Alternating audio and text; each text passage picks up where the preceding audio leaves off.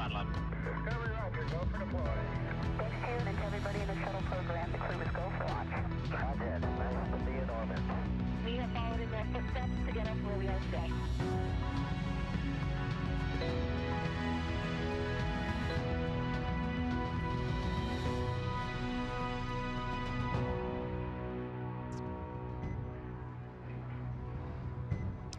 Good morning or afternoon, depending on where you're joining us from. It's Monday, November 8th, here at SpaceX headquarters in Hawthorne, California. You're looking at a live view of the Dragon Endeavour spacecraft as we await its departure from the International Space Station on its way back to planet Earth. We expect Endeavour to push away from the space station at 11:05 a.m. Pacific or 19:05 GMT with our Crew-2 astronauts, including NASA astronauts Shane Kimbrough and Megan McArthur, JAXA astronaut Akihiko Hoshide, and ESA astronaut Thomas Pesquet. If you joined us earlier, you'll know that the crew is suited up and the Dragon and station hatches are sealed in preparation for departure. My name is Kate Tice, and I'm a senior certification engineer here at SpaceX. It's a live production morning for us here on this Monday morning, so you might hear some noise as we broadcast, but in any case, I'm very excited to bring you live coverage of Crew Dragon completing its second trip to space with people on board as part of NASA's first official long-duration mission for its commercial crew program. Joining me today from NASA Communications is Gary Jordan. Hey, super good to be here, Kate. Once Dragon departs the station, the crew's flight home is expected to last just a little more than 8 hours. About an hour and a half of that journey will be dedicated to a fly-around maneuver where the Crew-2 astronauts will make a full loop around the station to take photographs of the outside of the orbiting lab. Upon completion of the fly-around, Dragon will use its Draco engines to thrust away from the station in a series of carefully choreographed maneuvers, or 4 departure burns, to increase the distance between the spacecraft and the space station. Dragon will also execute a phasing burn to lower its orbit and line the spacecraft up with its landing location. Next on its trip home is Deorbit, entry and landing, which covers all operations after the final departure maneuver. That includes trunk separation, closure of the nose cone, a deorbit burn, deployment of drogue and main parachutes, and finally, of course, splashdown off the Florida coast, at which point our teams will recover Shane, Megan, Aki, and Thomas.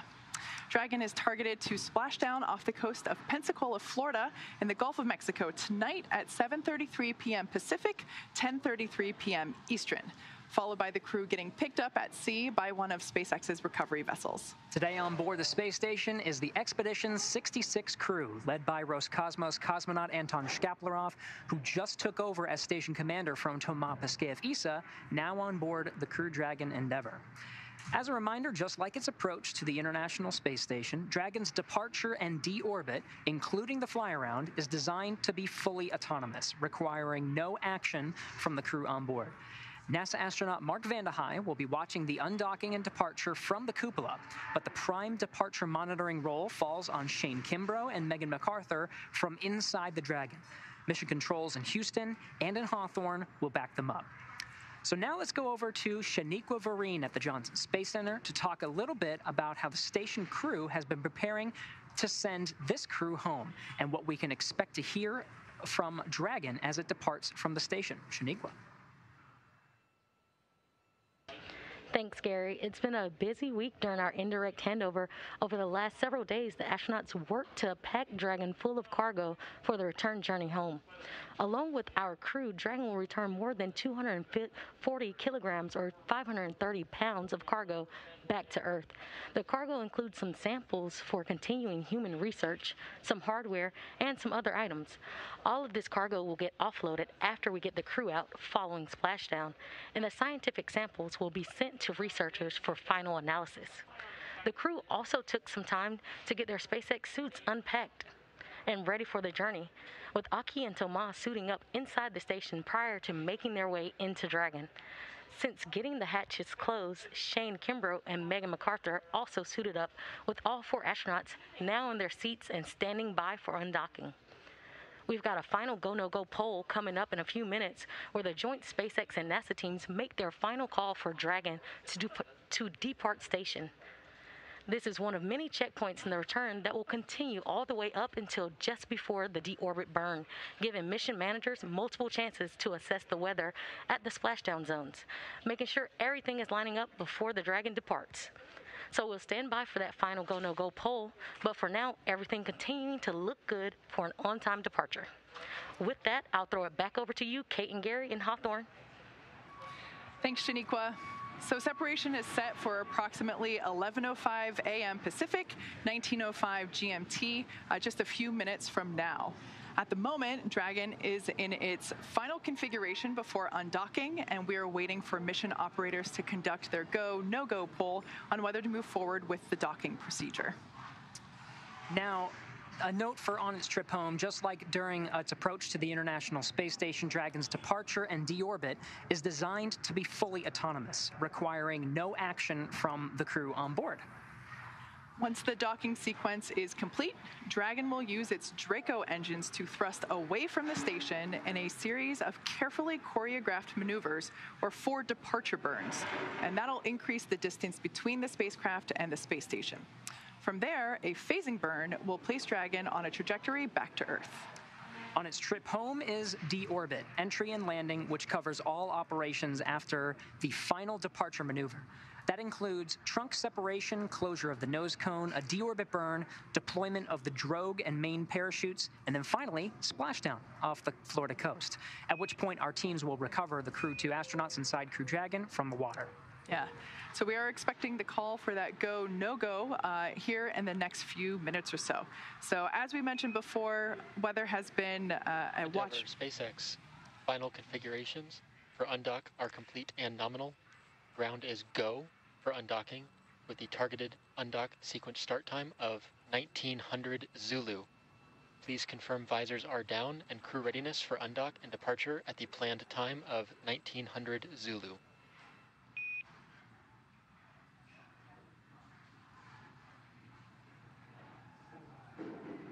Endeavour copies. Go for undock at 1900 Zulu. Visors are down.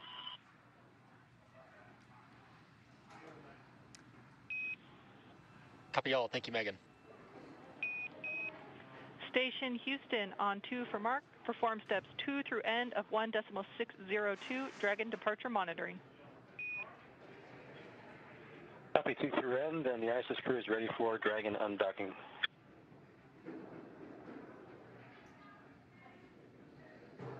All right, and with that, Houston copies. With that, we just heard the confirmation that Dragon is go for undock. All of the teams supporting are ready. We're now waiting for that final undocking sequence to actually begin.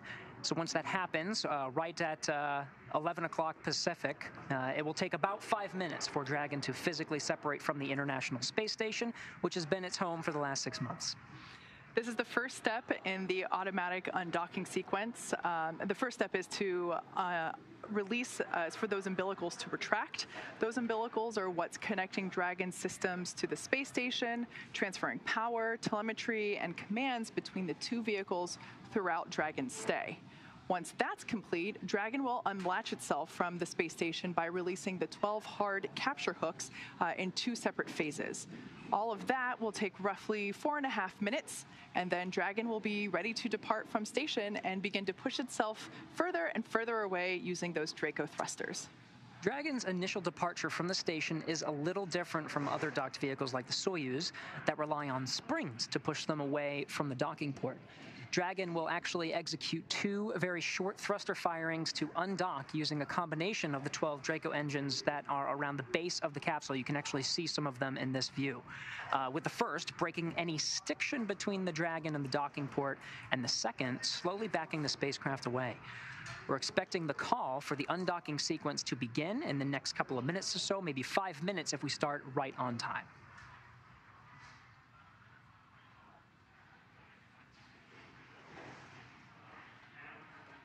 since we've last been with you, a lot has happened. I think we went off air maybe about an hour and a half ago, right when the Dragon hatch was closed.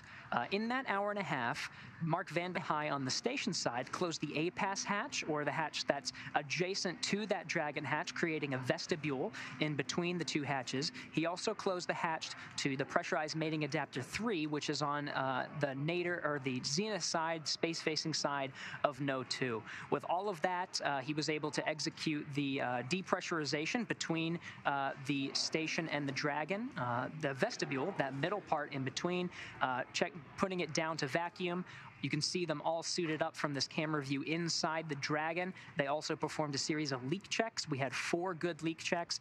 And of course, just before we started this broadcast, the vestibule leak check, which is very important, making sure that that vestibule is down to vacuum and there's no leaks. That was performed, and we had a good leak check on there. Handing over to the SpaceX side to do a residual leak check. Now just really counting down to execute this undocking sequence. Again, a 5-minute sequence here to start in about 4 minutes.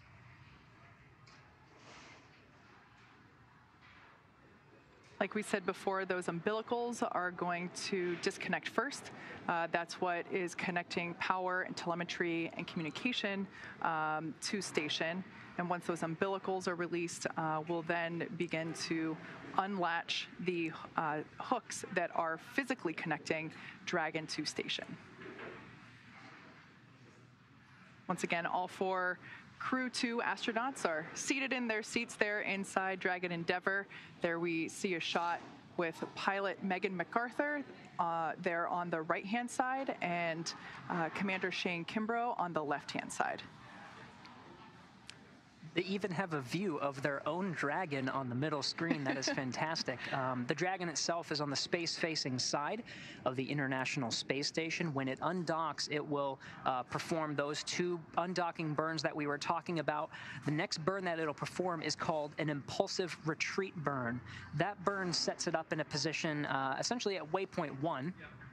Which is at about 220 meters. It'll do a short hold for about a minute before executing a fly-around maneuver. And it will be in this fly-around position for about an hour and a half, going essentially around the station fully, starting at the 12 o'clock position and then going full clockwise around until you hit the other 12 o'clock position. It's going to hit the aft side first, so we'll see the aft and then the nadir, or the underside of the International Space Station. That'll happen what's scheduled to be in an orbital nighttime. So it'll be the lights that are on the outside of the International Space Station that are illuminating it as the crew inside Dragon take some photographs of the exterior of the station. We haven't done this since a Soyuz fly-around in 2018 when we did a fly-around survey, and the crew were able to take digital photographs of the outside. It's really helpful for the analysis of the exterior and some of the integrity. There's a lot of cameras on the outside of the space station. In fact, you're seeing one of them now providing a fantastic view of Dragon, but they can't see everything.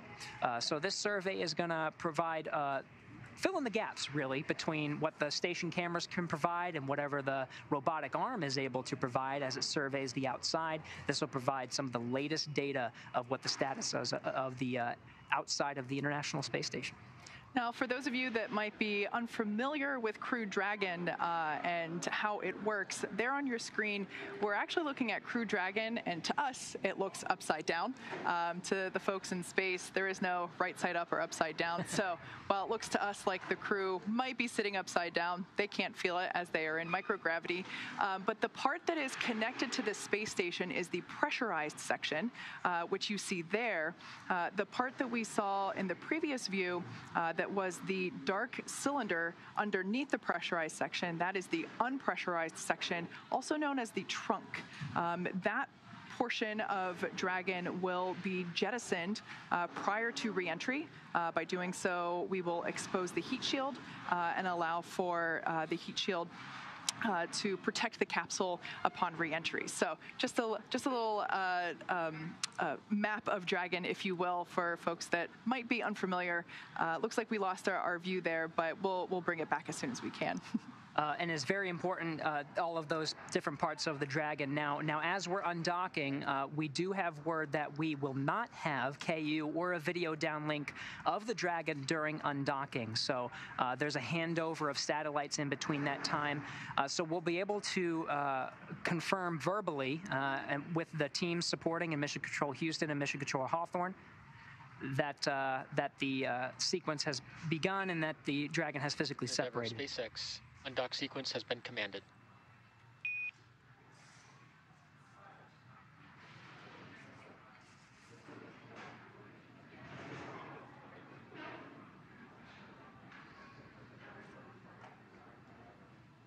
All right, so right on time. The undocking sequence has been commanded. This sets an automatic series of events to unlatch all 12 hooks that are holding Dragon in place.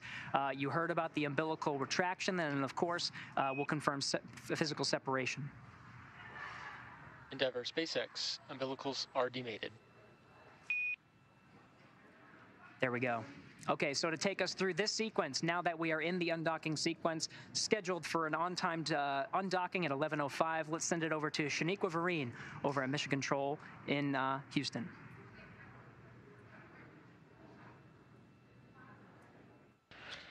Thanks, Gary. And we just heard confirmation that the umbilical has retracted. We are currently waiting for all those hooks to open, and that's 2 sets of 6, so 12 total to unhook from the Dragon before we are Endeavour, SpaceX on called. Dragon to ground. Repeating calls for TDRS. The umbilicals are demated, and the undock sequence has been commanded. Group 1 hooks are driving.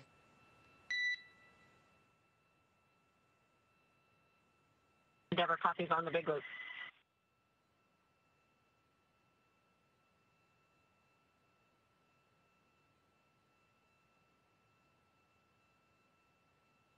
And that was confirmation that umbilicals have retracted, and we are waiting for all the hooks to current hooks are driving, and we are waiting for all of them to unhook before we have that full confirmation of separation.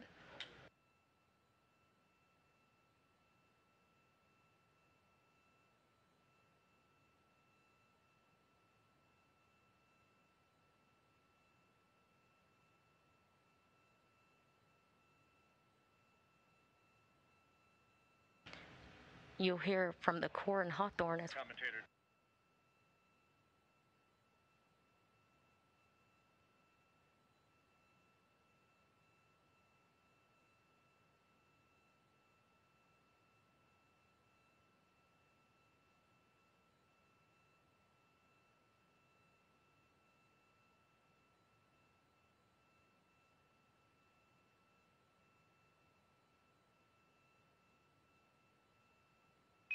Endeavour, We're about SpaceX first halfway set of there. hooks are open.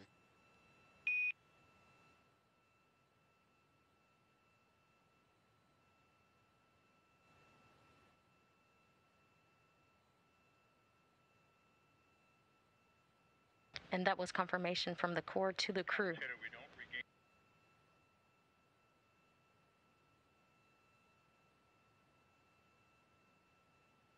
We're about halfway there. Hooks of that first set are done. We're driving the second set now.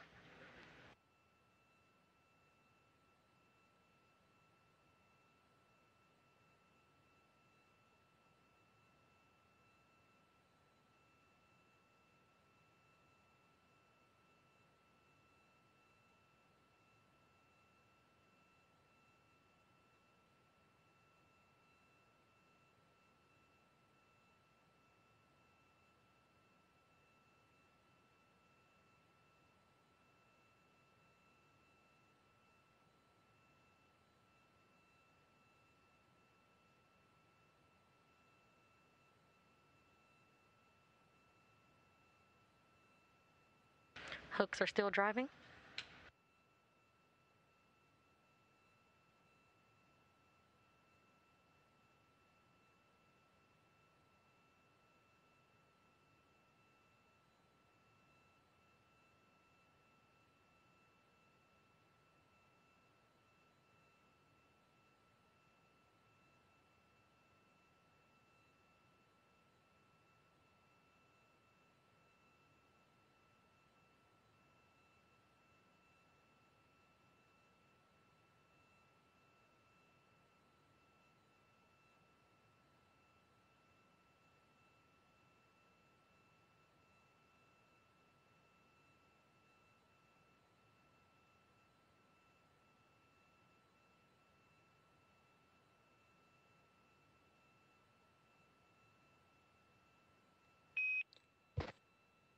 All hooks are open and we have confirmation of separation. Endeavor copies.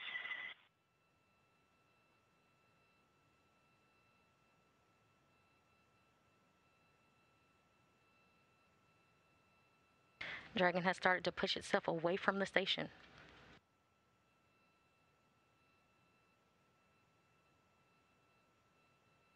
And with that, Shane, Megan, Aki, and Thomas have completed their journey aboard the International Space Station.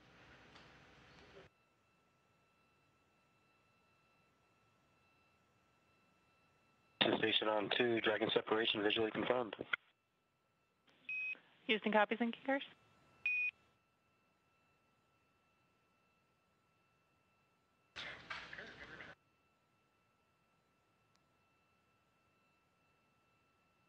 Confirmed physical separation at 1:05 p.m. Central Time as the station was flying 259 statute miles.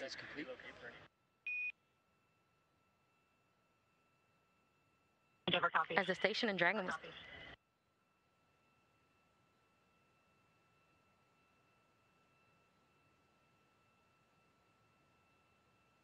That was confirmed physical separation at 1:05 p.m. Central Time as the station was flying 259 statute miles off the coast of Chile. 2 good undocking burns and a nominal impulsive retreat burn. Next will be a brief hold at waypoint 1 before the fly-around sequence is executed. We'll be monitoring Crew Dragon throughout the departure sequence as it makes its way from the International Space Station.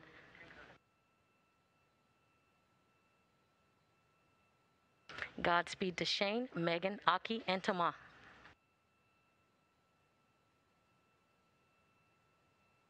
To take you through the rest of the departure sequence, we'll send you back over to Hawthorne. Dragon eyes have converged, and Dragon is navigating on Dragon Eye 2. We will time out of Impulsive Retreat 1 point and into Go to 1.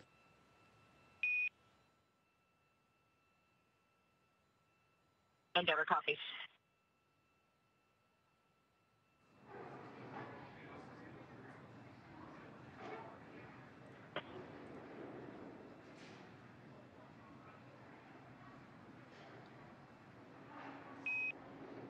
Dragon SpaceX, we see the onboard warnings for Dragon Eye 1. No correction is required. Dragon is navigating on Dragon Eye 2. Copy, good, Dragon Eye 2.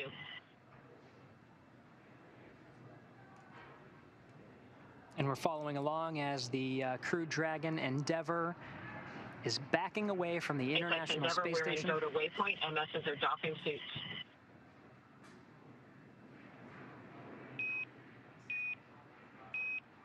SpaceX copies in Go to 1, and the MSs are doffing suits. We will transition cameras to external only if desired.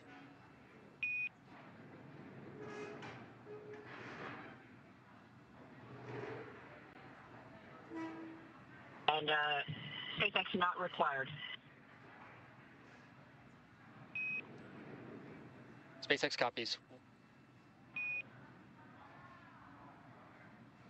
Station on 2, the ISS thrusters are enabled. Houston copies.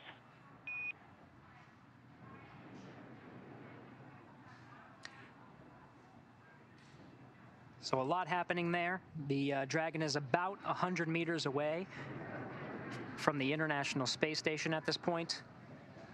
The crew inside have gotten the go to start doffing their suits. Now past the dynamic phase of undocking where the suits are required.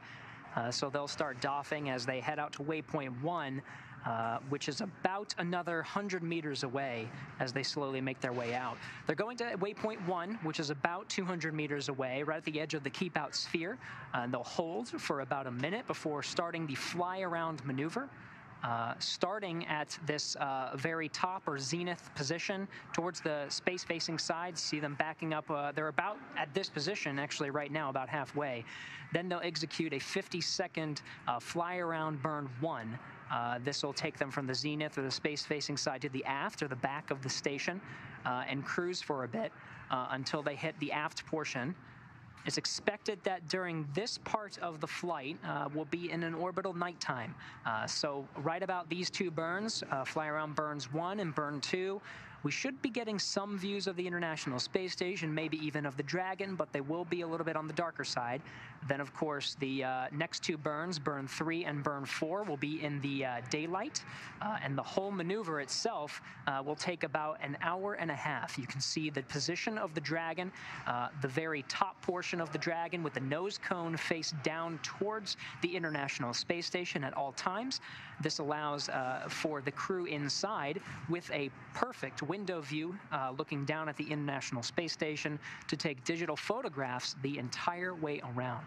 It's a photographic survey opportunity of the exterior of the International Space Station, allowing the crew to visualize some of the areas of the space station that can't normally be seen by some of the external cameras on board. Not too long after it makes this full loop over the course of an hour and a half, there are two departure burns. Departure burn 0, that gets them outside of the keep out sphere, which they will have been hugging for about an hour and a half, and then depart burn 1, which sends them right outside the approach ellipsoid. At that time, we are outside of joint operations between the International Space Station flight control teams and the Dragon teams here in Mission Control Hawthorne. They'll be taking control of Dragon's journey for the remainder of its flight down to splash down off the coast of Pensacola, Florida, targeting an on-time splashdown at 7:33 p.m. Pacific time tonight.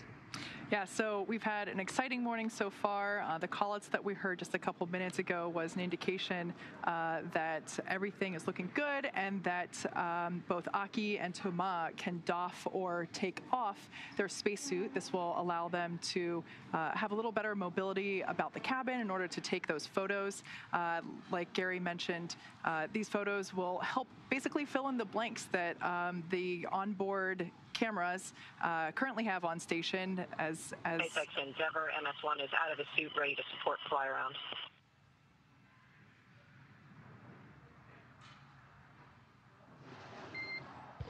SpaceX copies. MS-1 is ready for fly around on Dragon ground.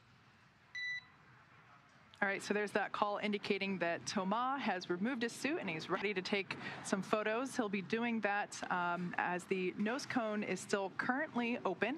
And so there's actually a very small circular window at the top of the forward hatch. And he's going to be taking those photos of the station using that port, essentially. And it is tight quarters, so obviously being able to have a little better mobility will certainly be useful to him here coming up. So again, they're past that dynamic phase, which is why they're getting out of their suits, and they'll remain there. The Dragon itself will fly autonomously. The crew do have the ability to execute small manual correction burns if necessary, but for the most part, Dragon will take that flight around the International Space Station automatically. The flight computers themselves were programmed just ahead of undocking, getting ready for that essentially fly-around sequence. For the fly-around sequence to begin, it's a different set of burns to get them out to that hold point and then eventually around the station. We are getting fantastic views from the Dragon Eye, some of the Dragon cameras that are on the forward end of Dragon pointing down, and that position will be held really throughout this entire fly-around flight. We're a little more than halfway there, about 130 meters at this point. Again, we're getting to about 180 to somewhere between 180 to 220 until we get to that waypoint 1 hold point. We will not stay there for very long. It's only about a minute. And then if everything looks good, which the flight control team are trying to determine right now if they're good to go to proceed, they'll execute that fly around burn pretty much immediately. Yeah, so that shot that we just had inside the cabin, you could actually see Thomas there just underneath Megan and Shane taking these photos as we had indicated. Hopefully we'll get that view back momentarily. But Endeavour, this view... SpaceX, no response required, but we are going to clear the onboard Dragon Eye 1 and Dragon Eye-like sensor cross-check alerts from your board. They are no longer active. Yeah, so this is a live view from Dragon, and there's that shot inside the cabin. Pilot Megan McArthur on the right-hand side, Commander Shane Kimbrough on the left-hand side, and that's Thomas Pesquet, basically the designated professional photographer of this mission. If you've been following along on his Twitter account, there have been absolute golden photos that he's really captured all along this mission. And I'm excited to see, what he might be putting his skills to here as he continues to survey the station during this fly around. Interestingly enough, it looks like the photographic survey is beginning now, even before the fly around. Now that they have, they're only about 140 meters away at this point, but you can see an absolutely gorgeous view of the space-facing side of the International Space Station. Really good to take pictures now because we're getting this view while we're in an orbital daytime. It won't be long until we have a sunset here as we make that first burn maneuver to go from the very top or the zenith space-facing side. We're going to first go towards the aft or back of the space station, towards the Russian segment. That'll be the first part of this journey around the space station to take this photographic survey. Now, if you're looking at the screen and wondering what that red thing is floating near Thomas' head, and there's a blue one on the left-hand side, those are his earpieces. Those are basically part of the uniform. That's what allows him to hear communications during the mission, not necessarily at this point in time, but it looks kind of silly to see them floating there, so I just wanted to point those out for awareness. Right below the International Space Station is the South Atlantic Ocean. We just passed the southern tip of South America, and we're now heading on a northeasterly course. The Terminator line that separates light from dark is right in the middle of the Atlantic Ocean right now, so we're expecting sunset in about 15 minutes. So Thomas Pesquet taking pictures of the space-facing side of the entire International Space Station while he can. He's got about 15 minutes of daylight left.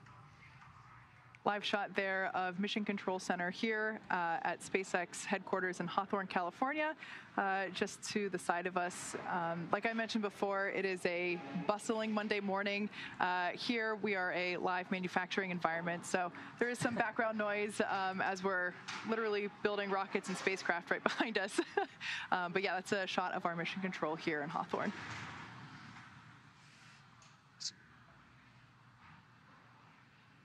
So you're looking at the control room right now because we are sort of in between the video coverage that we're getting from the International Space Station. You see some of the views are absolutely gorgeous.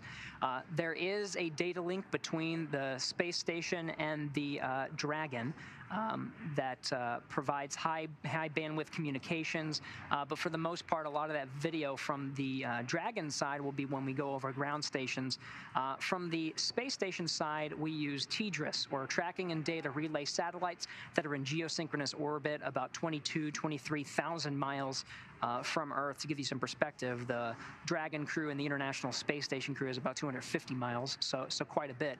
But they provide that video coverage, the video downlink that we're seeing from the outside of the station. This is probably the longest period of a handover between the satellites that we'll see throughout the flyover maneuver. There's a couple of dips that we may see from video as they're making that their way around, and we'll just see what we get as we make our way around. We have that video coverage from the station camera, so we may be able to see the station side looking out at, there we go, we're already getting some of that. Fantastic. So you can see with the station cameras overexposed, that aperture nice and wide, we can actually see some of the Draco engines firing those thrusters to stabilize Dragon as it makes its retreat out to about 220 meters, now at about 160. Looking straight down at the International Space Station. Of course, they're looking straight up. Again, we're about 10 minutes away from an orbital sunset. You can see the views a little bit even dark at this point. It might be because of the overexposure, just to see some of those Draco engines firing. And high definition views as well. Fantastic. Hopefully we get a lot of these, Kate, as we make our way around the station. Again, we're in some of the longer handover periods now, but we may see it. The cameras themselves should be getting some good views of the Dragon as it makes its way around. Some of the views from Dragon looking down at the International Space Station that we were seeing towards very shortly after undocking. We'll maybe get some of those as well. So this will be a very fun hour and a half. Yeah, I want to point out real quick while we still have this view that the tiny light there in the center of the dark circle, that is the window in which Thomas is utilizing to take photos during the fly around. So right now, Thomas is looking back at us as we're looking at him. Once again, you can see that nose cone is open. It will remain open for the duration of the fly around. And of course, prior to re-entry, it'll close once we are completely done utilizing the Draco thrusters located there at the forward hatch. You can sort of see them too, the outline of the four forward bulkhead Dracos. Those will be used for a lot of the more important maneuvers. I think the most important of which is the Deorbit Burn. Very, very important maneuver that is essentially committing Dragon to re-entering the Earth's atmosphere and splashing down. Right now, we're still tracking weather, and we will continue to do so over the next 8 hours as we make our way down closer towards that splashdown time, 7:33 p.m. Pacific, 10:33 p.m. Eastern Standard. But those forward bulkhead Dracos will fire for 16.5 minutes, super critical time, and that will put the Dragon in a position to re-enter the Earth's atmosphere. This shot is also great because not only can we see the forward hatch, so that's the hatch that's utilized to get in and out of Crew Dragon while it's on station, but we can also slightly see the side hatch, which is on the left-hand side of the vehicle. It's a square shape, which doesn't look like a square from this angle. However, it's that panel there on the left-hand side of the vehicle. That, of course, is the hatch in which the crew uses to ingress or get on board Dragon on day of launch, and of course it will be the hatch that they use later this evening to egress or exit the vehicle once the crew splashes down and is recovered by the SpaceX recovery team on one of our recovery vessels. And that'll be open for the first time in 199 days. By the time that they splash down at 10:33 p.m. Eastern Time, they're only about 7 hours shy of making it to that 200-day mark. But it will be 199 by the time they actually open up that hatch. It's been closed the entire time that it's been on station. Very important section of the Dragon, right towards us, where we're looking at from this camera view, towards essentially what is the top of that side hatch. That's where the drogue parachutes are. Shortly after re-entering the Earth's atmosphere, mortars will fire to release those 2 drogue chutes. Endeavour, SpaceX for fly around.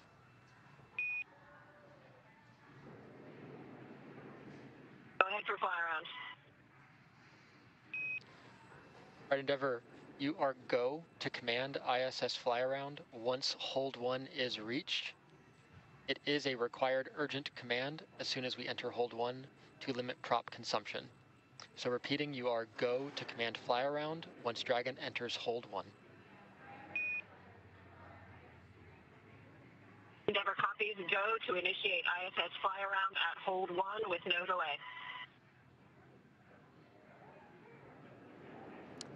That is a very critical time. Megan McArthur, the pilot of the Crew-2 mission, by the time they actually get to what they're talking about, hold 1, that's waypoint 1. Right now they're at about 185 meters from the International Space Station. They're heading out to approximately 220. At that point, Dragon will transition to hold mode, or hold 1, where it's holding at that waypoint. To limit the prop consumption, as was mentioned over the Dragon to ground loops, the big loop actually right now, as even the station team is listening in, the station crew, Mark Vanderheide namely, who's monitoring this sequence right now. That will be about a minute that they have from the time that they enter hold 1 to the time that the first fly around burn is initiated. That burn being the first of 4. It'll be a zenith to aft burn. It's about a 50-second burn that maneuvers the Dragon into a position to essentially cruise down to right behind or at the aft section of the International Space Station.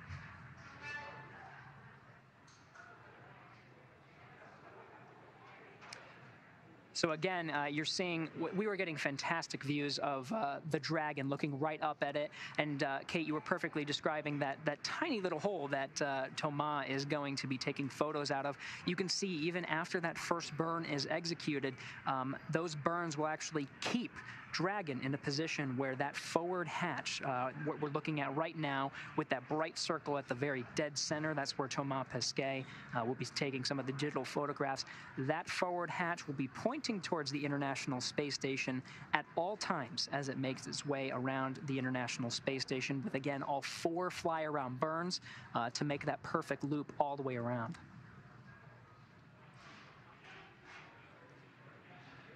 Once again, this flyover maneuver is brand new to Crew Dragon. This is the first time that we will be executing it. The maneuver itself is basically a photographic survey of the station. Yeah, so there you can see kind of big picture.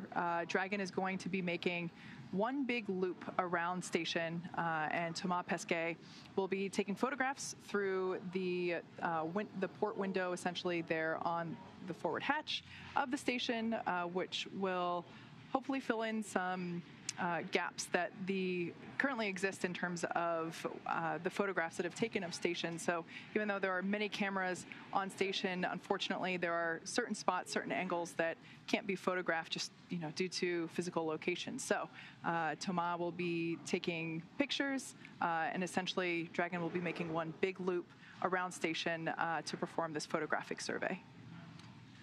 This was a this was a very standard procedure for the shuttle. The shuttle used to undock from the International Space Station, regularly survey the station, providing updates, particularly when it was under construction, right? It was a very dynamic phase. That was more of the assembly phase of the International Space Station. We're in pretty much the third decade. After more than 20 years, we are in it. This is the time of maximum utilization. So there have been a couple of additions recently to the International Space Station, namely commercial modules. I think most recently was the NanoRacks Bishop airlock, which is essentially a way to deploy satellites. It also removes trash. It can also retrieve some ORUs or replacement unit spare parts from the outside with the help of the robotic arm. So there are a couple of new elements, and we'll be able to see that for the very first time after this fly-around. The last fly-around that happened was on board a Russian Soyuz, where Drew Feustel, NASA astronaut, used a handheld camera to do the exact same thing. As the Soyuz undocked from the International Space Station, it did the same thing, did a photographic survey as it flew around, and so those are from 2018. So this will be brand new, 2021, and we'll get to see some of those new modules, like the NanoRacks airlock module, as well as a couple of other things. The Bartolomeo external platform that's on the European Space Agency side. So this will be very important to see. So there on your screen, that is once again a live view of Crew Dragon Endeavour departing the International Space Station with the Crew-2 crew on board. And those pulses that you see are actually pulses coming from the Draco thrusters on board Dragon in order for Dragon to hold position and maneuver. Like we said, it's going to be performing this fly-around maneuver. Those Draco thrusters we can see activating in order to hold course. It looks very bright because the cameras themselves on the International Space Station are right now overexposed. By doing so, it allows us to see some of those Draco maneuvering thrusters.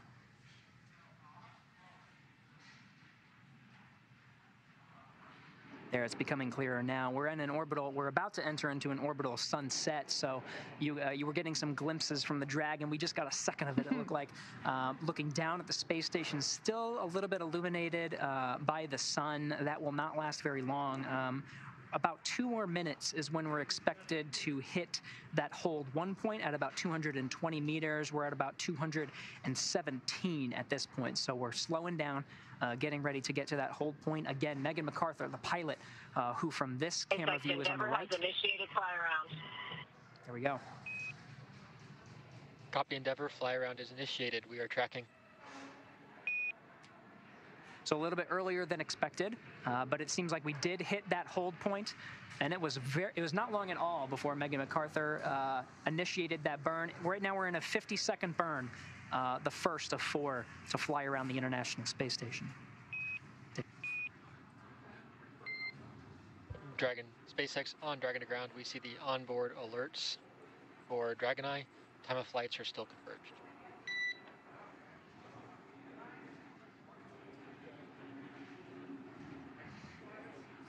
SpaceX, say again, you are not readable. Repeating call. We see the onboard alerts for Dragon I-1 and Dragon I-2 geometric filters. The time of flight filters are still converged.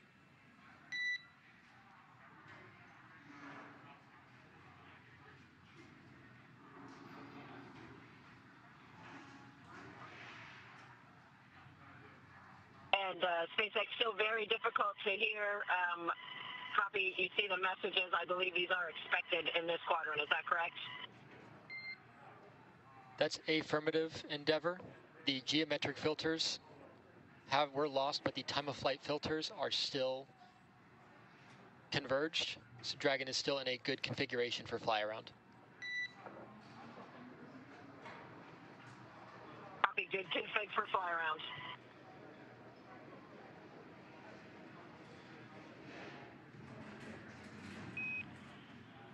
Station Houston for Mark.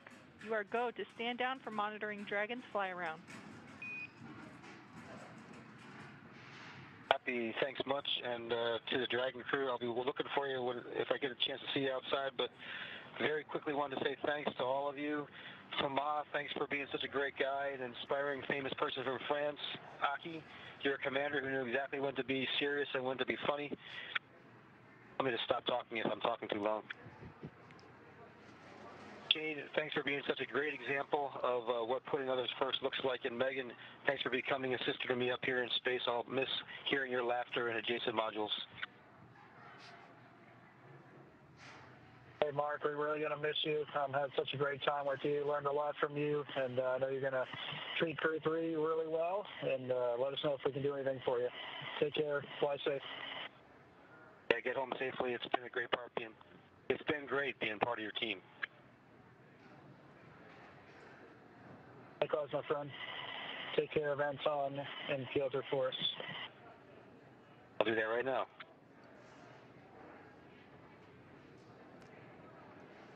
You were hearing NASA astronaut Mark Vande Hei, the sole NASA astronaut now on board the International Space Station, relieved of his duties to monitor the retreat of Dragon out to the hold point. Now he can stand down for monitoring the fly around. Some wonderful words from Mark Vande Hei, who got to spend the entire 197 days that the Crew-2 astronauts spent on board the International Space Station. Vande Hei being a crew member that's staying on board for almost a year as part of the Soyuz rotation crew. A shout out to the Crew-3 astronauts who are set to launch just a few days from now, no earlier than November 10th, to make their way to the International Space Station. It'll be Mark Vande Hei's job to brief them on everything that the space station, everything about the space station, where things are, about emergency procedures. So he'll do the handover as Crew-2 is returning home now.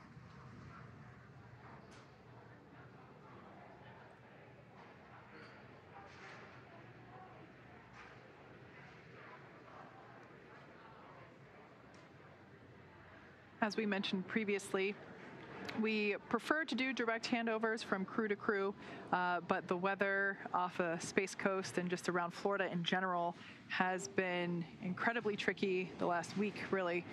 So the teams at NASA and SpaceX did reviews and jointly made the decision that the best thing to do for both Crew-3 and Crew-2 would to be bring the Crew-2 crew home before launching Crew-3, purely because of weather restrictions. We've been monitoring splashdown conditions on both sides of Florida, including wave height and wind speed, and those are really primary restrictions on allowing the crew to splash down, and it just happens to be that today was our best day to attempt that splashdown.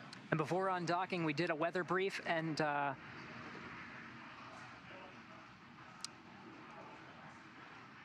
and the Crew-2 astronauts are undocked today because they did a weather brief of the prime landing site, Pensacola, and it looks fantastic. Even with the trajectory, it's about 8.5 hours, even fitting in this fly-around maneuver, which they're doing right now. So we just executed a good 50-second burn, the first of 4 to fly around the International Space Station. We're now in a cruise phase between what's called the zenith, or the space-facing side of the International Space Station. We're heading to aft. That's the Russian segment of the International Space Station. We'll be getting some great views the whole way. We're in an orbital nighttime, so we're relying on some of the external floodlights on the outside of the space station to illuminate those views, and Thomas Pesquet has his camera ready, taking some of those surveys. We're getting some views as we're going in and out of that connection from between Dragon and station, but it looks like we have some Dragon views now. You can see a lot of, particularly the habitable volume of the space station is illuminated.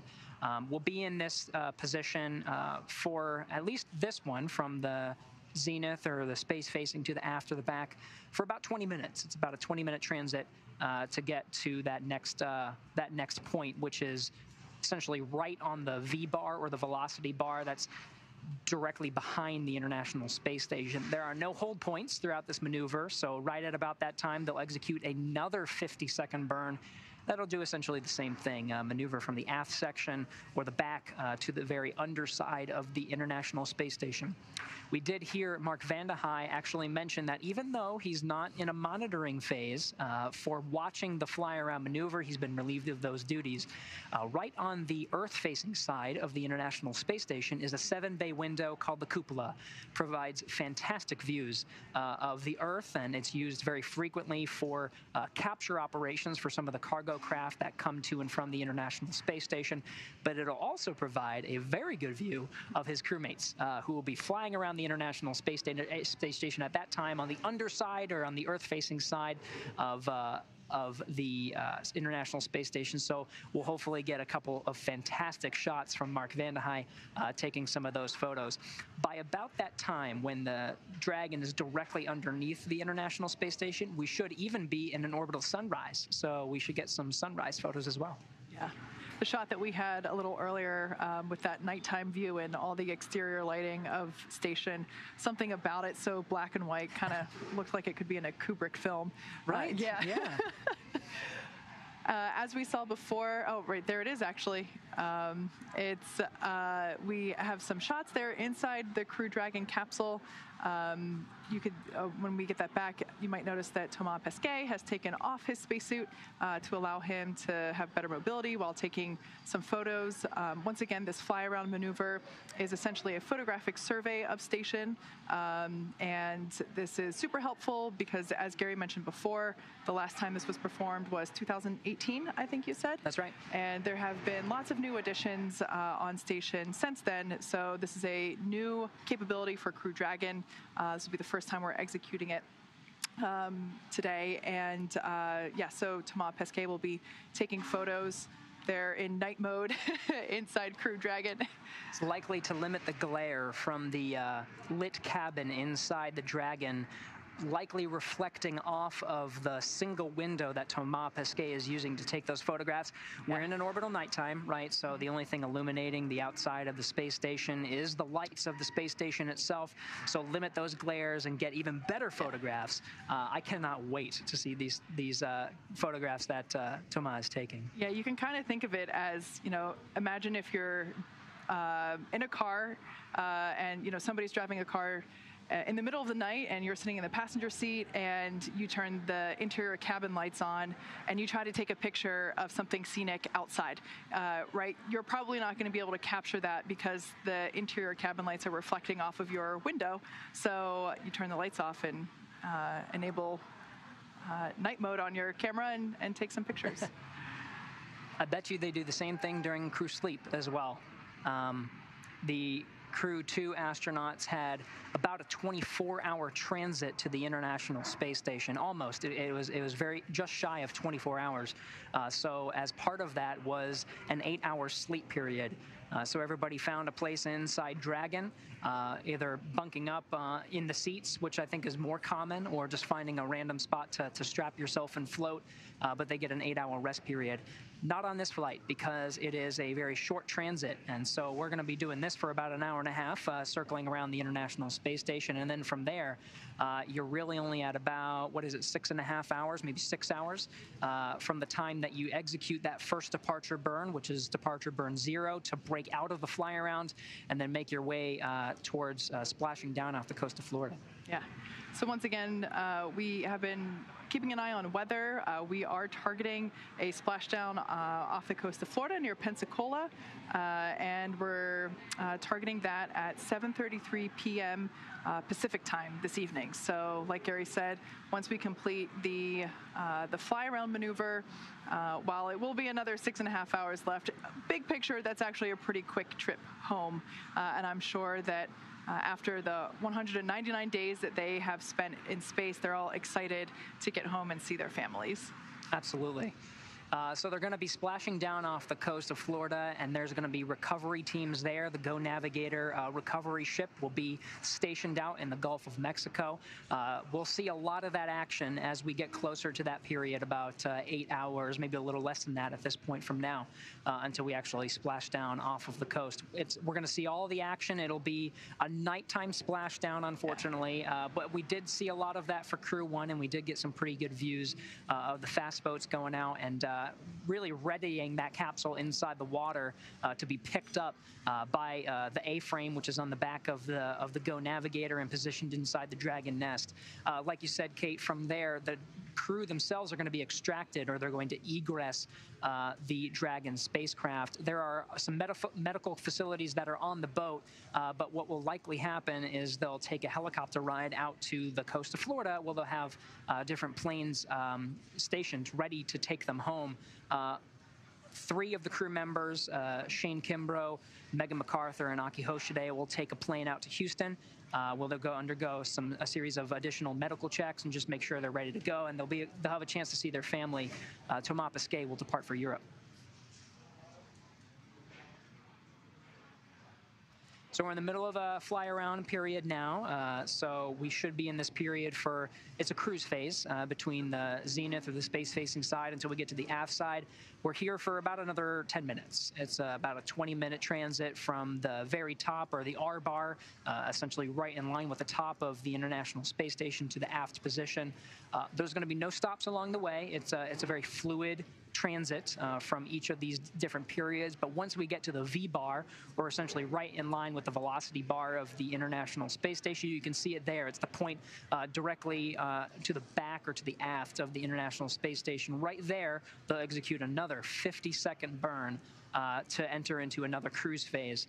It limits the prop, right? They need to save a lot of that prop for some of the departure burns, and you can see 2 of them are part of this fly around to actually break out from it. But this is essentially where we are right now. In fact, we're about halfway through the maneuver.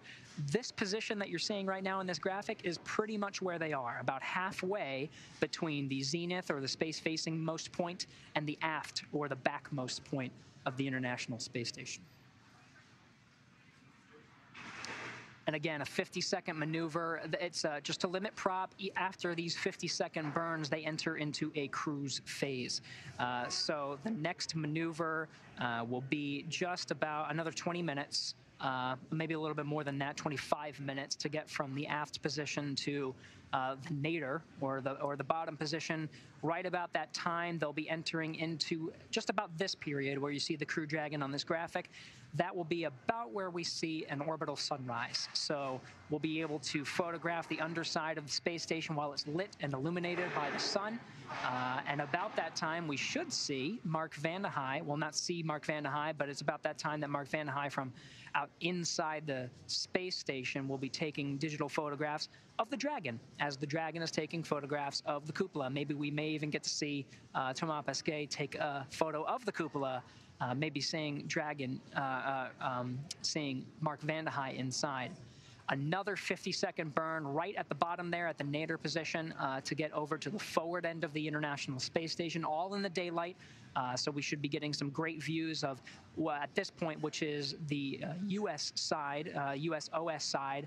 We'll be getting to see some of the U.S. modules, some of the commercial modules that I was talking about, as well as the international modules. Right about here, you'll get some great views of the nadir, the underside, as well as part of the forward parts of the Japanese module, the GEM, as well as the Columbus module, which is the European module, each with their own respective external facilities. The Japanese exposed facility has a lot of experiments on the outside, and then we have the commercial module Bartolomeo, a ESA, European Space Agency astronaut, and Airbus partnership, which is another external platform, does a lot of the same things, external payloads. So we'll get to see some of those, which have been installed. Well, the Bartolomeo, at least, has been installed recently. Endeavour, SpaceX on Dragon to ground for cabin temperature.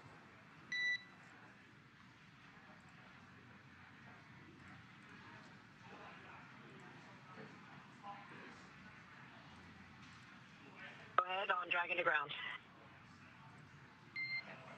We see on the ground that the cabin temperature has been increasing slightly and is at a little elevated level. We're wondering how you're feeling in the cabin and if you'd like us to take any commanding to cool the cabin off.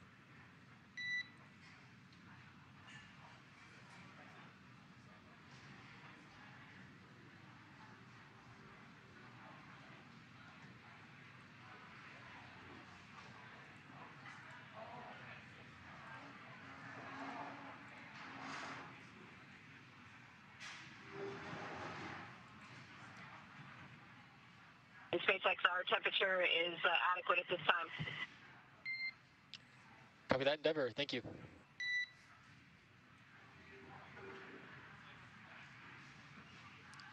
All right, no need to adjust the thermostat for the inside of Endeavour. All the crew feeling pretty good.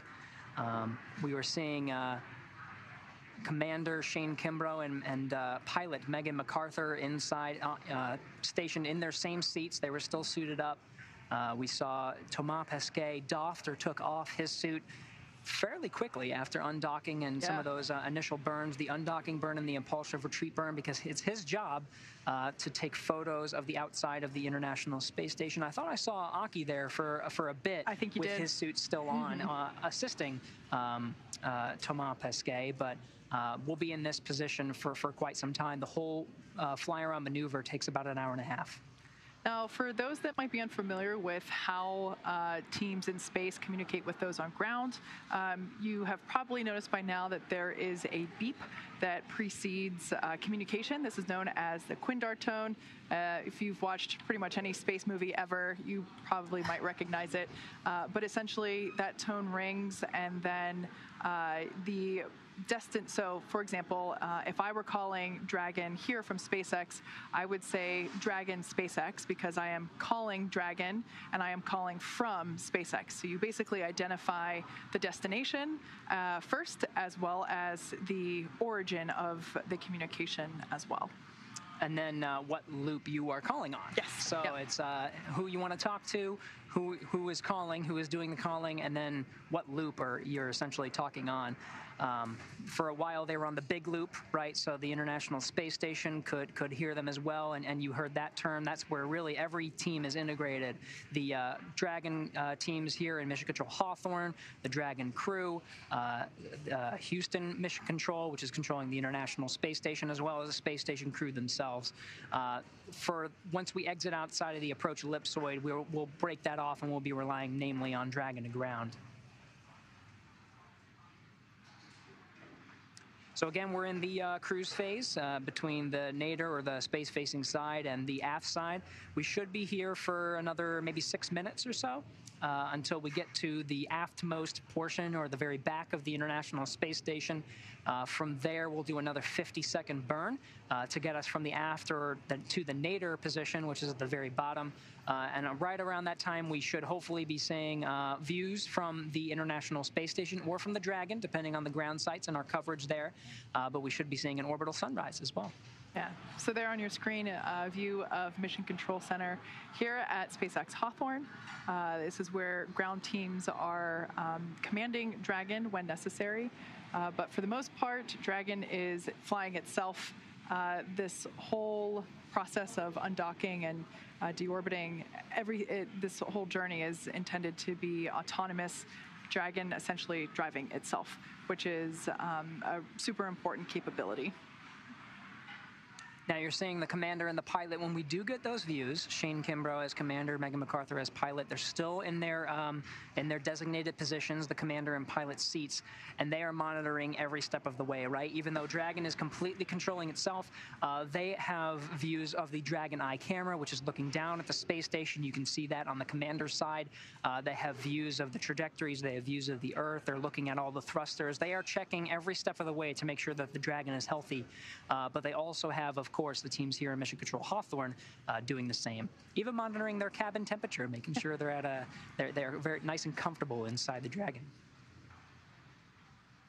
Yeah, they still have a few hours left to go. I can imagine that working up a sweat at this point, probably not the most comfortable condition. As we saw earlier, Thomas has actually taken off his suit in order to perform the photographic survey during this fly-around maneuver. We did see Aki off to the side, still in his suit, and like Gary just said, both Megan and Shane are still in their suits as well, in their seats. And they'll be in this position for quite some time. So again, they're going to just remain really in a monitoring position, and with Thomas Pesquet with the handheld camera. So we'll continue to provide the coverage of that. And in fact, we're going to provide continuous coverage of the journey home. We'll be here for quite some time as we break out from the keep out sphere and the approach ellipsoid and start making some of those calculated burns. There are 4 burns to bring us home. The first 2 happen pretty shortly after the fly-around maneuver. There's no holding. It's just the fly-around happens around the space station, and then if they get the go, they'll execute the depart burn 0. You can see here's the entire maneuver from, and this is where we are right now after the 50-second burn, the first quadrant of the fly-around going from the zenith or the space-facing to the aftmost part. Well, each of these different points that you see, fly-around burns 2, 3, and 4 will be 50-second burns. It's the same maneuver for each of these different sections, with the Dragon pointing towards the International Space Station every step of the way. We should be getting the same Dragon Eye camera views whenever we can. We'll be getting the external camera views from the space station looking out at Dragon, so we should get some pretty good coverage. Endeavour, SpaceX on the big loop. The aft waypoint has been reached.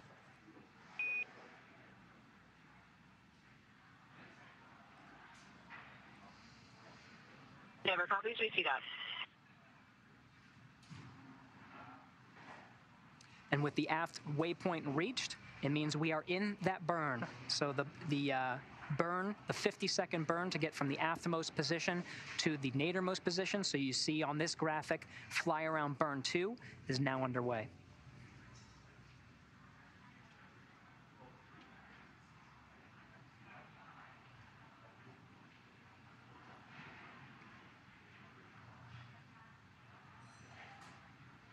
So if you've just joined us, Crew Dragon Endeavour has departed the space station with an undocking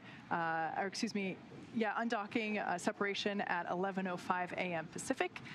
They have now moved away from station and have begun the fly-around maneuver, which is essentially a photographic survey of the station.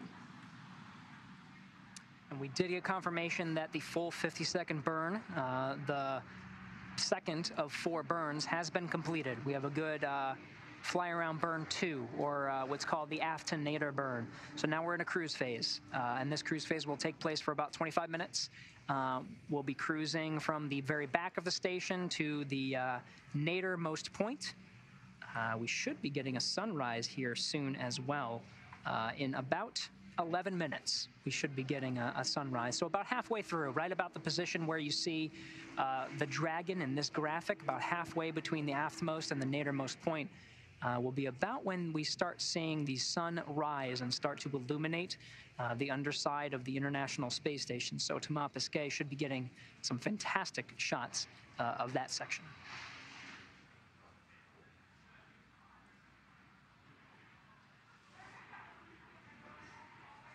As we've mentioned before, the blackout on the video feed is expected. We knew that this was going to happen a number of times throughout the fly around, partially due to ground station coverage. And when we get those views back, we will bring them back to you as soon as we have them as well. But unfortunately, right now we don't have those views inside Dragon or of station. Now we should be getting some from station, hopefully soon. And as well as the Dragon, you've been seeing them very, very sporadic through this maneuver, which is anticipated. There are some handovers. It's a very long maneuver, about an hour and a half to get from the very top of the station and make essentially what is a full loop. It's a whole hour and a half. So through that time, we'll make essentially what is a full orbit of the Earth. We undocked right over the South Pacific Ocean, I believe. And then right around the time that the fly-around maneuver was executed, we were over the South Atlantic. So right about that time, we should be somewhere over the South Atlantic, right around the time the fly-around is complete. But in the meantime, let's learn a little bit about the crew on board, starting with our commander, Shane Kimbrough. He is the commander of Crew Dragon spacecraft and the Crew-2 mission. Kimbrough is responsible for all phases of flight from launch to re-entry. Selected as a NASA astronaut in 2004, Kimbrough first launched aboard Space Shuttle Endeavour for a visit to the station on the STS-126 mission in 2008, and then aboard a Russian Soyuz spacecraft for his first long-duration mission for Expedition 4950 in 2016. After 199 days in space during Expeditions 65 and 66, he has spent a total of 388 career days in space, the fourth highest for any U.S. astronaut, and performed 9 career spacewalks. Kimbrough is also a retired U.S. Army colonel and earned a bachelor's degree in aerospace engineering from the United States Military Academy at West Point, New York, and a master's degree in operations research from the Georgia Institute of Technology in Atlanta. Megan McArthur is the pilot of Crew Dragon spacecraft, and she's the second in command for the mission. McArthur is responsible for spacecraft systems and performance. Expeditions 65 and 66 was her very first trip to the International Space Station. She was selected as an astronaut in 2000, and McArthur launched on the Space Shuttle Atlantis as a mission specialist on STS-125, which was the final Hubble Space Telescope servicing mission in 2009. McArthur operated the shuttle's robotic arm over the course of the 12 days, 21 hours that she spent in space on shuttle, capturing the telescope and moving the crew members during the 5 spacewalks needed to repair and upgrade the telescope. She holds a bachelor's degree in aerospace engineering from the University of California, Los Angeles, and a doctorate in oceanography from the University of California, San Diego. She now has a career of 212 days in space. Akihiko Hoshide is a mission specialist for Crew-2. As a mission specialist, he works closely with the commander and pilot to monitor the spacecraft during dynamic launch and re-entry phases of flight. Hoshide joined the National Space Development Agency of Japan, NASDA, which is currently JAXA, in 1992 and was selected as an astronaut candidate in February 1999. Hoshide is a veteran of 2 spaceflights in addition to Expedition 65-66. In June 2008, he flew to the International Space Station on the STS-124 mission to deliver the Japanese experiment module Kimbrough to the station. From July to November 2012, he stayed on the space station for 124 days as a flight engineer for the Expedition 32-33 mission. The Crew Dragon will be the 3rd spacecraft that he has flown to the orbiting laboratory. He commanded the station for Expedition 65 and performed 1 spacewalk, bringing his career total to 4. He spent a total of 340 days in space on his 3 flights, 8 days short of Koichi Wakata's record-setting mark of 348 days in space by a Japanese astronaut. Thomas Pesquet is also a mission specialist for Crew-2, working with the commander and pilot to monitor the spacecraft during the dynamic launch and re-entry phases of flight. He was selected as an astronaut candidate by ESA in May of 2009 and worked as a Eurocom communicating with astronauts during space flights from the Mission Control Center. He previously flew as part of Expeditions 50 and 51, launching aboard a Russian Soyuz spacecraft in October 2016, and he spent 196 days in space, returning to Earth in June of 2017. His mission also included 2 spacewalks to maintain the station, one to replace batteries on an electrical channel, and one to detect a cooling leak and service the robotic arm. He performed an additional 4 spacewalks for Expeditions 65 and 66 to outfit the station with new solar arrays, bringing his career total spacewalk to 6. He commanded the station for part of Expedition 66 and has a career total of 395 days in space, the most amount of time in space by any European Space Agency astronaut. So if you just joined, sorry, go ahead. I was gonna say, so we are now still in a fly-around position. We just passed the first quadrant of 4, detailing and surveying the first, I guess, quarter of the maneuver, which is the space-facing side to the aftmost portion. That covers a lot of the very top as well as the Russian segment. We are now essentially underneath the space station, and now with the external views of the space station cameras themselves, getting views of the Crew Dragon as we are still in an orbital nighttime, seeing the navigation lights as well as the little tiny hole in the middle where Thomas Pesquet is with a digital camera surveying the International Space Station, and we should be seeing sunrise soon, so hopefully we'll be getting some more illuminated views of Dragon as it continues this maneuver. Yeah, so that small light that we saw is actually a small window located on the forward hatch. And like Gary said, that is the window that Thomas is utilizing in order to take the photographs for this survey of the station. Dragon SpaceX, we see the onboard alert for Dragon Eye. No crew response at this time. We are still in the cruise state.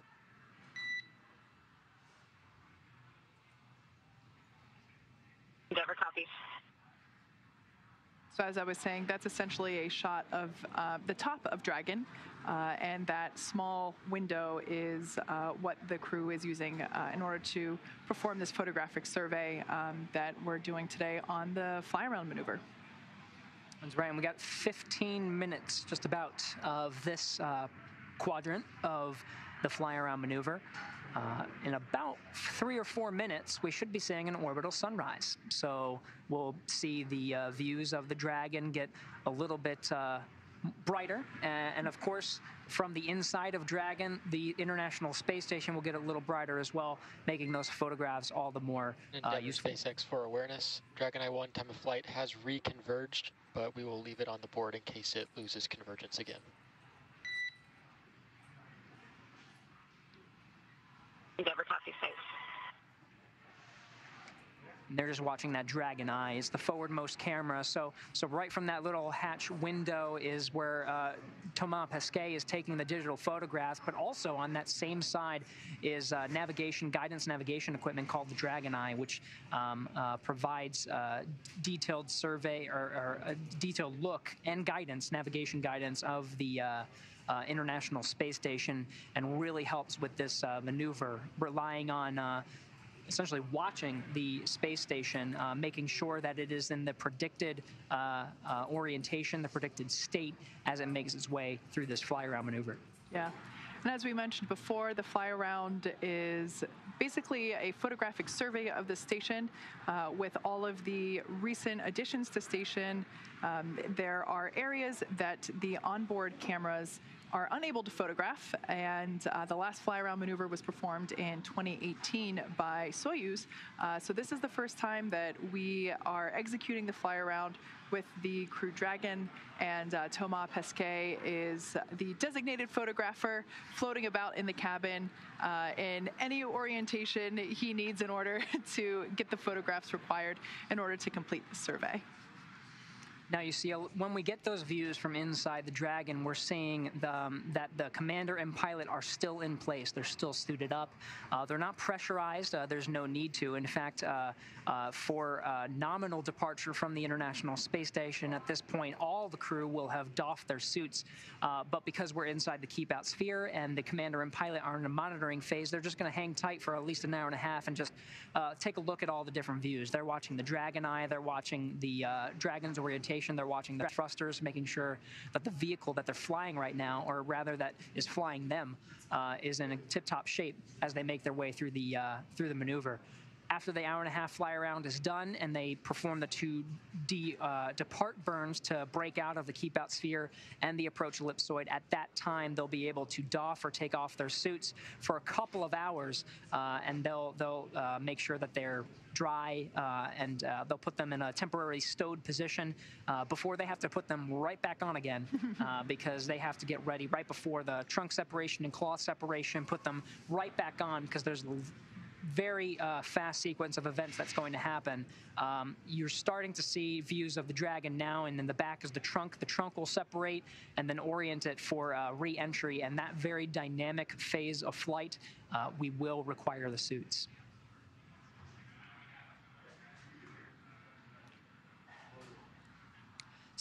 Sunrise in orbit. We are seeing the Dragon capsule being illuminated by the first glimpses of sunlight.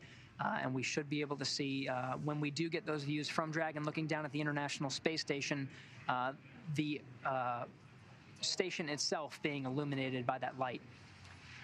This is a great view of the forward hatch. Of course, the nose cone is configured into the open position, as we can see, but we can also see the 4 Draco thrusters located there on the forward hatch. These are what are utilized in order to move Dragon away from station. Those are the 4 larger circles in a rectangular shape there around the hatch. Those forward bulkhead Dracos will perform some of the more important deorbit maneuvers, or departing and deorbit maneuvers, namely the Deorbit Burn, which is a 16.5-minute burn. Very, very essential that those forward bulkhead Dracos execute that maneuver. It commits them to re-entering the Earth's atmosphere, aiming for what is the prime location now of Pensacola, Florida. Very shortly after that 16.5-minute burn, it will only take a couple of minutes for the nose cone, which you're seeing opened up here from this view at the very top portion of your screen. That will only take a couple of minutes to close and protect some of those critical components, including the docking mechanism, the forward bulkhead Dracos, some of the guidance and navigation equipment. But for the most part, during this flight, the nose cone will remain open. And of course, this camera that we have here keeps having to readjust because Crew Dragon is currently performing one big loop of the station. And of course, the camera has to readjust in order to keep Dragon in its views. Just coasting away.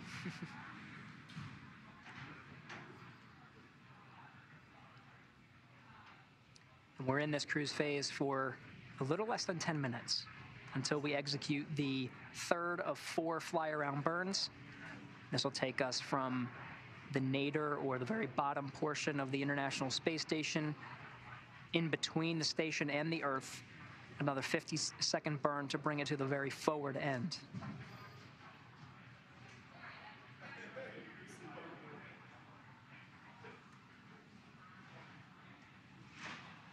As we mentioned before, Megan and Shane are still in their suits and buckled into their seats. However, Thomas Pesquet is taking photos for this fly-around maneuver, and Aki is also out of his seat, assisting Thomas to take these photos. As Gary mentioned before, the crew will be taking off their suit in a little while to get comfortable in it's not really a break period, but it is a small break in the action before the dynamic events pick back up again prior to re-entry. But these spacesuits are custom fitted for each astronaut. They go through a series of checkouts prior to leaving the station, and so they'll do the same once again when they put the suits back on. But as you mentioned before, we saw Thomas get out of his suit pretty quickly. Actually, I was really surprised to see how fast he popped back up on screen, ready to begin the fly-around maneuver and begin using that DSLR camera to take photos.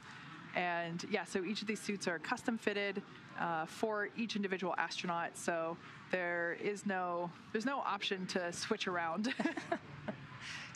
You are committed to a suit. Yeah.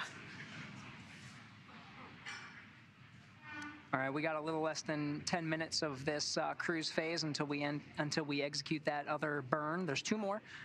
One that brings us from the bottom portion, the nadir position, over to the forward position.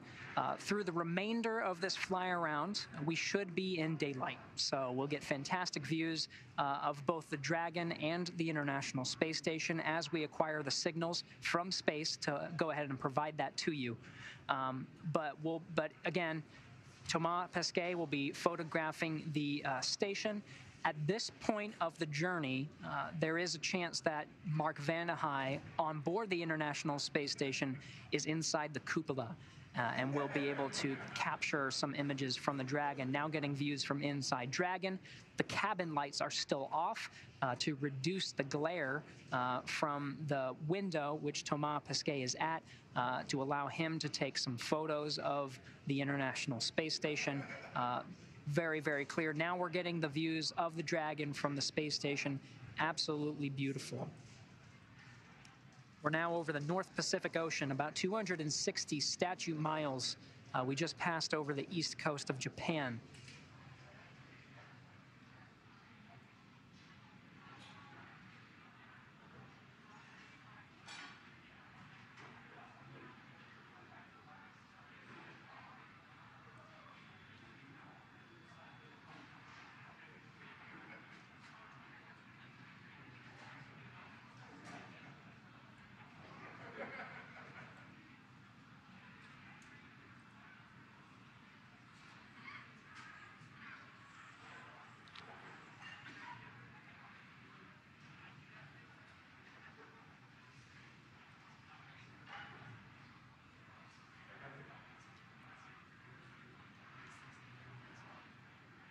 In this view here, we have a great shot of the forward hatch with that nose cone open, as we've said before. And if you're looking closely, you might see there's a great side-by-side there of the station and Dragon looking back at each other. And that view of Dragon, you can actually see the fins of the Dragon trunk. So if you were wondering what from this angle might have looked like little spikes coming out from the side of Dragon, they look like spikes from this angle, but they're actually fins that are built into the trunk section, or the unpressurized section of Crew Dragon. That trunk will be jettisoned prior to the capsule coming back. Once that trunk is jettisoned, that will expose the heat shield, which is of course what we need in order to re-enter the Earth's atmosphere and splash down. That heat shield has the very important job of slowing the Dragon from what is essentially 17,000 miles per hour to about 350 miles per hour. A ton of energy, as the Dragon itself is really engulfed in plasma that's reducing that speed quite drastically. Once it gets down to 350 miles per hour, it's really up to the parachutes in the atmosphere itself to slow Dragon down through a series of drogue and main parachutes down to a mere 15, 16 miles per hour before it splashes down off the Gulf of Mexico. Yeah, while the temperatures near the heat shield can get close to 3,500 degrees Fahrenheit, the inside of the cabin stays a pretty comfortable temperature. The crews that we have brought back home have indicated that it's actually a pretty comfortable ride in Crew Dragon during that descent phase.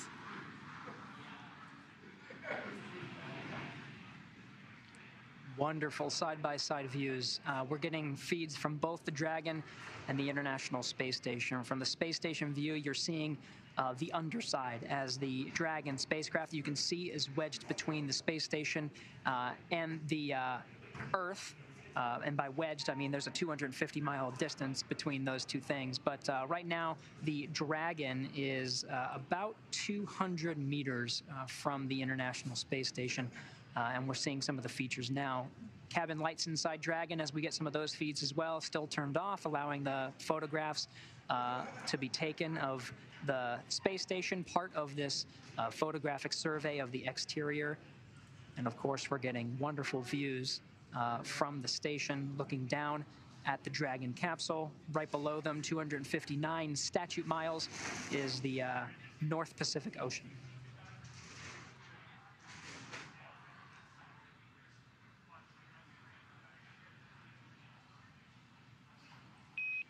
Endeavour SpaceX on the big loop.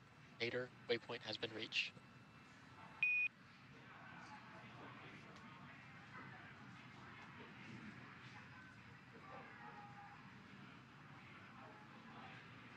And Endeavour copies.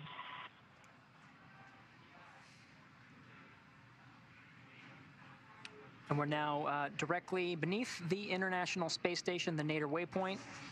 We are now executing a 50-second burn to maneuver from the Nadir point, or the Earth-facing side of the space station, over to the forward end. And that burn is in progress.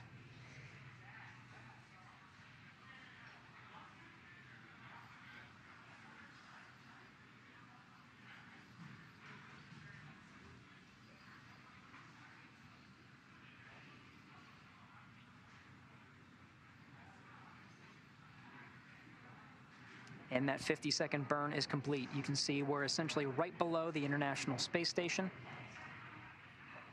And we're getting some great coverage, both from the space station side using TDRS satellites, as well as the Dragon spacecraft.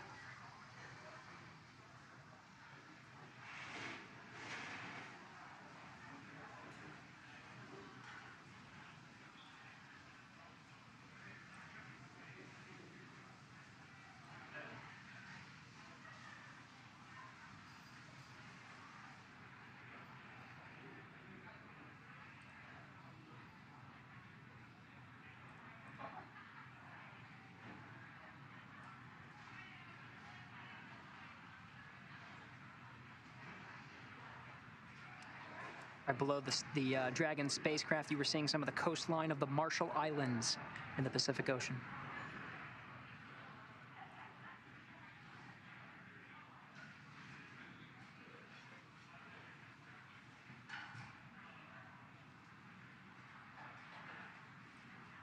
Once again, the Dragon Endeavour spacecraft is basically directly below the station at this point in time. We are executing a fly-around maneuver, which is essentially one big loop around the space station. And the reason for doing this is we're doing a photographic survey of the station, thanks to the several new installations on station over the last few years. The last fly-around maneuver was performed in 2018, and unfortunately, just because of positioning of some of those onboard cameras on station, they can't quite see everything. So this photographic survey will help fill in some of those blanks of the exterior of the station. So we're about halfway through the maneuver. Once again, we are directly below the station.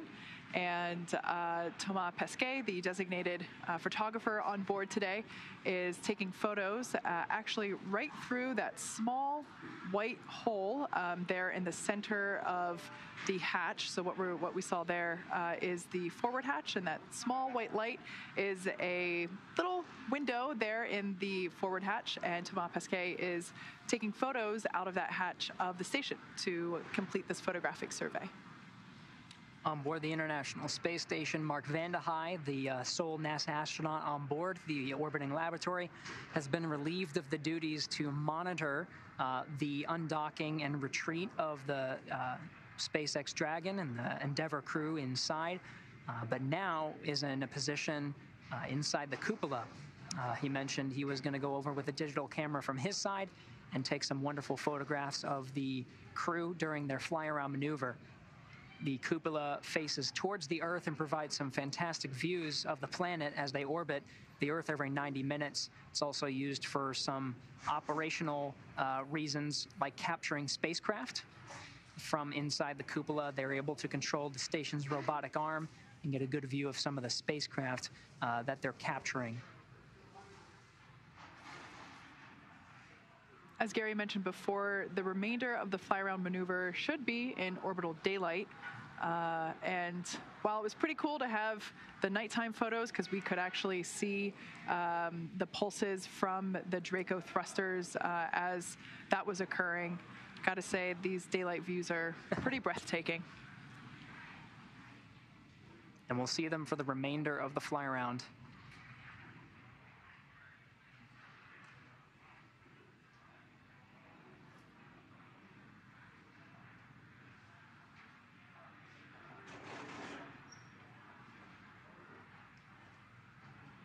Some Pacific Island chains that we're seeing as we head on a southeasterly course down the Pacific Ocean, heading towards the South Pacific.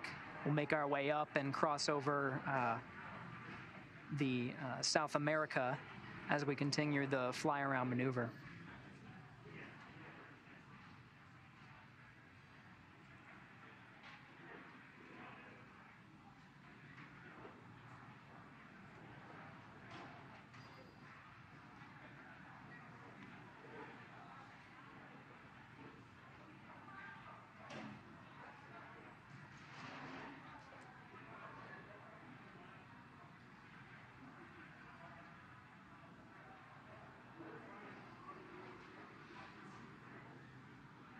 If you've just recently joined us, the Crew-2 crew is on board Crew Dragon Endeavour, which we just had a view of moments ago.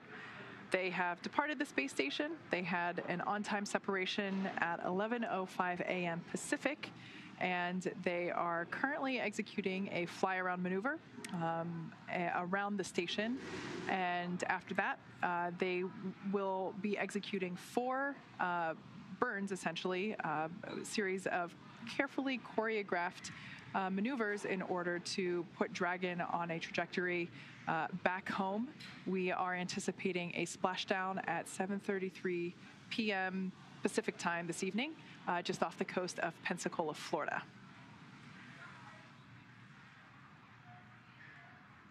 We're getting high-definition views from the International Space Station. These cameras on a camera assembly, which includes high-definition and standard-definition views, as well as the ability to manually control each of the individual cameras that are positioned on the station's truss. There is a single position inside Mission Control Houston now, the Cronus position, a person who is literally on the ground in Houston, manually controlling each of these views. The Cronus has full autonomy to position the cameras wherever is needed to get views of the action. In this case is the fly around of Crew-2 and Dragon Endeavour around the International Space Station. Earlier you were seeing that same console position adjust the exposure or the aperture of some of the cameras, which allows the some of the plumes coming from the Draco thrusters to be seen as the image is overexposed. But in this scenario with the daylight, we can very clearly see the Dragon making its way to the forward end of the station. And we're seeing some features of the space station itself. Right now you're seeing on the very bottom left of your screen the gem. This is the Cronus. This is the individual, the Cronus. He's actually sitting there controlling the cameras on the International Space Station. Not a bad job to have. As he's using some of the truss cameras, they're high definition, to check out some of these views. This is the Japanese module. You can see on the very right the flag of Japan clearly marked on that module. Right above that, towards the space-facing side, is the logistics module, essentially a storage area. And then the Japanese module has its own airlock to put out experiments. It's too small to fit humans. We have bigger airlocks for that. but this airlock is small enough to fit some of the payloads or experiments, many of which you see on this external platform, each with their own grappling fixture to allow the robotic arm to maneuver it wherever it needs to go. One of the experiments on that external platform is called the OCO3, or the Orbital Carbon Observatory 3. As the space station covers about 85% of the inhabited Earth, that one of the experiments is looking down at the Earth, monitoring carbon all across the planet. We're seeing that external facility as well as the Dragon come into the forward end of the International Space Station, hovering about 200 meters away. Fantastic views all around.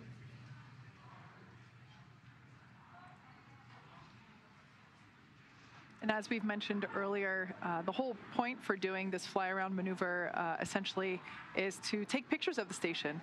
There have been a number of new installations put on station since the last fly-around maneuver, and so this is a great opportunity to document the exterior of the station, basically do a photographic survey, and be able to see parts of the station that some of the onboard cameras might not be able to reach.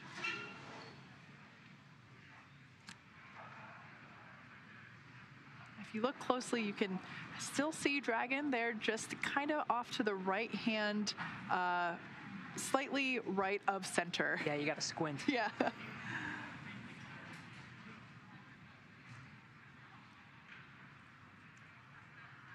Yeah, I can see a little bit of there, pretty much directly in the center of the screen now.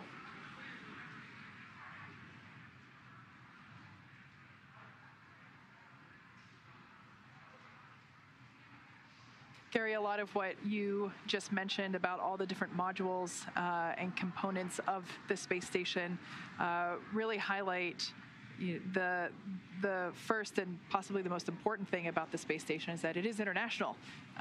It is the International Space Station, and all of these experiments and modules are a really great representation of teamwork. Also represented by our crew members on board today. We have JAXA astronaut Akihiko Hoshide, European Space Agency astronaut Thomas Pesquet, and of course, two NASA astronauts, Shane Kimbrough and McArthur. So it's a great demonstration of international effort. And cooperation, really. You were seeing some of the features on the space station themselves, modules owned and operated by different space agencies. We even have commercial modules as we're transitioning to enable commercial activities in low Earth orbit, all enabled by this orbiting complex.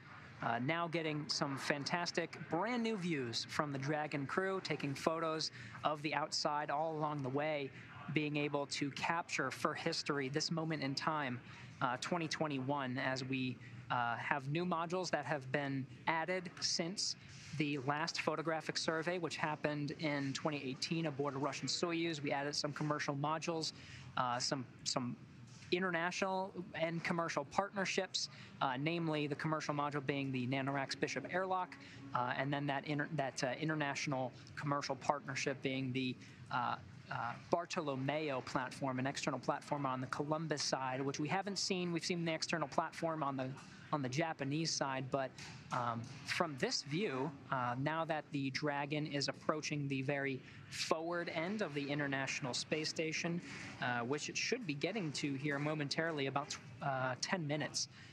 This is approximately the position where the Dragon is now, a little more than halfway to the very forward position, but right about that position, they should be getting some very good views of some of those new modules, including and platforms, including Bartolomeo.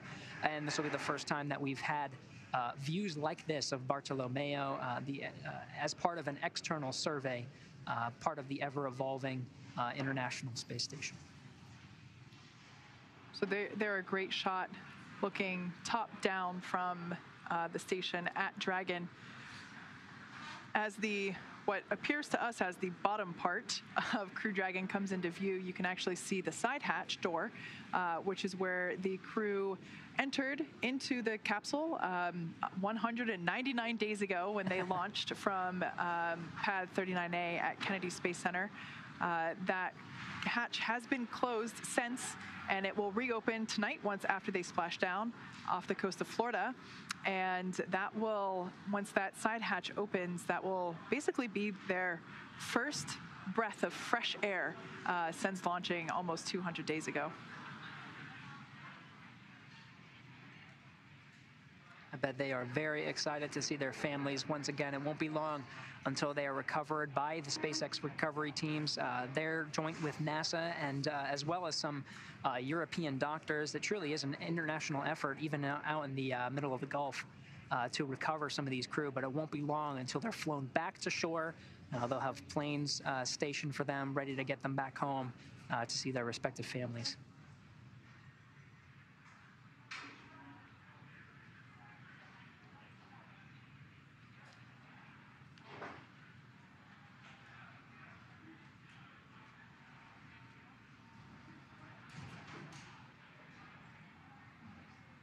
That is an incredible shot there of the earthly horizon with Crew Dragon rising above. Bonus points to Cronus. Somebody at Houston, please give him a gold star.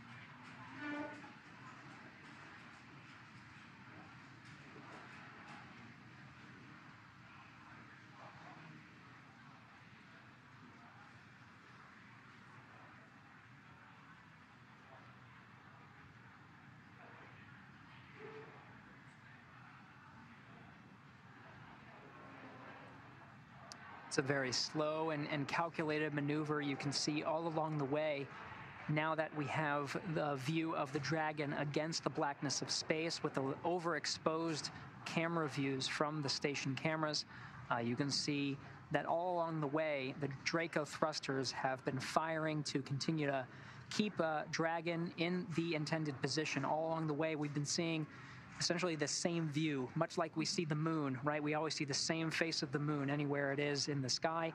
We are seeing the same face of the forward end of the Dragon, as it is critical that we have that same hatch with the windows facing this way to allow Thomas Pesquet to continue his photographic survey.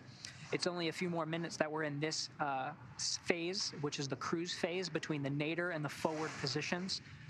Once we meet that forward position on the V bar, the velocity bar, essentially directly in front of the International Space Station, Dragon will automatically execute a 50-second burn, the final fly-around burn, the fourth of 4, to move it from the forward end back to the zenith end, effectively doing a full loop around the International Space Station. The last quadrant from there are 2 departure burns where the Dragon and the crew will break away from this fly-around position about 200 meters from the International Space Station and start exiting the keep-out sphere, the sphere which it's essentially been hugging for this entire maneuver, about a 200-meter circle around the space station. It'll exit the keep-out sphere and then the approach ellipsoid. There we have a graphic as we're getting dual views of both the Dragon capsule as well as the maneuver itself. You can see we are in the 3rd cruise phase of 4. Very shortly we'll be executing that 4th burn maneuver. You can see at the far left of the graphic, that's the 4th maneuver. It's directly in front of the International Space Station. It's at that position where that 4th burn maneuver is executed. That is where the Crew-3 Dragon and the Endurance crew will be heading in just a couple of days to the forward end to meet up with the docking axis of the forward port of the space station and move into dock for their 6-month stay. After that 50-second burn, that is the last cruise phase. They'll meet up with the same point where they started, which is essentially on the R bar, or it's a vertical line right through the middle of the space station, where the Dragon will automatically execute the depart burns, which you can see on the graphic there, depart burn 0 and depart burn 1, to get it outside the approach ellipsoid. It's a 2 kilometer by 2 kilometer by 4 kilometer oval shape that's around the space station. And once it exits there, we'll stop joint operations between the station and Dragon mission control teams. And from there on, it's really Mission Control Hawthorne that's taking the Crew-2 Endeavour astronauts home back to planet Earth.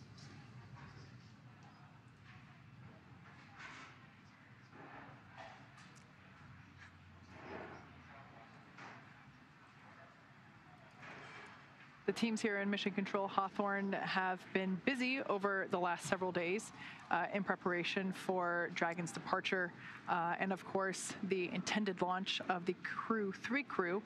So it's been pretty busy here, trying to juggle the opportunities to both return crew and launch crew. Of course, if you've been following along, weather has up until this point not been playing very nice with us. But fortunately, we do have an opportunity. Obviously, as we have undocked, we do have an opportunity to splash down today, return the Crew-2 crew home, and we're expecting that splashdown to occur at 7:33 p.m. Pacific time. And while it is preferred that we launch the next crew prior to bringing the previous crew home, just because of those weather conditions and limited opportunities for splashdown going forward later in the week, the teams jointly decided, both SpaceX and NASA worked together to determine that the best course of action for both crews was to bring Crew-2 folks home prior to letting the Crew-3 launch proceed. That's right, Kate. And as you mentioned, the reason that we're seeing Crew-2 Endeavour in this position right now is we've done several weather briefings throughout the week. We did one immediately before docking. We want to make sure that the weather at the landing site, the prime site, which is Pensacola, Florida, for today, is looking good, and it continues to look good. We'll continue to hear weather updates through the entire phase of flight, all the way down through just before committing to that deorbit burn. We'll do another weather briefing just to make sure that everything down in the Gulf looks A-OK. And part of the reason that we're seeing this today is because it really does look like the best opportunity for the crews. Again, all along the eastern seaboard and the ascent corridor for Crew-3 not looking as great, but the Gulf looks pretty good. So we transitioned to an indirect handover to allow Crew-2 to splash down first because the weather is looking so good.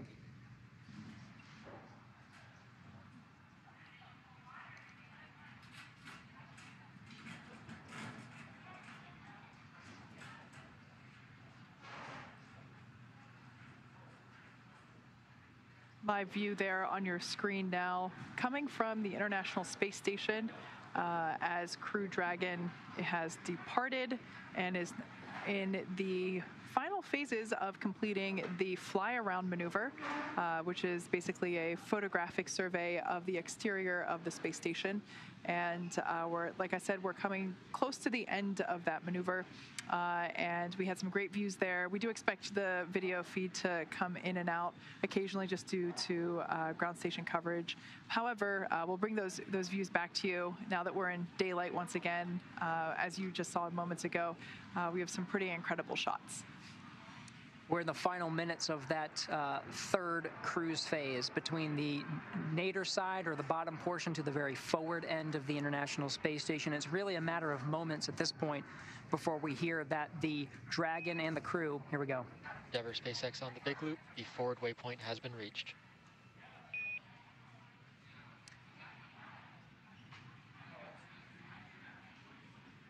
Endeavour copies forward waypoint. Now with that forward waypoint reached, the Dragon is automatically executing a 50-second burn, now in progress. It's the final fly-around burn for today.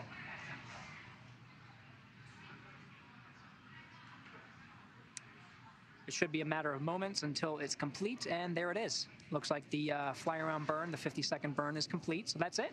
That is the final fly-around is done. They still have that cruise phase of the final quadrant. That's at the forward end to the zenith end, so they'll be able to survey the very forward end of the space station. They'll get a good look at the forward docking port where Crew-2 is going to be docking to in a couple of days here. They'll be able to see the Japanese module, the European module, and they'll see a lot of the United States orbiting segment, which includes a lot of the U.S. modules as well. And they'll, of course, see the back of the Russian modules, but they were already surveyed as part of burns 1 through 3. That's the final burn. So they're now in the cruise phase, and they'll continue to drift for the next about 20, 25 minutes until they reach that depart burn 0. It'll be essentially at the same point where that first fly-around burn was executed, right in that same position. The difference here is it'll be executing a departure burn, which means it'll break away from the keep-out sphere, which it's been pretty much hugging through this whole fly-around maneuver, about 200 meters from the International Space Station, and then execute another one to exit the approach ellipsoid, which is an imaginary marker that will effectively end joint operations between the Mission Control Houston and Mission Control Hawthorne. Although Houston will be monitoring along the way, it's really up to the Dragon teams here in Hawthorne to carry the crew home.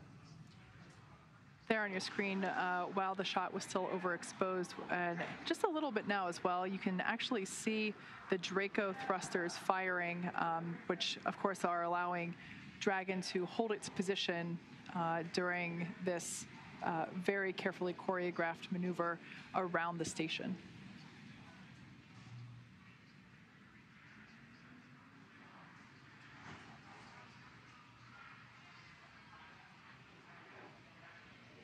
Again, it's about 20 to 25 minutes that the Dragon will be in this drifting phase. And like Kate said, we'll see the Draco engines firing along the way just to keep it in that same orientation, making sure that forward end, the open hatch that you can see there, that's where the Dragon was docked to the station for 197 days.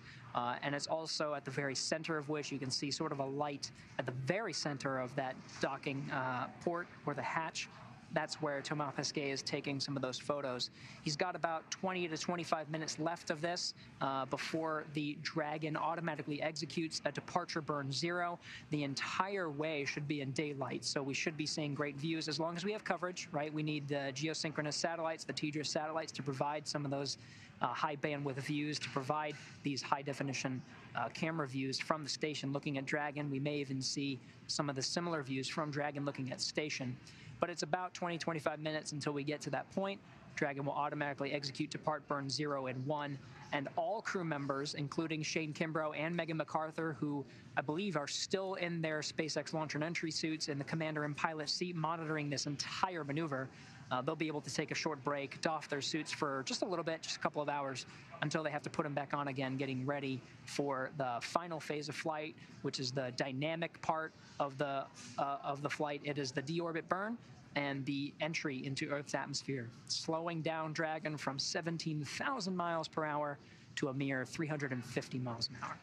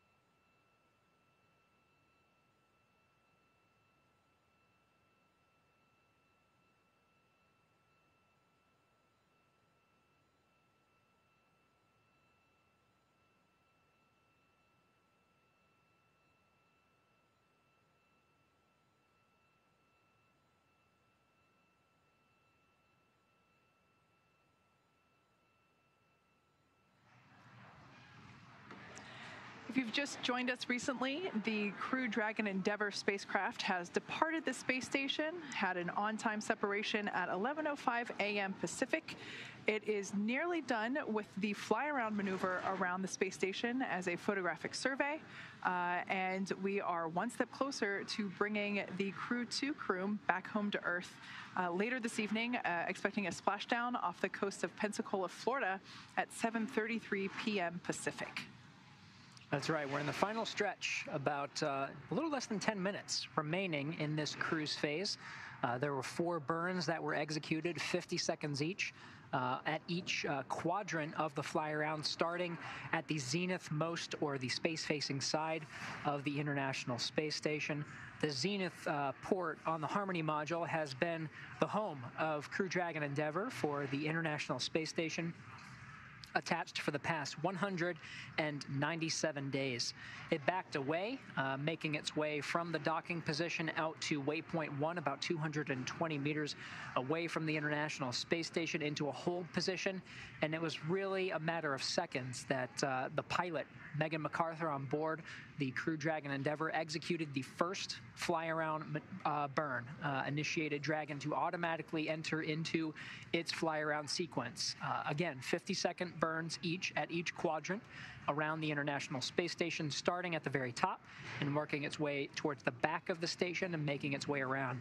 We're now in the final 10 minutes in the cruise phase at the forward-most port, making its way back to the very top, essentially the starting position where we were just an hour and a half ago. As I mentioned, during this hour-and-a-half long maneuver, the Dragon and the International Space Station have orbited the Earth one time. So we started over the South Atlantic Ocean, and we are now again over the South Atlantic Ocean. We're about to cross over the terminator line, which is the line between orbital daytime and orbital darkness. That'll be essentially the final end, or the end of the fly-around maneuver, and right about at depart burn 0, which is the first departure burn of 5. Departure burn 0, 1, 2, 3 to get us outside the International Space Station, roughly co-elliptic with the International Space Station, followed by a 5th burn called the departure phase burn. That'll take us outside of the same plane of the station and line up with the landing location that is Pensacola, Florida. All the meanwhile, ESA astronaut Thomas Pesquet has been taking photographs basically out of that small white light that you see there at the top of Dragon. Well, it is the top, but to us it looks like it's the middle. That is essentially the middle of the forward hatch. It's a small window, and Thomas Pesquet has been basically positioned right there near the hatch with a camera and taking photographs through the hatch, that hatch window of the station throughout the duration of this fly-around maneuver. NASA astronauts Commander Shane Kimbrough and pilot Megan McArthur have remained in their suits and in their seats throughout this time to monitor progress and position. And Thomas and Aki had the opportunity to actually hop out of their seats. Thomas took off his suit to allow better mobility and has been doing this photo documentation of the exterior of the space station for, as you said, Gary, the last hour and a half or so. So we're in the final stretch here, just a few more minutes until we get to the very top, or the R-bar. Is essentially an invisible vertical line that goes right through the middle of the space station. That is where Dragon will automatically execute the first of 5 departure burns. You see departure burn 0 there at the very top, right in line with where that first fly-around burn was executed. That was a 50-second burn.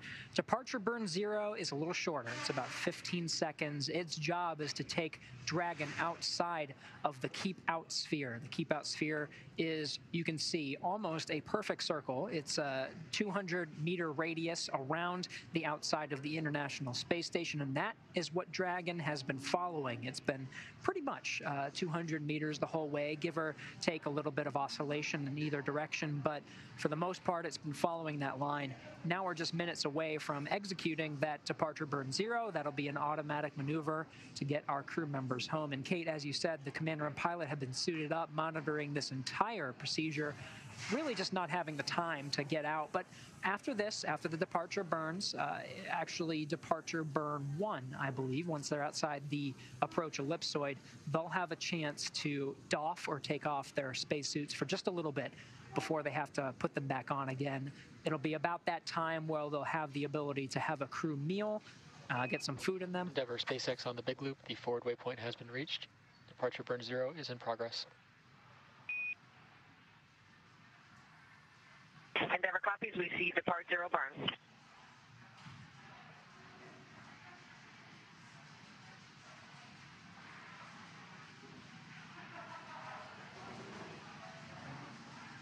And you heard confirmation that that depart 0 burn has started. It's also just in time ended. It's only a 15-second burn, very short, to allow the Dragon to exit the keep out sphere, which we'll be hearing confirmation of here momentarily.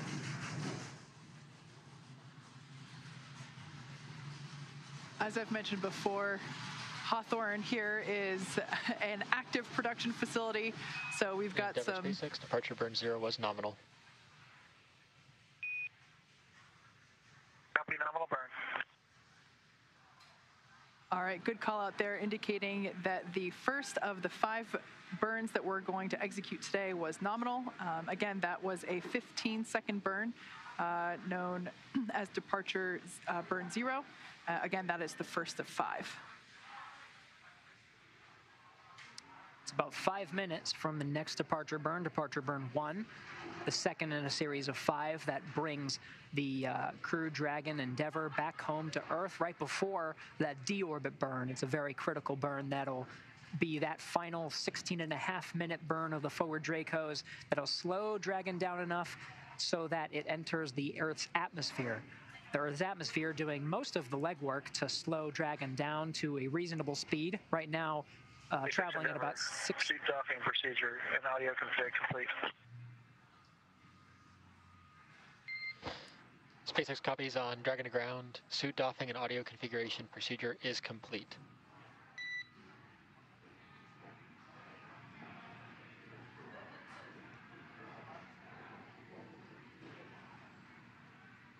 All right, so good call out there. Suit doffing, that simply means taking the suit off. So Aki, Shane, and Megan will now be, or have taken their suits off. Thomas already had his removed because he removed it prior to beginning the fly-around maneuver. So they should be outside the keep-out sphere at this point as well. They're just minutes away from the second departure burn. That'll be depart burn 1. Depart burn 1 is a little bit longer, 21 seconds long, but its job is to increase the distance from between the International Space Station and the Crew Dragon. You can see there, it's a burn that just slows it down, and orbital mechanics does the rest, allowing the Dragon to reduce its altitude, and by doing so, it exits the approach ellipsoid. It's a 4 kilometer by 2 kilometer by 2 kilometer oval shape. Once it exits from there, the crew will be outside of joint operations. So the Houston teams and Hawthorne teams will now be, they don't need to do the joint operations anymore. Once we were inside the vicinity of the International Space Station, which was really that entire fly-around maneuver, each of the teams was carefully monitoring that procedure. But once you're outside the approach ellipsoid, it's really up to the Dragon teams here in Hawthorne that you're seeing on your screen. These teams will be the one to carry the crew home for the next few hours until we splash down 7:33 p.m. Pacific time, 10:33 p.m. Eastern Standard Time over in the Gulf of Mexico. Yeah, now, like we said before, these departure burns that we're executing, a total of 5, it's all a series of carefully choreographed maneuvers in order to safely move Dragon away from station and essentially put it on a trajectory back home to Earth. Like we said before, we're going to splash down off the coast of Pensacola, Florida. But if you're familiar with how long it takes to get to station, you might have noticed by now that it's a lot faster to leave station than it is to approach it.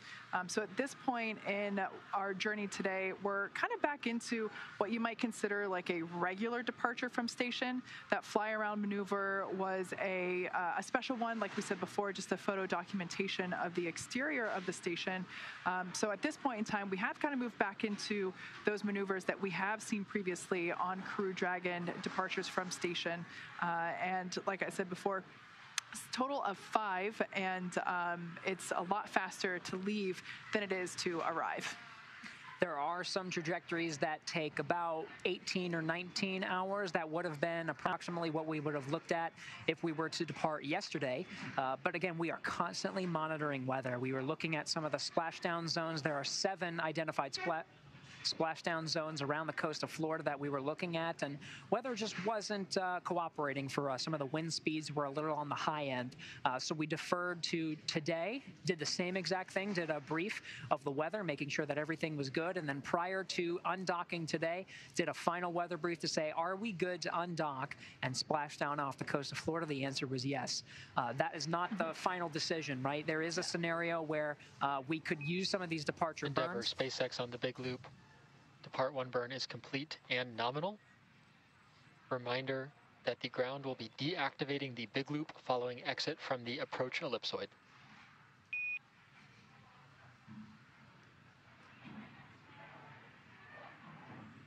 Endeavour copies all.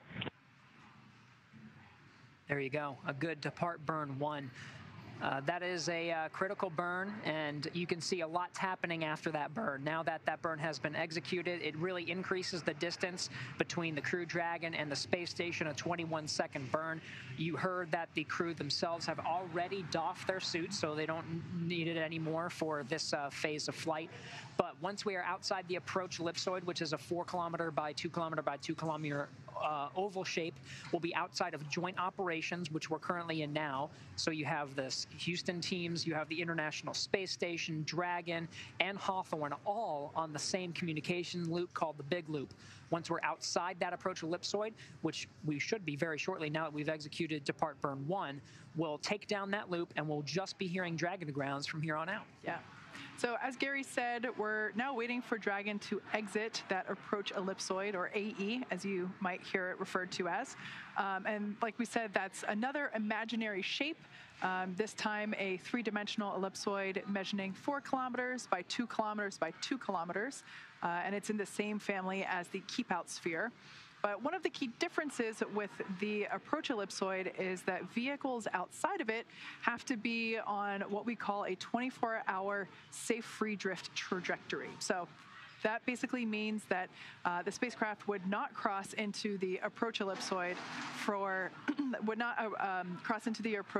for at least 24 hours. And again, even if it lost all maneuvering, even if it lost all that maneuvering. So listen in for that call out once we hear confirmation that Dragon is outside of the approach ellipsoid, which we're expecting any moment.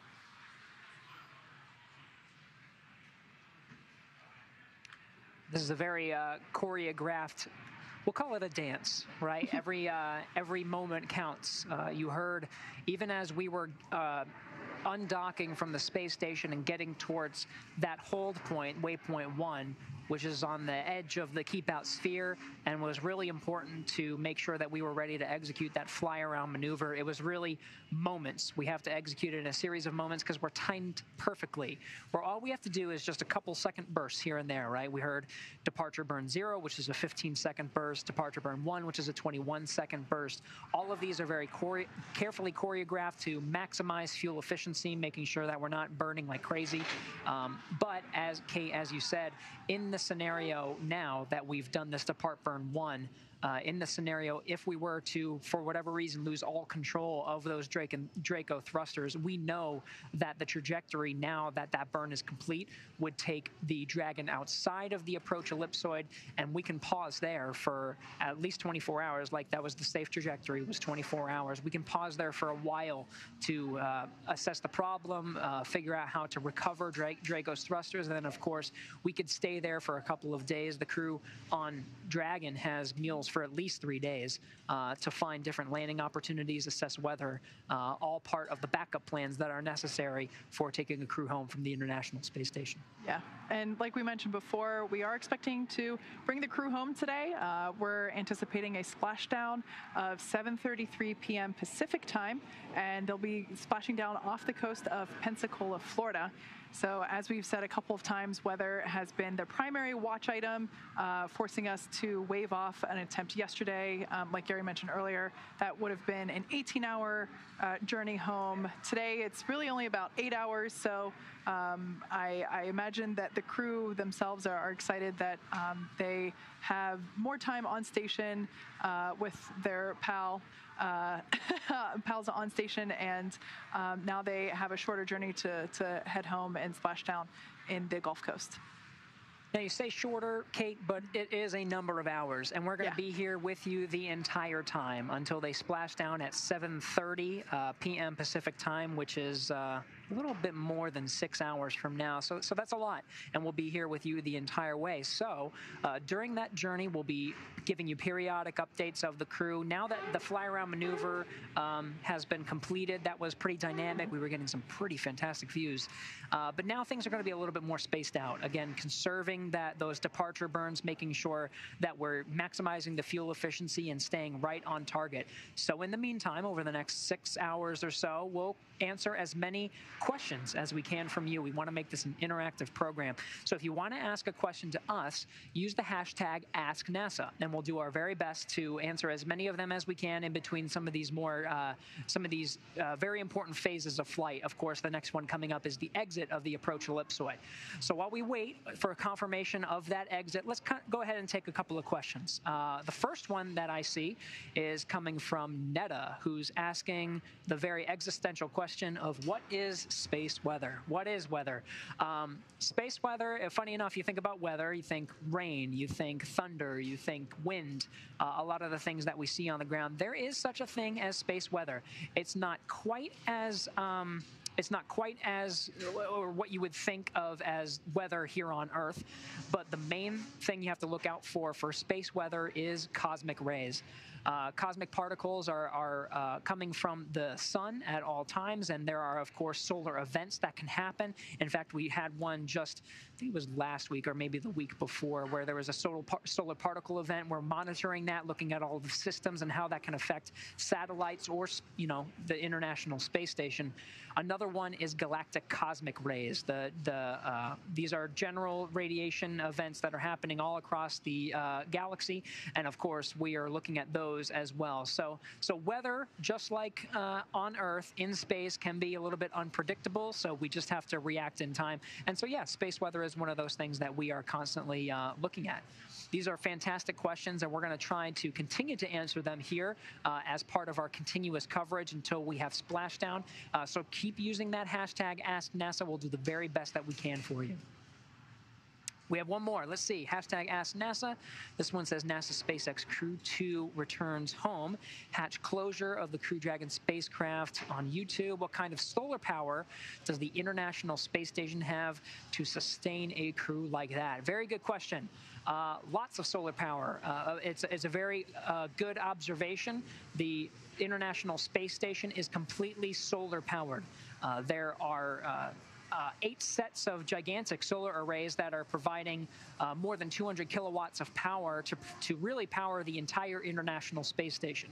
Just like solar arrays on Earth, solar arrays on station don't last forever. So we've seen a little bit of degradation over the 20 years at this point that the solar arrays have been in orbit. So right now we are undergoing a series of spacewalks to upgrade some of those solar arrays. And as you can imagine, solar array technology increases as time goes on. So just recently, the Crew-2 astronauts who are on board the International Space Station right now, Shane Kimbrough and Thomas Pesquet, did a spacewalk during their 6 months on board the International Space Station to outfit and install brand new solar arrays on the port truss, the far port truss, that's port 6, on the very, if you're looking at the space station, the left side, or looking at from the behind the space station. There's 2 new solar arrays out there. They're called ISS Rollout without solar arrays, and they'll continue to provide power for some of the critical items on board the International Space Station. We'll continue those power upgrades for the next couple of years to make sure that station continues to operate as we enter this third decade of utilization, science, and even more exciting, commercialization. We're seeing a lot of unique activities on board the International Space Station. Very good question. One more question coming to us from Oliver. How long will it take for this Dragon unit to be reusable? That is a great question. As you noted, reusability is super important. Actually, this Dragon capsule was previously used on the Demo 2 mission, for which flew, of course, Bob Behnken and Doug Hurley on basically the initial crew flight for Crew Dragon. And so this capsule was actually reused. I believe it was in August of 2020 that mission splashed down. And then this mission launched just a couple months ago. So kind of get a feel for how long it took to reuse this capsule. However, this was the first time that we did go through the reuse process on a Crew Dragon capsule. Took a lot of our learnings from the cargo program and the reusability there. So each time we reuse a capsule, it gets more efficient and takes less time. So I'm not sure which capsule this one will be assigned to in the future. I can't remember off the top of my head, but it will certainly only be a matter of a couple of months for the team to actually ready the hardware. And then after that, it's just a mission timeline. But fun fact about this capsule, as we mentioned before, Megan McArthur is the pilot of this capsule for Crew-2, which we mentioned earlier is named Endeavour. Her husband, Bob Behnken, was also the pilot, sitting in the same position seat for the Demo 2 mission. So I'm sure Bob is super excited to get Megan back home. Thanks, Endeavour on Dragon to ground for cameras. Speaking of Megan, that's her voice now. Endeavour, this is SpaceX MD standing in for Core. Go ahead. Hey, MD, just like to ask you to step outside for a few minutes while we take care of hygiene. Copy that. We'll put that in work. All right, so just a call there asking to turn off the internal cameras on board Crew Dragon, just as the crew takes their suits off and prepares for a little bit of a rest period. As I was saying, I'm sure Bob is super excited to have Megan home. He knows exactly what she has gone through, also being the pilot for the Demo 2 mission that this capsule specifically was reused on. So like we mentioned before, we want to get through as many questions as we can, so be sure to use the hashtag AskNASA. Dragon, no response required. Cameras are external.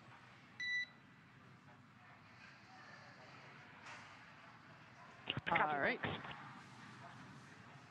And then just a confirmation of that request coming from Dragon. As we mentioned before, when the ground teams are communicating with the capsule, there is a procedure of calling out. So we hear that Quindar tone first, and then the destination of the call.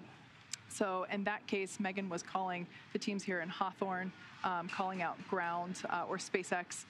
Excuse me, yeah, they called out SpaceX to basically call here, Mission Control Hawthorne, and make that request. All right, as we await the exit of the approach ellipsoid, let's take one more question from hashtag AskNASA. This comes from the launch pad. How long before splashdown do we normally see deorbit burn? A very good question. We've been talking about how each of these burns are very carefully choreographed, so the burn itself has to be executed at the precise moment before the splashdown is predicted. So when we say 7:33 p.m. Pacific time, 10:33 p.m. Eastern time, that's what we mean. So it'll be precisely 53 minutes before that time, before that splashdown time, that we'll execute the deorbit burn. The deorbit burn varies based on the trajectory that is predicted. So for this very short transit from the undocking port of from the docking port of the space station down to the coast of Florida off the Gulf, that will be about a 16.5-minute burn. So not only is the timing have to be precise, but the burn itself has to burn for that long to make sure that the maneuver is very carefully executed. Very good questions, and we'll continue to answer them as much as we can throughout our continuous coverage as we get towards that point, just about 6 hours from now. So stay with us using the hashtag AskNASA, and we'll be providing some periodic updates, namely confirming the exit of the approach ellipsoid here soon. We'll be back with you.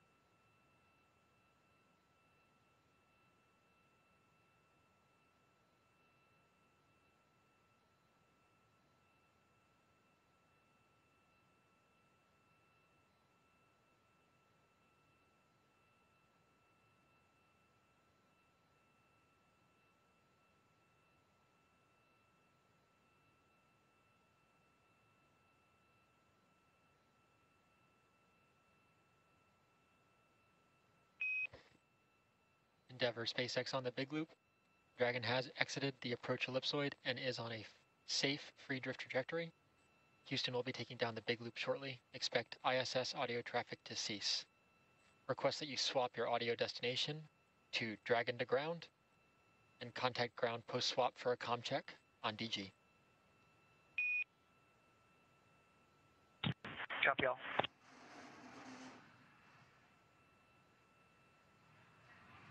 And with that, the Dragon and the crew have exited the approach ellipsoid. So now that they've exited the approach ellipsoid, or the AE, which is another imaginary shape, this time a three-dimensional ellipsoid measuring 4 kilometers by 2 kilometers by 2 kilometers. SpaceX Endeavour, comm check on Dragon to ground. SpaceX has you loud and clear, Endeavour. We have you loud and clear as well. Thank you. That was Commander Shane Kimbrough inside the Dragon, confirming that communication check. Now that they have exited the approach ellipsoid, they are no longer on the big loop, which is a joint communication loop between the Hawthorne teams and the teams in Houston, as well as the astronauts on board the International Space Station. So now, with that comm check, they are ready to go. Again, that approach ellipsoid measures 4 kilometers by 2 kilometers by 2 kilometers. It's in the same family as the keep-out sphere, which they've been hovering through most of the flyover maneuver, or fly-around maneuver. One key difference, though, with the approach ellipsoid is that vehicles outside of it have to be on what we call a 24-hour safe free drift trajectory. You heard that confirmed over the loops. This means the spacecraft would not cross into the approach ellipsoid for at least 24 hours, even if it lost all of maneuvering. So it's going to be some time until we get to the next departure burn. It's about 40 minutes, and that's a third departure burn called Departure Burn 2. The thrusters used are a combination of the service section and the forward bulkhead Dracos. It's a longer burn than we've seen with some of the previous 2 departure burns, the first being 15 seconds, departure burn 1 being 21 seconds. This departure burn 2 is 44 seconds. So it's done at the orbital apogee, and it lowers the Dragon's perigee to below the space station to start bringing it beneath and in front of the station's orbit. Once you decrease the altitude of the Dragon, orbital mechanics does the rest, and you actually end up passing the space station. You're going what seems like a little bit faster, even though you're not, but because you're at a lower altitude, it seems like you're going faster. So it'll actually go in front of the International Space Station and continue to do so as it preps for some of those future deorbit or departure burns. That's departure burn 2. There's a departure burn 3, and then a departure phase burn.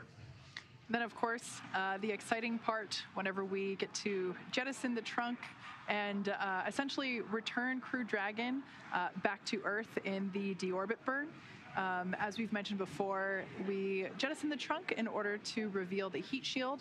That is the component of the spacecraft that is critical to helping slow the spacecraft down. It's essentially going 17,000 miles per hour right now, and we're going to be slowing it down using the heat shield and the friction caused by re-entering the Earth's atmosphere, slow it down to about 350 miles per hour.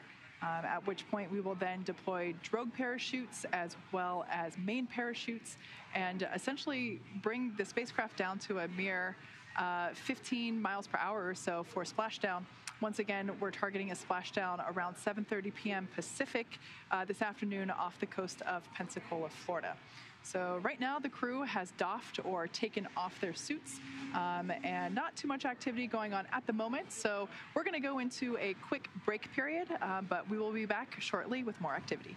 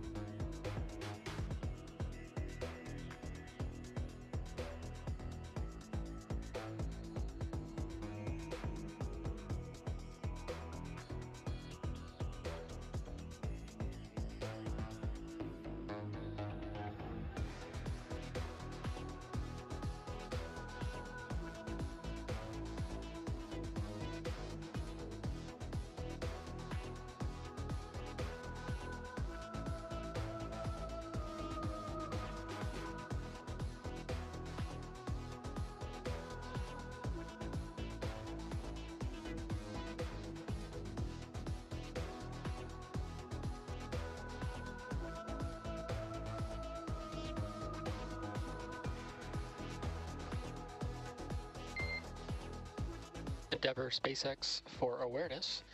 We are go for depart burn 2, per your forward view burn planner. Copy that. Thanks, SpaceX.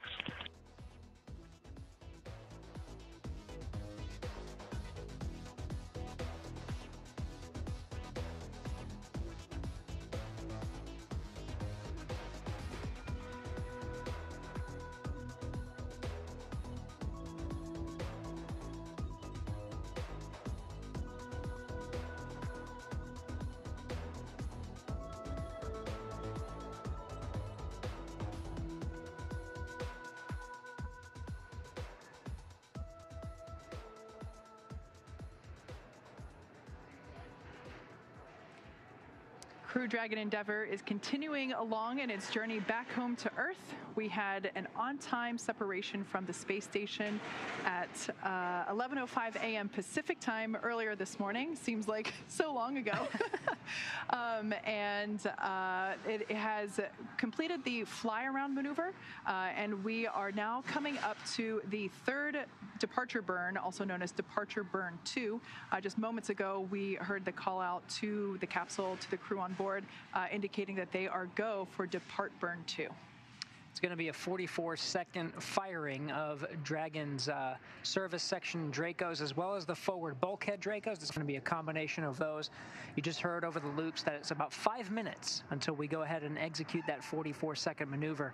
It's going to continue to bring Dragon and station even further apart, setting them on a course really for Dragon to move in front of the International Space Station as it drops its altitude and get in position for Departure Burn 3.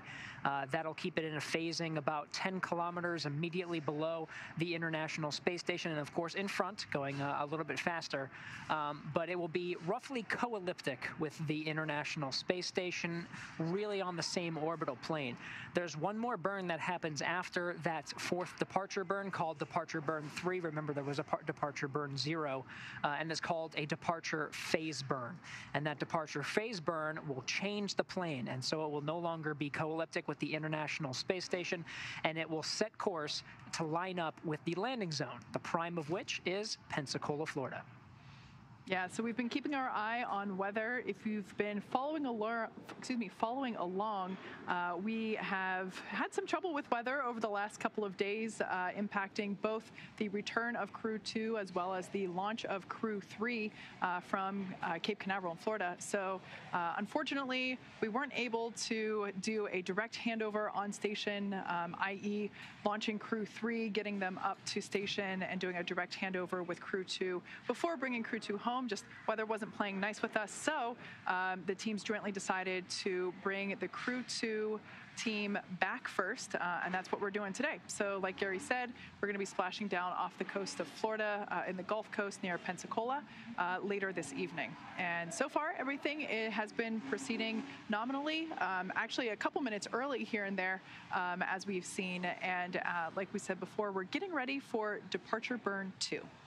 This will be a critical burn, and of course, as Kate, you've mentioned, weather has been one of those concerns as we've been sort of shifting all of our launch and landing opportunities. But part of the reason that we're covering this operation here live with you today is because the teams pulled a go for weather before even undocking from the International Space Station. That weather at Pensacola, Florida, just off the coast of which looks very good for a splashdown at about 10:33 p.m. Eastern, 7:33 p.m. Pacific.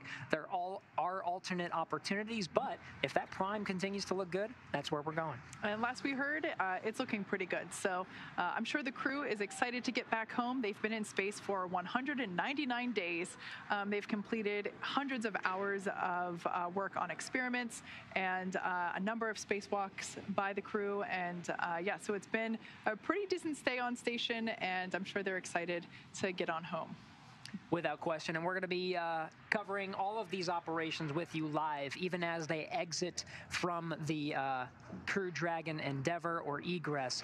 Once they splash down, it'll be really less than an hour before the fast boats go out, rig out the outside of the equipment, getting ready to pull that spacecraft onto the Go Navigator recovery ship, pull it into the Dragon nest, and get the side hatch open for the docks to go check them out, pull them out. We'll cover all of that live with you today, but in the meantime, we are just about a minute away from the start of Depart Burn 2. The team's pulled go, and we are ready for that burn to start. It's a 44-second burn, so let's go ahead and pause and get ready for that burn to start here momentarily.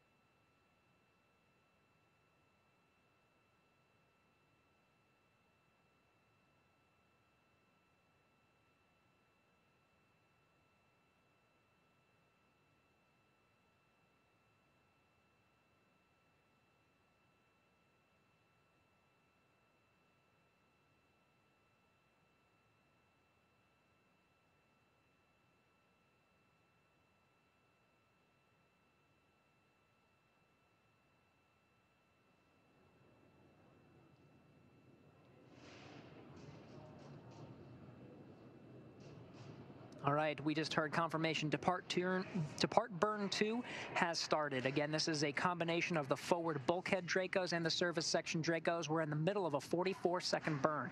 Just standing by for that burn to wrap up, and we can confirm if it has been a nominal burn. That's a good call from us. Yeah, for SpaceX, nominal burn.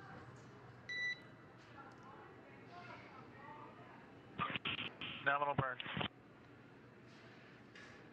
All right, exactly what we love to hear. Nominal burn. Again, that was 44 seconds, and it is the third of 5 burns. Kind of deceiving name, Departure Burn 2.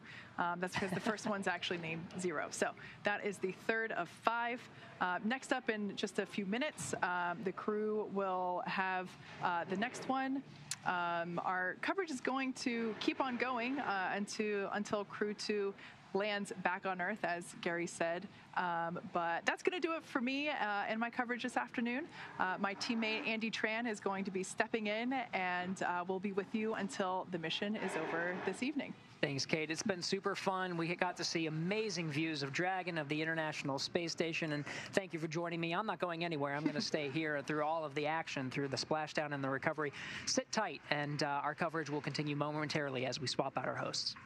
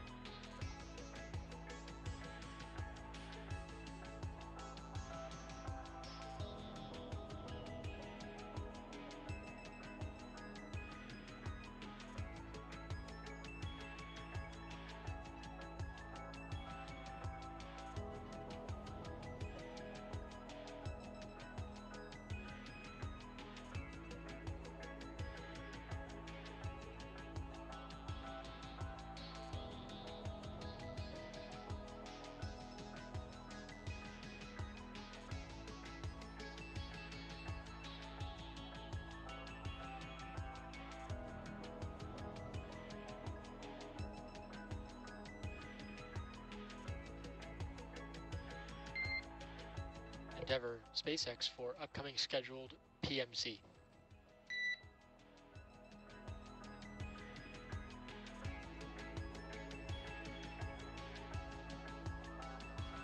SpaceX, say again, please. We had a call concerning the upcoming scheduled PMC. And go ahead regarding PMC. And Megan, we're just wondering if anyone on board would like to take advantage of the PMC. Otherwise, we will forego it occurring.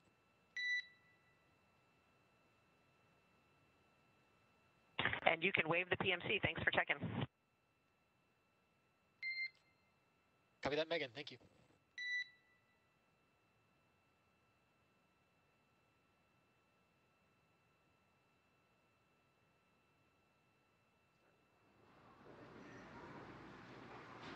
We're continuing our live coverage as Crew-2 has undocked from the International Space Station and is on its way home. We conducted a successful departure burn 2. It's the 3 of 5 departure burns that's going to line us up, getting ready for that deorbit burn. And we just heard that the crew had the opportunity to take place of a PMC, private medical conference. They did this pretty regularly when they were on board the International Space Station. They're going to go ahead and waive that. That's a good sign. That means all 4 crew members are pretty good. This is really their down period in between some of these burns. All 4 of them have doffed or taken off their suits. They have a chance to have a meal, and they're going to forego that private medical conference before they get ready in the next couple of hours to return home. Yeah, it's great news. For those just joining, I am replacing Kate. I know, Gary, you've been here for a couple of hours. That, my name is Andy Tran. I'm a quality engineer here at SpaceX. Gary, you had just mentioned that the astronauts, they're going to forego the PMC. Again, great news. That means that they're all feeling great. Dragon has performed 3 of its 5 departure burns from the International Space Station. The 4th one's coming up at 2:40 p.m. Pacific time. Again, this will be what is necessary for the Dragon vehicle to slowly decrease its altitude and make its way back to Earth. So at this moment, NASA astronauts Shane Kimbrough and Megan McArthur, JAXA astronaut Akihiko Hoshide, and ESA astronaut Thomas Pesquet are flying through space at about 17,500 miles an hour in Crew Dragon Endeavour. And they are just a little bit, they're coming up on their 3rd departure burn, or 4th departure burn rather, about to wrap up a 6-month mission aboard the International Space Station. They are there. They've been on station for 197 days. If you include the transit time to and from the International Space Station, they're coming up on 199 days. It'll be 7 hours shy by the time they actually splash down tonight at 10:33 p.m. Eastern Time. It'll be 7 hours shy of 200 days in space. Darn. So close. I'm sure most of them are eager to return home. I mean, they've been super busy on the space station. A lot of their day is jam-packed with science experiments, things, maintenance and repairs on the International Space Station. So I'm sure they've worked very hard and are excited to breathe the fresh Earth air again. That's right. They were very busy with science on board the International Space Station. And now, as we're in between some of these very important burns, we'll go back to those social questions that we were answering a little bit earlier in our broadcast. Keep using the hashtag AskNASA. This one comes from Des, who's asking, what science did Dragon do this time on the International Space Station? I'm going to go ahead and assume you mean the Dragon crew, the 4 crew members. They did quite a bit of science. Most recently, and I think which was a big headline, at least in terms of the science world, they grew chili peppers. They grew hatch green chili peppers, and they got to not only grow them, but they got to harvest them and eat them. I did hear that on board Dragon right now actually is one of the chili peppers that's coming back with them, so that's pretty cool. Also on board Dragon are a couple of other science experiments, mostly in the realm of human research. Some of them are part of a study called Standard Measures, which is a pretty regular study that's going from crew to crew. It's a massive data gathering study to gather saliva, blood samples, all kinds of human biological samples that are returned to Earth for analysis. And this is one of those things that the more samples you get, the better. And it's between all of the different astronauts that are on board. They did a number of other fantastic experiments as well. It'd be really impossible to go into all of them. But I think one of the highlights from their mission as well, and I covered this a little bit earlier, was they installed new solar arrays on board the International Space Station. Those will continue to provide power to the International Space Station for the next decade at least, if not more, so that we can keep doing some of this fantastic science. It's really, truly incredible. Keep sending in these questions. They are absolutely fantastic. The next one, Andy, I think you would be able to answer this one. Yeah, next one comes from @Fernando Valner. How strong is the G-force that the astronauts experience at re-entry? So it's typically somewhere between 3.5 to 4 Gs on re-entry. It's about the same that they feel during ascent. So that's 3.5 or 4x of your normal body weight. That's pretty much in line with what they experience after launch, right? I think I think the highest G-loads they get after launch is about after second stage separation. It's pretty brief. It's not a very long experience of those G-forces, but it's about 4 Gs. All right, one more that's coming from Kelvin. He is asking, is the oxygen in the space station supplied from Earth? The answer is yes, kind of. As part of the regular resupply missions of cargo that goes to and from the International Space Station, there are these tanks called NORS tanks. They can be used for either nitrogen, which has to be constantly resupplied to the International Space Station, as the station itself is a mix of nitrogen, oxygen, atmosphere, just like we have here on Earth. But there is a little bit of oxygen that gets resupplied every once in a while in these tanks. So the answer is yes, that it does get resupplied on the cargo vehicles. However, on board the International Space Station, they also have something called an oxygen generation system. And it's part of a partially closed-loop environmental control and life support system that's working with the same stuff as the that's recycling water and all of this. And so what's happening is some of the water that's on board the space station that's being recycled gets fed into this oxygen generation system and goes through something called electrolysis, where they separate the oxygen and hydrogen atoms.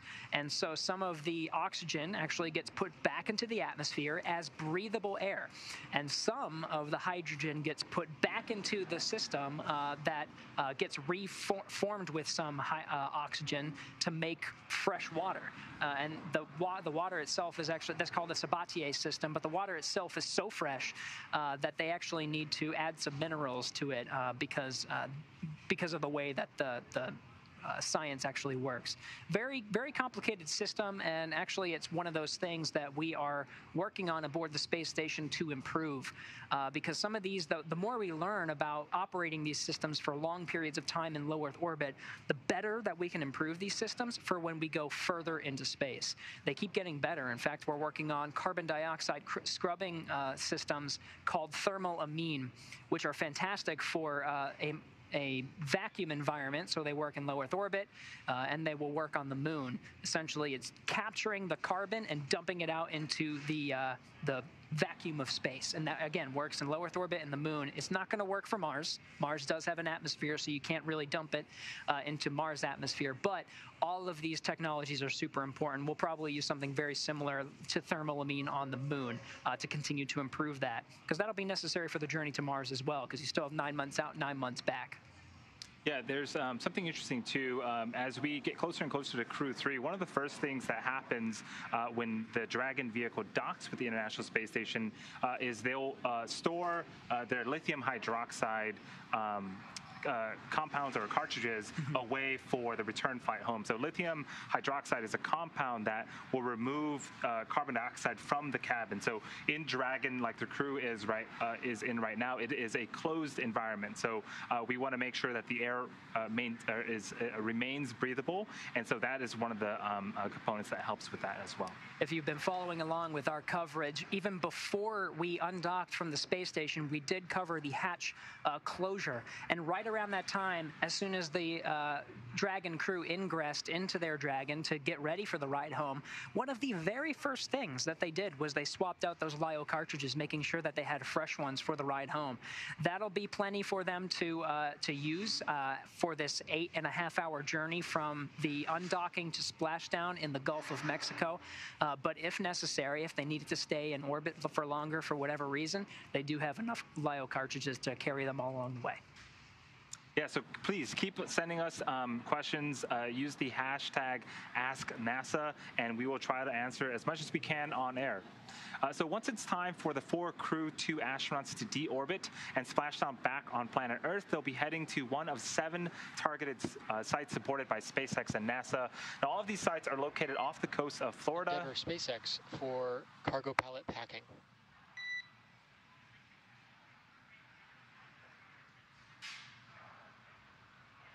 Go ahead.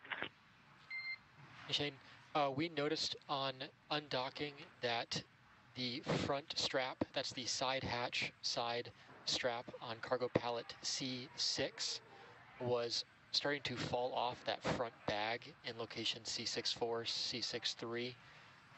We suspect that you may be accessing this bag on the downhill, but we'd like to discuss a potential repack of that bag in order to ensure that that strap can be properly securing the bag to the cargo pallet.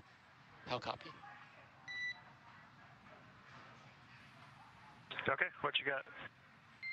Copy. So on that bag, if you have not accessed it yet, we do observe the inner side of that strap going in the Y direction was starting to fall off the front corner of the bag. So we would ask that you open up that bag and shuffle contents in the top. We know that some soft goods were added, but to make the front top, so side hatch side of that corner more rigid if possible. And when restrapping, try to move that strap towards the displays side of the vehicle, so farther away from the side hatch to ensure that it does not fall off the front of the bag. Copy all. Thanks, Shane. And then no rush at this time, but when you're ready for us to come on board, we will ensure that we have that cargo camera configured, and then I will have our cargo specialist check out the images and let you know if any other repacking is required. Okay, sounds good. We're working on it now. We'll let you know here in a minute. Thanks.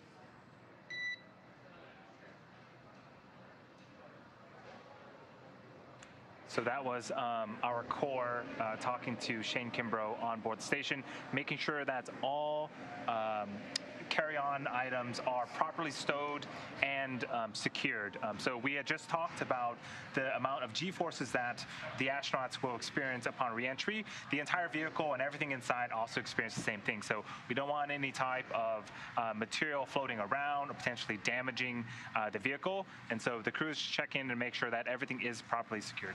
And they'll do so with a cargo specialist right there, looking over their shoulder. Coming aboard really means that the teams here in Mission Control Hawthorne are going to turn on the cameras, and they'll get those same feeds. So a cargo specialist will literally be able to see what the crew is doing to make sure that all of the directions that you heard on board that Dragon to ground, that they are strapping everything in exactly that, Andy. They want to make sure that items are secured before landing. So before that, we were talking about the 7 sites.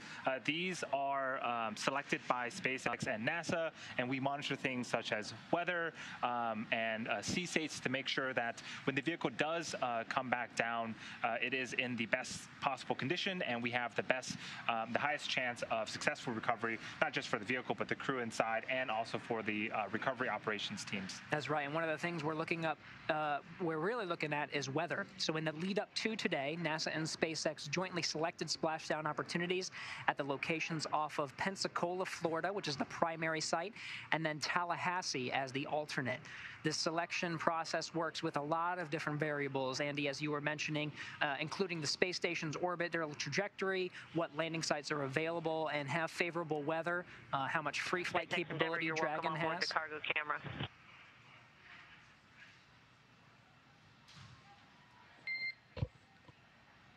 Copy, Endeavor. We'll let you know when we're on board.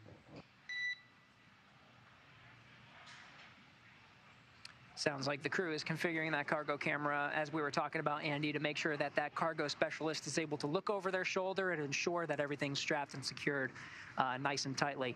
We were talking about some of the landing parameters and what is needed to assess before giving the Dragon to go to undock, and we'll see the same thing again when the Dragon's coming home before committing to that deorbit burn, making sure the weather out there and everything else about Dragon. We were talking about free flight capabilities the Dragon has, making sure that it has enough prop and everything for the trip home, and of course the sleep schedule for returning crew members, which in this case, because of the short transit, they don't need a sleep period. Yeah, so we'll start with calculating daily return options based off of the space station's current orbit and the Dragon vehicle's capabilities to maneuver and line up for re-entry. Endeavor with a few questions. Go ahead, Shane. Hey, we're just trying to figure out the fluid loading protocol based on the timing, and it looks like we're not done with that yet before we get suited, so that doesn't make a lot of sense to us because we can't put our bottles appropriately away. So can you tell us what time the leak check, you guys anticipate the leak check being, and maybe we can work back from that? Copy that, Shane. I did circle up with flight surgeon prior to this, and we are okay with you beginning your fluid loadings, that's the salt tablets and the liquid, at the time that your crew meal is scheduled on your tablet timeline. That should allow you to be complete with suit donning start. How copy? Okay, that makes sense. Thanks. We might go a little bit over that, just 10 minutes or so putting everything away, but yeah, that makes a lot more sense. Thanks.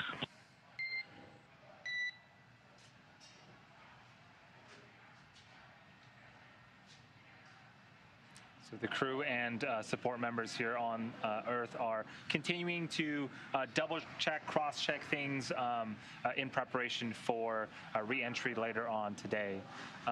So the time from undock to landing at the primary site can vary a little bit, from, again, less than 6 hours to more than 39 hours and today. SpaceX, how much time are you budgeting for the...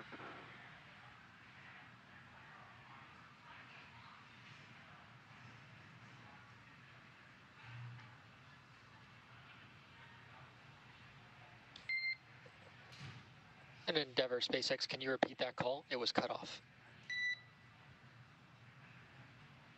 Oh, sorry. Yeah. How long are you guys budgeting for suit donning? Is it 30 minutes or 40 minutes, or what are you planning on? How long does it take?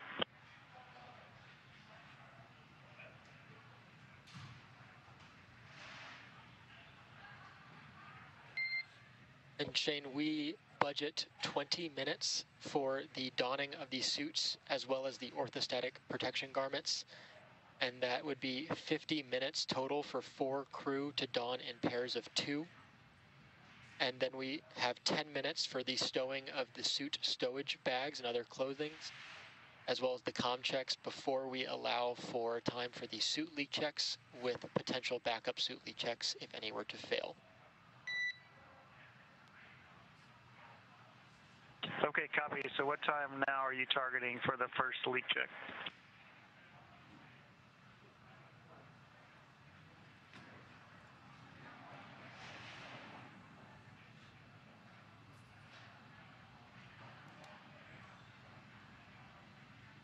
We are targeting the first suit leak check at 01:30 UTC. That's 01:30. Copy. Then we got plenty of time for fluid loading in. Okay, thanks. Copy, and we concur.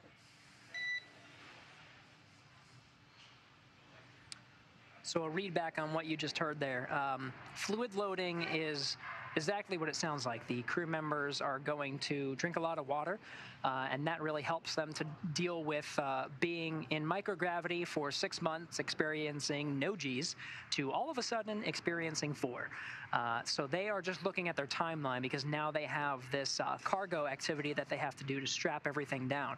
If you add in that and plus the time that it's taking for them to allow a meal period, it's about that meal period time that they'll do some of the fluid loading.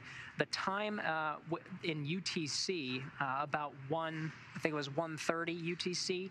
That lines up with when all of the departure burns that we were talking about, all 5 departure burns have been completed.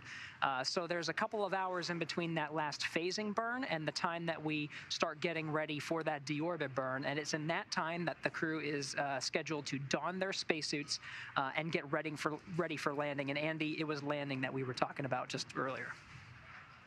Yeah, so we were talking about how long it could potentially take for the crew and vehicle to undock from the International Space Station and make their way back to Earth.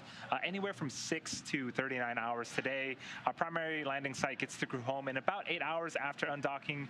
Getting home the quickest comes with some obvious benefits, but we always have to make sure that the crew is properly rested for these dynamic operations, preventing us from scheduling 20-plus hour days for them. Trajectory and ballistics experts provide the daily opportunities that would line up Dragon with the 7 landing zones and then split them into what we call ascending and descending opportunities. So Dragon uses its Draco thrusters after leaving station to execute a series of altitude-lowering maneuvers and to line up with the selected primary site. It can also change to a different alternate site while in free flight if sudden weather moves in, and we'll need to avoid that. And weather is something that we are constantly looking at, making the final call to proceed just about 2.5 hours before the crew undocks, and we saw today that weather at Pensacola looks good. For the Crew-2 return, we'll be looking at a number of weather items. Some of the obvious ones are no rain or no chance of lightning in the recovery zone, both for the safety of the crew inside the capsule when they splash down. Endeavour SpaceX, for awareness, we are now on board with a ground station pass, and we are having our cargo specialist review the strapping. Endeavour copies. Wonderful. So we may be able to see some views here if we have access to them as well as they're doing that cargo assessment. All to make sure that all the items are securely fastened as they get ready to splash down. We were talking about some of the weather conditions at the splashdown site. We were looking at rain, lightning, and that's for both the safety of the crew inside the capsule, but it is also for the recovery teams that are out in the water. We're looking at wind speeds less than 17 feet per second, or about 12 miles an hour, and relatively calm seas, so we can safely execute recovery operations, which includes landing a helicopter on the recovery ship to fly Shane, Maganaki, and Thomas back to Florida. So once Dragon is flying free, we'll have a number of additional checkpoints to either proceed towards that primary site, Pensacola, or head to an alternate site, or select a new zone based on real-time weather data. These checks are happening all the way up till we're in the final hours before that deorbit burn, which is the last burn, a very critical burn on the trip home, and commits Dragon capsule to re-entering the Earth's atmosphere. If the mission teams were to wave off after undocking prior to the deorbit burn, the crew can remain on orbit for more than 60 hours before they have to come home. After undocking, the trip home will take less than 3 days to either our prime or alternate location, so the crew has 3 days worth of food and snacks on board with plenty of water. And as we just mentioned, for today's undocking, Pensacola is the prime splashdown location. Tallahassee is the current backup. Endeavour SpaceX, we have reviewed that strapping on cargo pallet C6. It does look much better. Thank you for making that adjustment. And when you're ready, I have some words on cabin temperature and pre-chill.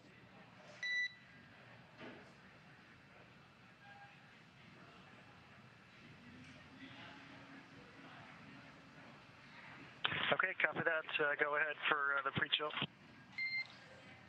All right, what we are looking to do is to avoid a pre-chill.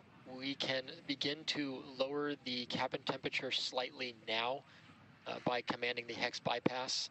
We do believe that this is going to be a more comfortable option to slightly lower the cabin temperature and then remove the need to perform a pre-chill in the future, if you guys are okay with us taking that commanding now.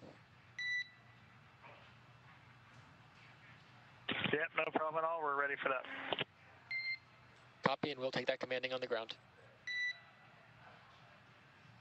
All right, they're going to make the cabin just a little bit cooler for them. Just a series of steps to make sure that they are comfortable all along the way, not just now in space, but once they enter through the Earth's atmosphere, the outside of Dragon is going to heat up to about 3,500 degrees Fahrenheit. So we want to make sure the cabin temperature inside is pretty good. Again, we're aiming for Pensacola as the prime splashdown location after that deorbit burn. Tallahassee right now is the current backup location for splashdown. As a reminder, Dragon does have the ability to change alternate locations after docking, undocking from station if bad weather continues to move in. But it looks like the weather out at Pensacola is still pretty good. Again, we're going to monitor it along the way, but we'll still aim for that prime landing site. So while we continue to monitor the situation, we are looking forward to the Deorbit Burn 3, which is the fourth departure burn, rather, to get Dragon in a phasing and in a position ready for that deorbit burn. Let's go ahead and head over to the Johnson Space Center for an update.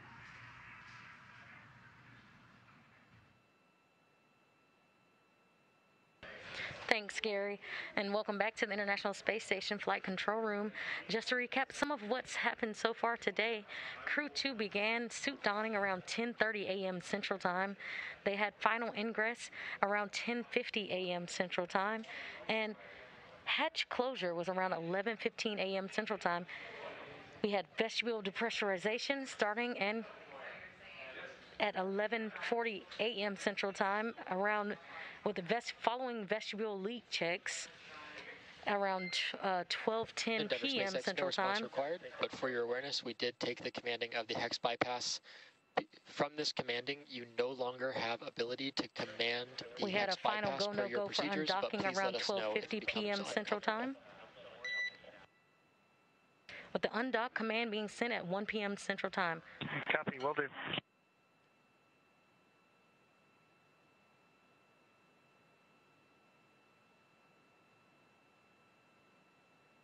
We had Dragon separation confirmed and completed at 1:05 p.m. Central Time, as Dragon and the International Space Station was flying 270 statute miles above the South Pacific Ocean off the coast of Chile. Dragon also completed an undock burn and a relocate burn around 1:05, 1:06 p.m. Central Time. And they backed off into a holding position around 1:30 p.m. Central Time to start a fly around for the crew to take photos.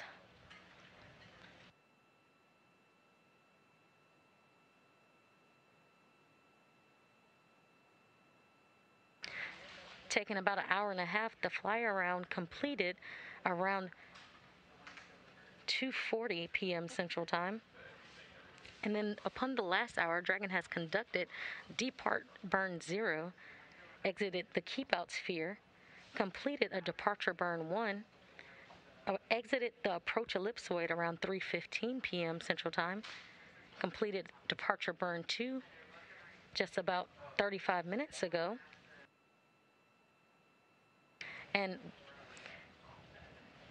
you've heard a preview up to the Departure Burn 3. We're expecting that around 4:41 p.m. Central Time. Around 5 p.m., we are looking for the crew to have a crew meal. And we will look for them to have suit donning around 6:10 p.m. Central Time. They'll go for leak checks around 7:30 p.m. Central Time. 8:09 p.m. Central Time, departure phase burn will begin. We're also looking for deorbit burn to last around 16.5 minutes at 8:39 p.m. Central Time, completing around 8:56 p.m. Central Time, with the nose cone closed around 9 p.m., entering the atmosphere around 9:21 p.m. Central Time, and a splashdown in the Gulf off the coast of Pensacola, Florida at 9:33 p.m. Central Time.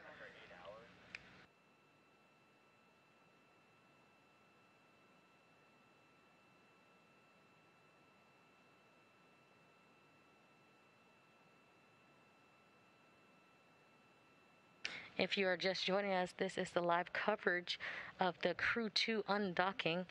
The crew is currently on their way back to Earth. Let's have a look at your crew. Shane Kimbrough is the commander of the Crew Dragon spacecraft and the Crew-2 mission. Kimbrough is responsible for all phases of flight, from launch to re-entry. Selected as a NASA astronaut in 2004, Kimbrough first launched aboard Space Shuttle Endeavour for a visit to the station on the STS-126 mission in 2008, and then again aboard a Russian Soyuz spacecraft for his first long-duration mission for Expedition 49 and 50 in 2016. After 199 days in space during Expedition 65 and 66, he spent a total of 388 career days in space, the fourth highest for any U.S. astronaut, and performed 9 career spacewalks. Kimbrough also is a retired U.S. Army colonel and earned a bachelor's degree in aerospace engineering from the United States Military Academy at West Point, New York, and a master's degree in operations research from the Georgia Institute of Technology in Atlanta.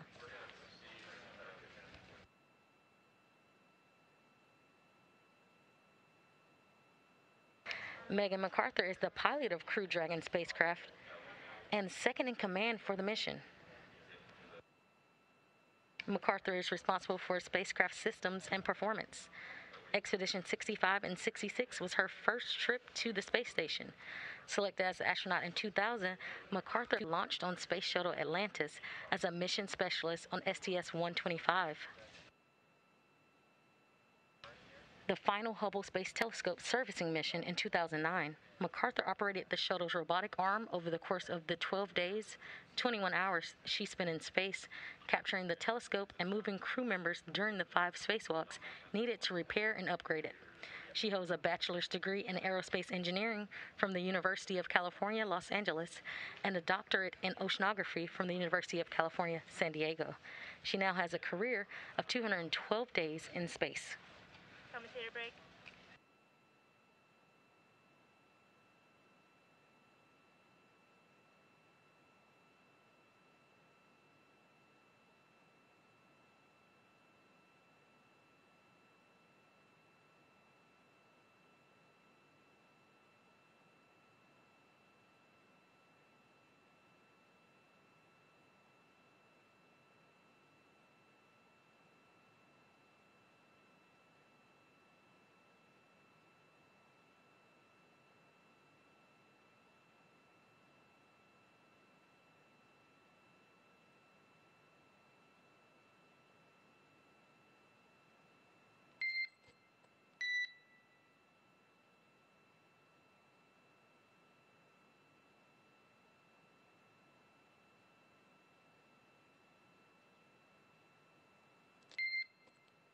Endeavour SpaceX, no response required, but for awareness, we are go for the upcoming depart burn 3 per your display's forward view burn tool.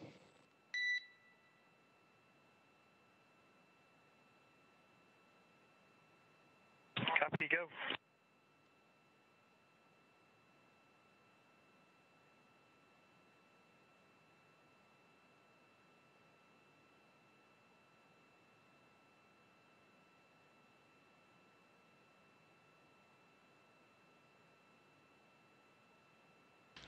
Akihiko Hoshide is a mission specialist for Crew-2. As a mission specialist, he works closely with the commander and pilot to monitor the spacecraft during the dynamic launch and re-entry phases of flight. Hoshide joined the National Space Development Agency of Japan, NASDA, currently JAXA, in 1992 and was selected as an astronaut candidate in February 1999.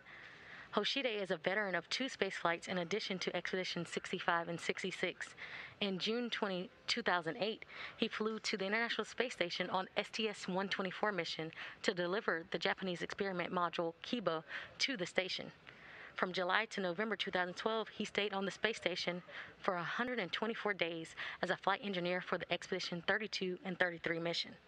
The Crew Dragon will be the 3rd spacecraft that Hoshide has flown on to the orbiting laboratory. Hoshide commanded the station for Expedition 65 and performed 1 spacewalk during his career, totaling to 4.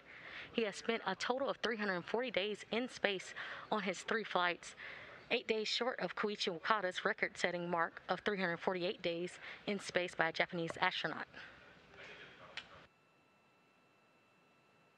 Thomas Pesquet is also a mission specialist for Crew-2, working with the commander and pilot to monitor the spacecraft during the dynamic launch and re-entry phases of the flight. He was selected as an astronaut candidate by ESA in May 2009 and worked as a Eurocom, communicating with astronauts during spaceflight from the Mission Control Center. He previously flew as part of the Expedition 50 and 51, launching aboard a Russian Soyuz spacecraft in October 2016 and spending 196 days in space, returning to Earth in June 2017. His mission also included 2 spacewalks to maintain the station, one to replace batteries on an electrical channel, and one to detect a cooling leak and service the robotic arm. He performed an additional 4 spacewalks for Expeditions 65 and 66 to outfit the station with new solar arrays, bringing his career total to 6. He commanded the station for part of Expedition 66 and has a career total of 395 days in space, the most amount of time in space by any ESA astronaut. And that's your Crew-2 astronauts. And this will be my goodbye for today. We will have continuous coverage at Johnson Space Center as well. My colleague Sandra Jones will pick up from here. Now back to Gary and Andy in Hawthorne. All right, thank you so much, Shaniqua. We are now awaiting the third, departure burn 3. It's the 4th departure burn. This is a burn that's just a little bit more than a minute, 62 seconds to be precise. And it'll be the firing of a combination of the service section Dracos as well as the forward bulkhead Dracos, and will make the Dragon roughly co-elliptic with the International Space Station. That's the last of the departure burns until we get to the departure phase burn. And that will put it in a different plane from the International Space Station, lining up with the ultimate target of Crew-2 off the coast of Pensacola, Florida, and really lining up for that deorbit burn. That deorbit burn is 16.5-minute firing of the forward bulkhead Dracos, as well as some of the service section Dracos to keep it in the same attitude. But that is a very critical burn and really commits Dragon to re-entering the Earth's atmosphere and splashing down off the coast of Florida. Yeah, we are just a few minutes away from beginning that 4th burn known as Departure Burn 3. It is quite interesting.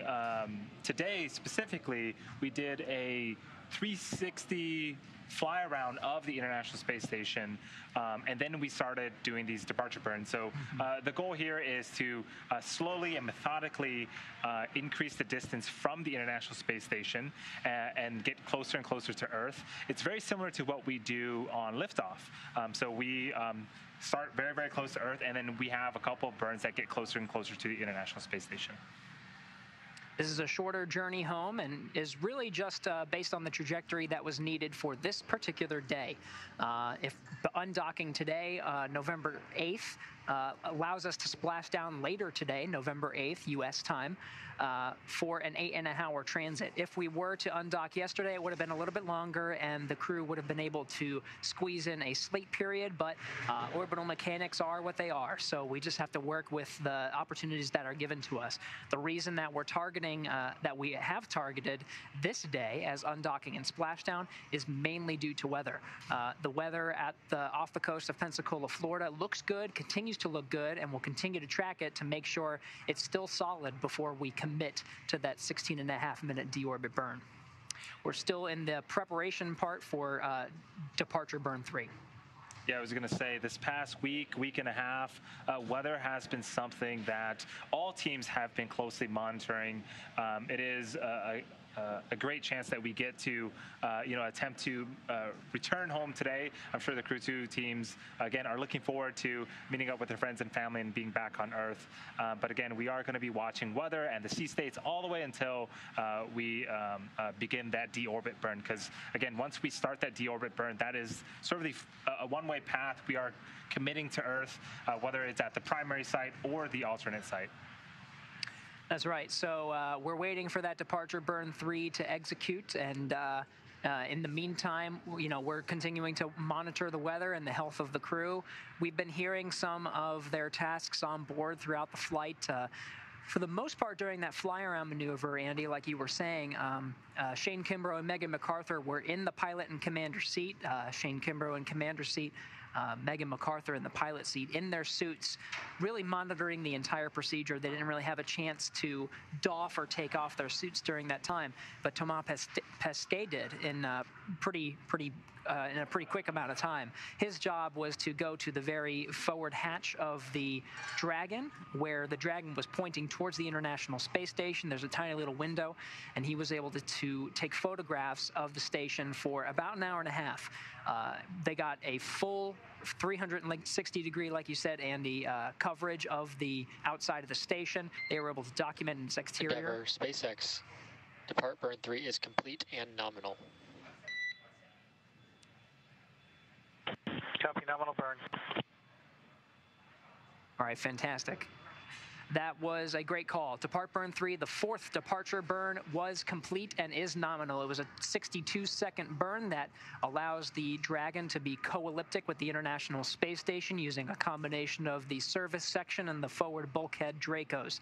So now Dragon is hovering just about 10 kilometers below the International Space Station and is again co-elliptic, which means it's pretty much in the same orbital plane.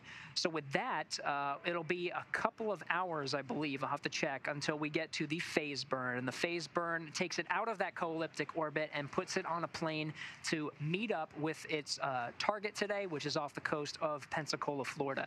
Even after that, they do have the ability to switch to alternate sites if necessary, but everything is continuing to be on track, Andy. Yeah, we have, I believe, 2 more burns left. So we have the departure phasing burn, right, and then that to line up for the deorbit burn, right? And then we are home free. That's right.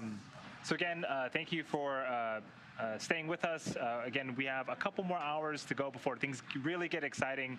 In about 20 minutes here, the crew will be having their, I guess, final meal in space as part of this mission. And then a few hours after that, or about an hour after that, they'll start to don their spacesuits again, do some leak checks, and then get ready for re-entry. In the meantime, we are going to provide continuous coverage the entire way. We're not going to stop. We're going to follow the crew and provide you periodic updates just like these burns that are executing to make sure the crew is safe, and we'll provide weather updates as we get them as well. But so far, everything's looking good. In the meantime, as our coverage continues, we're answering questions from online using the hashtag AskNASA. This next one comes from Investopedia, who's asking how communication between the crew and Earth is established. What technology is it used for? There is a series, a communication network called the Space Network. That is a series of ground stations that are all around the planet Earth. You have ground stations in the United States. You have ground stations in Australia, you have them all over, and they connect with a series of geosynchronous satellites called TDRS. TDRS are tracking and data relay satellites that are about 23,000 miles from Earth and provide data links that go to the International Space Station and to Dragon. Dragon has a TDRS link as well. There are a couple of other ways to get communication with the Dragon directly through the ground stations. When it's close to the International Space Station, they have a connection called a C2V2, called the Common Communication for Visiting Vehicles. And so you can have a connection between the two vehicles and rely on the station's very powerful TDRS network and communications array that it has on board. So there's a number of different ways that we can get communication from the crew. You've been hearing, we've been having pretty solid voice communication for a while, and we'll even be able to provide, as we pass over ground stations, video from on board. Yeah, and I want to add on that, if you guys are tuning in for the first time, you hear a couple of beeps prior to the communication between folks here at the ground and the crew in space. Those are known as Quindar tones, and really those are used to help clear the air to make sure that the message can be relayed as quickly as, or as clearly as possible. And Gary and I are doing our best to make sure that we don't step over those communications, but that is super important that, as long as we have good connectivity, that the messages and important information are being relayed to the astronauts. That's right, and they take precedent over us every time. Yes. So we'll continue to let those pass through, and we'll add context as much as we can. And in the meantime, we'll continue to select some of your questions. You're using the hashtag #AskNASA right now. This next one is about ships and the recovery teams. How many ships will be waiting for the crew? There's a lot of different recovery assets. Yeah, so especially as we get closer to re-entry and splashdown, you see a couple of different ships out here. There are fast boats that will approach the vehicle first after splashdown. Its job is to grab the main chutes that have been cut from the Dragon vehicle and also do some inspections for around the air to make sure that the final approach for the recovery team is good. Then we have our larger recovery vessel. A helicopter can land on it and also has some all the other inventories and a hoist to get the Dragon vehicle out of the water and onto the boat. So there are a couple of boats in varying sizes with a bunch of different purposes, but they're all part of the launch and recovery team. And we do have that prime boat called the Go Navigator that has the helipad. It has the A-frame that's actually going to, like you said, hoist the Dragon really right from the water and put it onto something called the Dragon Nest. They have that one that's stationed to cover all of the different 4 landing sites in the Gulf. And there's another one called the Go Searcher that's out on the Atlantic side, able to cover the 3 recovery sites, prime recovery sites that are out there. In this case, we'll be using Go Navigator, so we should be hopefully be getting some fantastic views. It's going to be nighttime, so we'll see what we get, but hopefully we'll be getting some stuff from Go Navigator. We'll take one more question. This one comes from Robbie, who's asking what the maximum speed of Dragon capsule is on re-entry. So the maximum speed actually happens before re-entry, and the re-entry is really the job is to use the atmosphere, use the heat shield. There's a lot of plasma that builds up because there's a lot of energy that in that moment as it slows down rather from about 17,000 miles per hour, which is orbital velocity. For ground shift handover.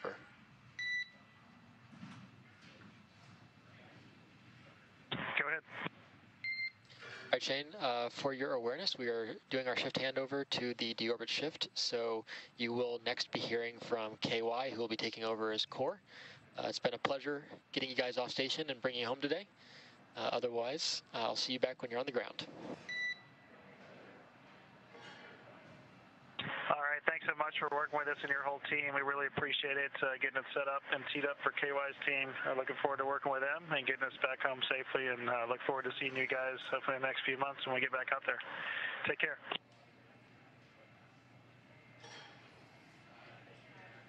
All right, we're going to get a fresh team in Mission Control Hawthorne to take us through the next series of burns. Now, after a successful departure burn 3, we got that phase burn, we got the deorbit burn, we got the splashdown and recovery operations. The new team going into Hawthorne will carry us through the entire way. We were talking about the social questions about the velocity of Dragon at re-entry, about 17,000 miles an hour, which is about orbital velocity, and the atmosphere does really a lot of the work to shave that speed down as much as possible to below supersonic. So right about that time from entry, there's about a 7-minute period that we're going to have a loss of signal from the time that it enters the Earth's atmosphere, and you have that plasma buildup. So there's not a lot of communication that's going to get through that. But in between that time that we lose the signal, they'll be going from 17,000 miles per hour to roughly 350 miles an hour. With the speed of sound being somewhere on the order of, I think it's higher than 760 miles per hour, so just shy of the speed of sound. We have confirmed that as it goes through that, we do hear a sonic boom, which is pretty cool from the capsule as it enters through, because it's slowing down quite a bit, but it's still going very, very fast. Yeah, and that's 17,500 miles an hour. It's about the same speed as the International Space Station, and really that's the velocity that's needed to keep an object in orbit. And so, as Gary mentioned, the atmosphere does a lot of the work, again, going from 17,500 miles an hour to 350 miles an hour in a few minutes just by drag alone. That's a lot. So they're we're in between some of the critical burns here. We have the departure burn 3, which happened just moments ago. The next burn will be the departure phase burn, which will happen about just roughly 2:40 p.m. Central Time. So we got some time until we get to here. Actually, I think I'm messing up on that. Yes, it's 4:40 p.m. Central Time. So there is a decent amount of time. It's about this time where the crew is able to just take a break. They are going to enter into a period where they are able to eat a meal. This is about the time where they'll do a lot of their fluid loading as well. So there's a lot of water on board Dragon. Even at the time of launch, there's about 64 liters or about 17 gallons of water. So they have a lot of drinking water to use, a lot of spare drinking water as well, just in case they need to be in orbit for a couple of extra days. So there's plenty to go around. But they'll be drinking quite a bit of water, fluid loading, as it helps them to go from no Gs to 4 Gs. When we were talking about that entry period where they are entering through the Earth's atmosphere and slowing down quite a bit, you can imagine the forces that are necessary to slow the capsule down that much. And so they'll experience 3, maybe 4, maybe even a little more than 4 Gs. And so having that extra fluid inside is really critical to help them to withstand that. So again, we are providing continuous coverage. We have a couple minutes, a couple more moments before the next major activities will happen in terms of the operations for re-entry. So we are going to take a quick little break, but we'll see you back here shortly.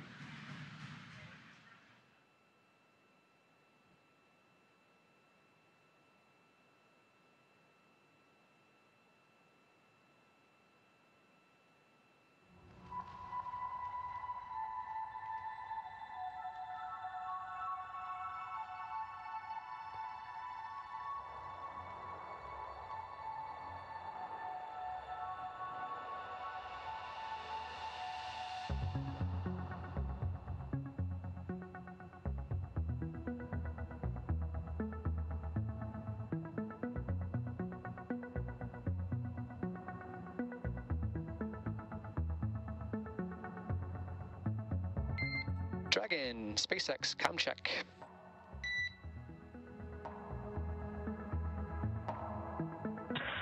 Endeavor has you loud and clear. Shane, good evening. You got Chris here for the remainder of your flight. Looking forward to bringing you folks home. We're just getting settled in, but in the meantime, is there anything I can do for you folks? Not right now, thanks. I'm glad you guys are with us and look forward to getting back here soon. Take care.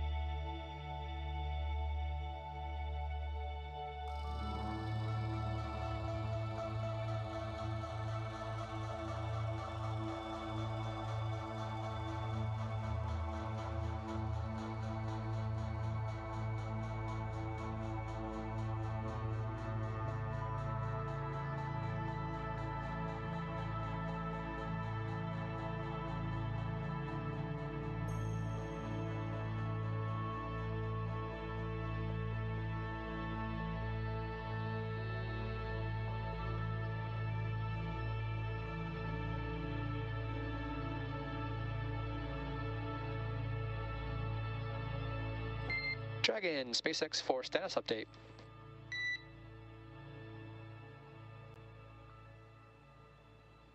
Yeah, go ahead. Okay, Shane, couple things for you.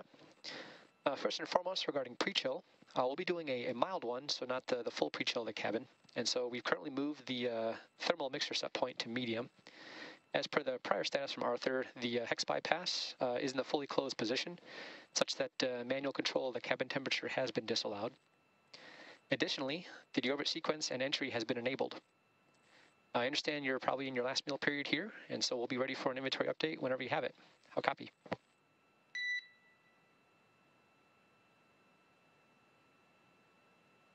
Copy all the hexes in position, manual control and more. Yeah, well, let's see you here soon with the inventory. And we copy all. Thanks, Shane.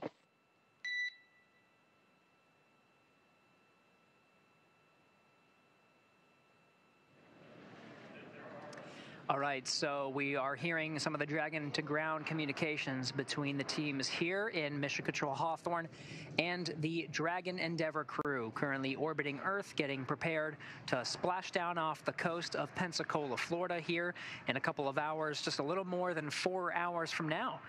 They should be splashing down. A lot's going to happen in that time, so they're going to go through a couple of things in the meantime. Right now, SpaceX Endeavour for an inventory when you're ready. Go for inventory.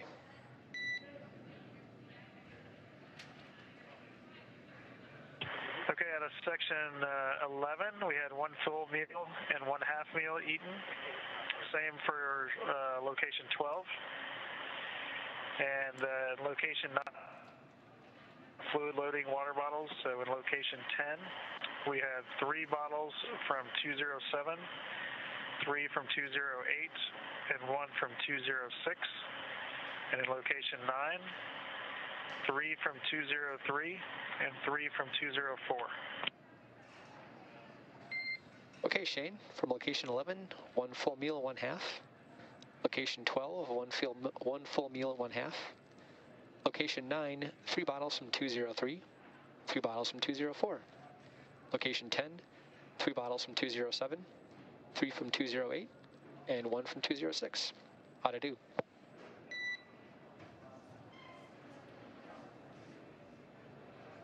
Good feedback. Copy all, thank you.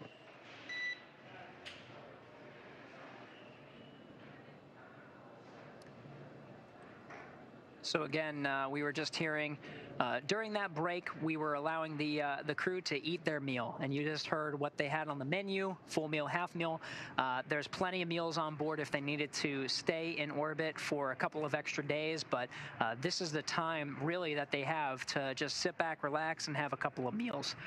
You've heard that they have a couple of items coming up, including stowing some various items, making sure that all the cargo is strapped and in place, ready for some of the next maneuvers that are coming up here soon, including, and this happened during the meal for the crew, fluid loading, making sure that they are having plenty of fluids ingested to get ready for taking on pretty much 4 Gs when they get into the Earth's atmosphere. It's going to be, there's a lot of stress on the human body, and the fluid loading helps them to counteract that.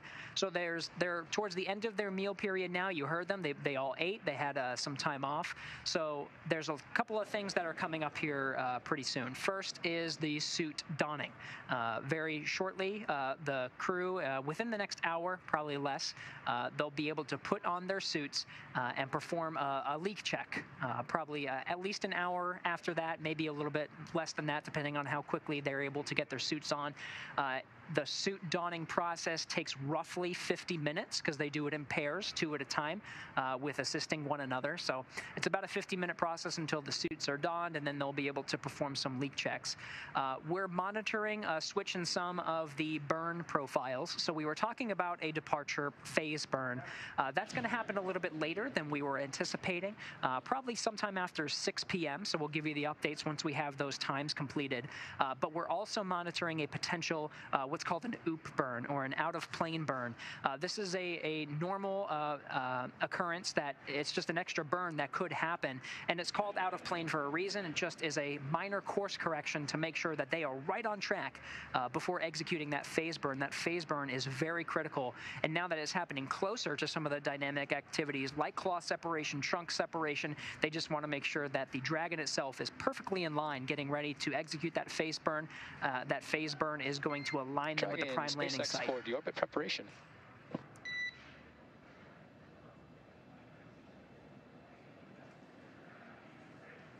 Go ahead for deorbit prep. Shane, just a friendly reminder for you. You should be stepping into 4.700 deorbit preparation procedure, and you should be most of the way through the first 3 sections.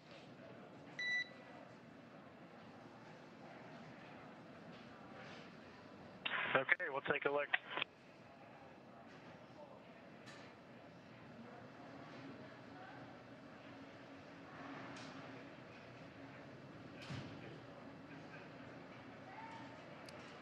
You know, 8.5 hours seems like a very short period of time, or a very long period of time, rather, between undocking and splashdown. But I think what we're witnessing here is it goes by pretty fast, especially because a lot of it was dedicated to that fly around. As soon as they departed, they had to exit their suits, and it just seems like they haven't had any time for the meal period until it's like, okay, now it's time to get ready for the departure prep. But they're working their way through that to get ready for some of these critical burns, and of course, even less than an hour from now, donning their suits.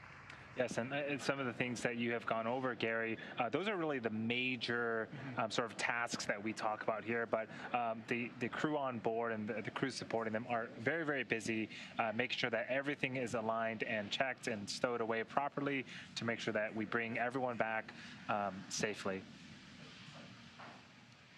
It's a very critical time, and we're going to be following all of the steps along the way. We'll be taking some periodic breaks in between some of these lesser dynamic periods, just like just previously, the crew meal, when they just had some private time to ingest. It sounded like a meal and a half is what they ate, but they have plenty on board as spares, and of course a lot of drinking water, which they've been ingesting, primarily for the fluid loading procedures that's needed to counteract some of the G-forces that they're going to experience upon re-entry. So we'll continue to provide that coverage, and then of course it's not going to be too long. They're going through these procedures, as you heard on Dragon to Ground now, some of the deorbit prep procedures, but one of them is donning their suits. We are through section 3 of 4.700. We copy through section 3. Thank you, Shane. And just checking in to make sure that the team is exactly where they need to be at this point in time as part of their journey home.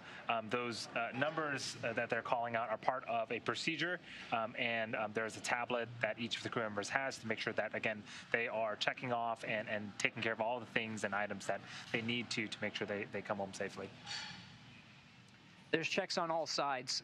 There's checks on the flight control teams here in Hawthorne, checks from the crew. Everybody's really monitoring to make sure that everybody's in place. Even now, that's not happening through some of these communication loops right now. There are recovery teams that are getting staged, getting ready. There's all of those recovery assets that we were going over a little bit earlier in the broadcast, including some of the recovery ships, fast boats, making sure everything is right on track. They're keeping track of where the Dragon is throughout its flight to make sure that they're ready to intercept it. By the time the Dragon enters through the atmosphere and splashes down, the hope is that the crew, or the recovery teams rather, are positioned about 3 nautical miles away from the splashdown site. It allows the fast boats to go out exactly how they sound, fast, at that 3 nautical mile distance to start outfitting the Dragon. There's 2 fast boats that go out. One is to really start setting up some of the rigging equipment that's going to be essential from when the Go Navigator gets out there, attaches to the A-frame and brings it onto the Dragon nest. There's another recovery boat that goes out that's sort of a redundant boat, but if everything's looking good for the first fast boat, the second fast boat will just recover some of the main parachutes. There are 4 parachutes that deploy, 4 main parachutes to slow the vehicle down once it enters through the atmosphere, down to about 15, 16 miles an hour.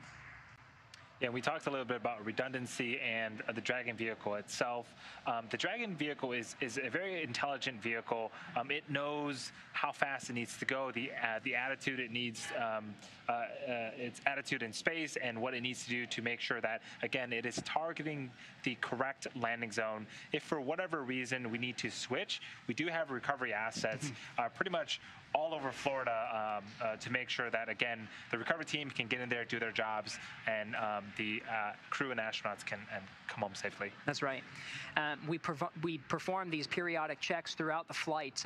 Even now, if you've been following along with us, we're always looking primarily at weather, and weather was one of those main drivers that allowed us to make the decision to switch to what's called an indirect handover. It means that Crew-2, the crew of Dragon Endeavour that's now flying through space, undocks first before the Crew-3 astronauts arrive at the International Space Station. There's still a Crew of 3 that's on board, ready to welcome them when they arrive, now scheduled for no earlier than 2 days from now, November 10th, U.S. time. They'll be lifting off from Pad 39A in Florida to rendezvous with the station about 22 hours later. But in this indirect handover, part of that was because the primary landing site that we're talking about, Pensacola, Florida, for late tonight, 10:33 p.m. Eastern Time, 7:33 p.m. Pacific Time, looks very good. We'll continue to check in weather all throughout the flight. There are weather checks, Andy, as you're saying, that allow us to see, hey, is the weather still good before we go ahead and commit to deorbiting and landing. It's really that deorbit burn. Once we begin that, it's a 16.5-minute burn. Once we begin that, we are committed to landing in Pensacola. And again, it is going to be, I would say, relatively quiet in terms of operations for about 2.5 hours. Right. Once we hit the 6 p.m. Pacific time mark, things really start to pick up pace. But everything is going well so far. I do want to check in and send it over to Sandra, who is in Mission Control Houston, for a quick update. Thanks, Andy, and welcome back to Mission Control Houston. Since Dragon's departure, it's been back to business as usual for the International Space Station flight controllers during this Orbit 3 shift, being led by Flight Director Anthony Varya. Though we have transitioned out of joint operations after Dragon moved out of the approach ellipsoid, flight controllers have continued to monitor Shane, Megan, Aki, and Thomas' flight home. The team here in Houston is still playing a few roles with Dragon's return trip and recovery. Our TOPO, or Trajectory Operations and Planning Officer, is continuing to monitor Dragon's path, on the lookout for any conjunctions or chances of any space debris crossing paths with Dragon during the flight home. We also have a representative from NASA's Flight Operations Directorate on console to serve as an information clearinghouse for all NASA personnel, supporting splashdown and providing input should any changes to return need to take place. We also have our spaceflight meteorology group actively providing weather data to the joint NASA and SpaceX teams as we keep a close eye on conditions to make sure they're clear for a safe splashdown today. And finally, our landing support officer is on standby in the event we run into any major issues that would cause Dragon to end up at an unsupported splashdown location. From there, we would call up support from our Department of Defense colleagues. Meanwhile, back on the International Space Station, the 3-person crew of NASA astronaut Mark Vande Hei and Roscosmos cosmonauts Anton Shkaplerov and Pyotr Dubrov are in their sleep period after a busy day preparing for Crew-2 departure. From our end, all continues to go smoothly, and we're looking forward to seeing Shane, Megan, Aki, and Thomas back on Earth shortly. In the meantime, we'll continue to monitor here from Mission Control Houston. For now, I'll send it back over to Hawthorne. All fantastic to hear, Sandra. Thank you very much. We're continuing to monitor this undocking and splashdown of the Crew-2 astronauts, and we're going to be providing continuous coverage all along the way. Andy, as you mentioned, it's going to be some time until some of the more dynamic phases of the flight start to happen. What with the phase burn, we're going to separate the trunk, we're going to enter the atmosphere. A lot is going to happen, a lot of action. But very soon, the crew are going to be donning their suits, and we'll, of course, follow along with that. In the meantime, we are providing continuous coverage and constant updates throughout this flight, even answering some of your questions. We're following the hashtag AskNASA, so just send those in, and whenever we can, Andy and I will answer as many questions as we possibly can throughout this flight. This first one comes from Carolyn. Carolyn's asking, will the crew of Crew-2 ever go to space again? A very good question. So you have 4 crew members on board Crew-2. Shane Kimbrough, you have Megan McArthur, Akihiko Hoshide, and Thomas Pesquet, all veteran space flyers. Do they have the opportunity to go to space again? Yes. Probably not in the same as the same crew, not taking all 4 crew members at the same time. There's a lot of variation that happens based on crew schedules. There's personal stuff as well, making sure that they have time to spend with family. A lot of them, after their missions, take different details as part of the astronaut office, and they oversee a particular program. Some of them look at engineering. Some of them look at human health and performance. Some of them are working right now on some of the upcoming moon missions, the Artemis missions, and they all take different paths. And so the likelihood that they'll all come back and be the same 4 crew member crew to go up in space again is pretty low. I haven't really seen that in my time, but the chances that any one of them can fly again, they're totally not off the table. Any one of them can. We have another question here. What does capsule burn feel like and sound like? Is it very noticeable by the astronauts? And so I'll answer this in terms of when the Dragon capsule is in orbit in space and we're going through some of these departure burns, the astronauts definitely can feel it. It is gentle, I would say. So they do feel a little bit of force. They are in microgravity, so when there is any type of force put on them, they will definitely feel that inside the capsule. In terms of sound like, it's not what you would expect in terms of an engine. The Dragon capsule uses hypergolic propellants, and it's actually fed into the system via a pump of sorts. And so what you actually hear is clicking. And so that clicking is the fuel being fed into the engines and combusting and eventually producing the force that is necessary for all of these burns. It can be pretty loud, and there are, we were actually seeing a lot of these pulses, particularly during the fly around when we had the opportunity to have a station camera fixated on the Dragon capsule.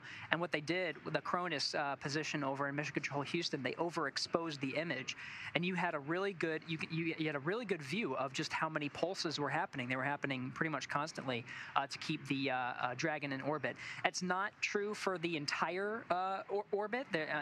It's not constantly firing the entire time, but particularly through some of those more dynamic phases like a fly around where the Dragon really had to be pointed directly at the International Space Station. It was constantly firing to just make sure it was in the right orientation. It is happening pretty regularly, I will say.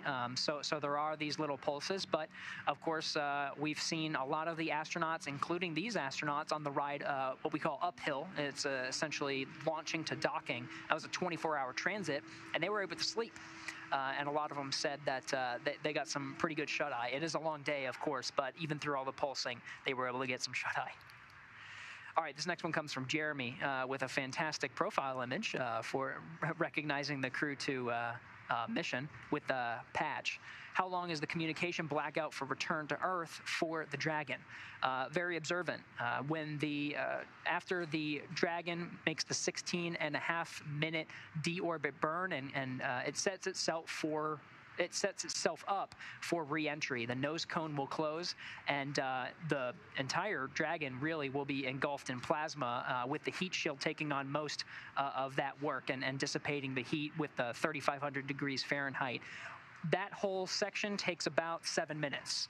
In this particular profile, it will take about 7 minutes from the time that we actually enter into entry interface and we make contact with the atmosphere to the time where we're out of it and have the ability to communicate with the crew. That's an anticipated time frame, so there could be some deviation in that, but we're looking at 7 minutes. Yeah, and just to add on to that, the reason why plasma is formed is the capsule is moving extremely fast, and when it hits the Earth's atmosphere, it starts to superheat the air, and we start to form plasma. And one of the properties of plasma is it interferes with communication signals. So as they're slowing down and as they get to the other side of the atmosphere, so to speak, we'll be able to regain signal about after 7 minutes. We'll take one more here from the Space Watcher. Will Crew-3 do a fly around of the space station? If not, how often does it need to be done? I don't believe so, and Gary, feel free to correct me if I'm wrong. For Crew-2, this was specific to the capsule and this mission to do that 360 fly around of the International Space Station. Typically, when we're going uphill, we're doing a couple of phasing burns to get closer and closer to the International Space Station and eventually dock. And then when we are downhill, we'll do the sort of same in reverse and head back to Earth. That's right. Definitely not during the rendezvous approach and docking phase. When we're getting the crew up to dock with the International Space Station, that takes absolute priority. I will have to check if they're going to do it after they depart. I'm not entirely sure if they're going to do it. I know definitely ahead, Andy, as you mentioned, ahead of the Crew-2 launch, we already knew that this fly-around capability was added. Whether subsequent missions will do it, I will have to check. That may be so, just to do regular surveys of the International Space Station, which was very much a regular thing during the shuttle missions, but that was more because of the assembly phase. That was the shuttle was flying when the International Space Station was being built, and so these regular surveys were needed as new elements were added all the time. But even since we've done this fly around, which in 2021 we now have completed that fly around, the last fly around was with a Russian Soyuz vehicle back in 2018, and it was NASA astronaut Drew Feustel who had the camera in his hands taking some photos of the exterior of the International Space Station. Since then, quite a number of things have changed. It's not the same as it was in 2018.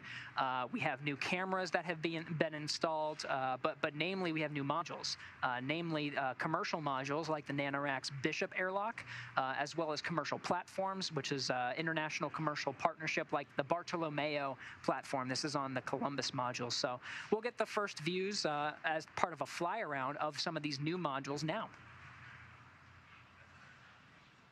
Keep sending these questions. They're fantastic. As much as we can throughout this phase of flight, especially while we're in this period waiting for some of the more dynamic activities. Andy, you mentioned right after about 4 p.m. Pacific time is when we'll have a lot of action. The departure phase burn is scheduled to happen just about then. Right now, we're pretty much co-elliptic with the International Space Station. That means we're roughly in the same orbit, about 10 kilometers right underneath it. We're going a little bit faster, so we're going in front of the International Space Station now as well. But once we have that phase burn, we'll go ahead and get out of the same plane of the International Space Station and line up with our target, which is Pensacola, Florida, right off the coast to splash down and return our crew safely back to Earth. Yeah, so again, quiet period, so to speak, and the next really major event is when the astronauts will don their suits just after 4 p.m. Pacific time. Until then, we are going to take a quick break again, and we'll see you back here shortly.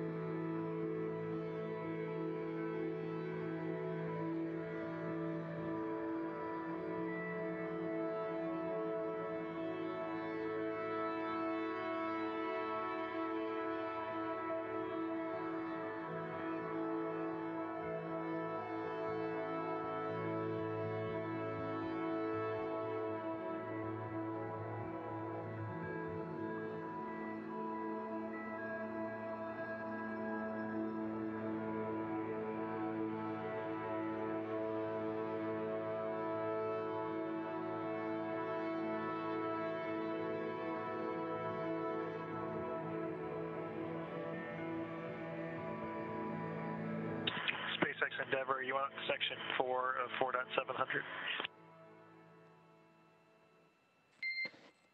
And Shane, copy, have you completed section 4? No, would you like us to do it? No rush, at your discretion.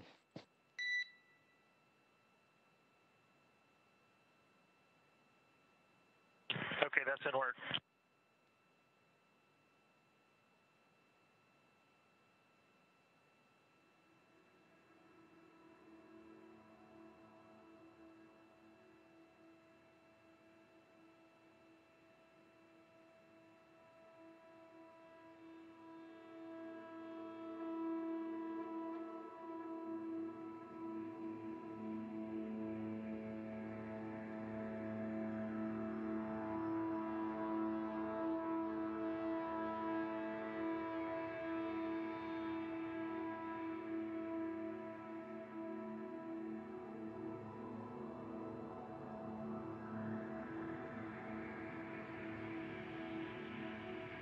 SpaceX Endeavour, section 4 complete. Good test. We copy, complete with Vehicle Rio health LEDs. We saw good data on the ground as well. Appreciate that. And you've got about 5 minutes until starting suit up.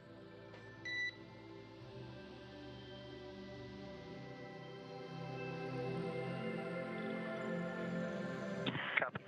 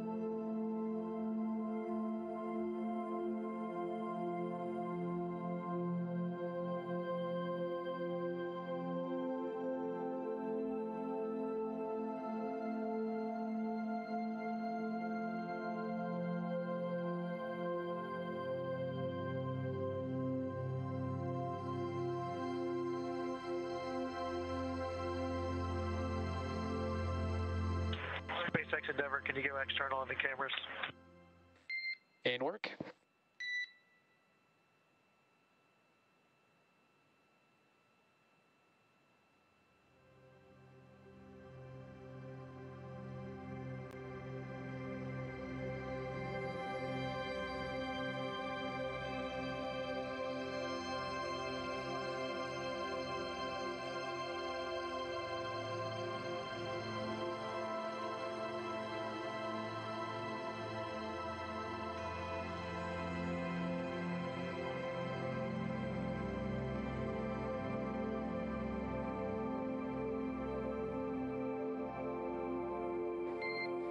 Dragon, SpaceX, no response required.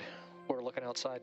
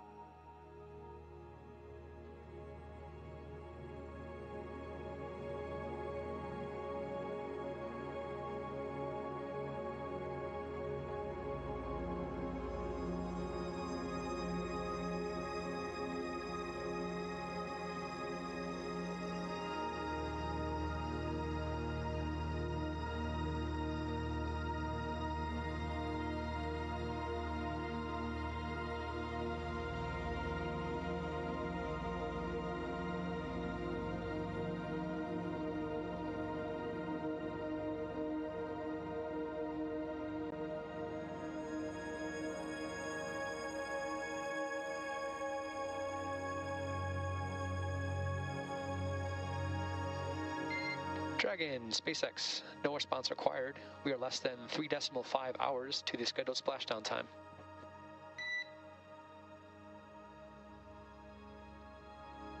Endeavour copies, thanks.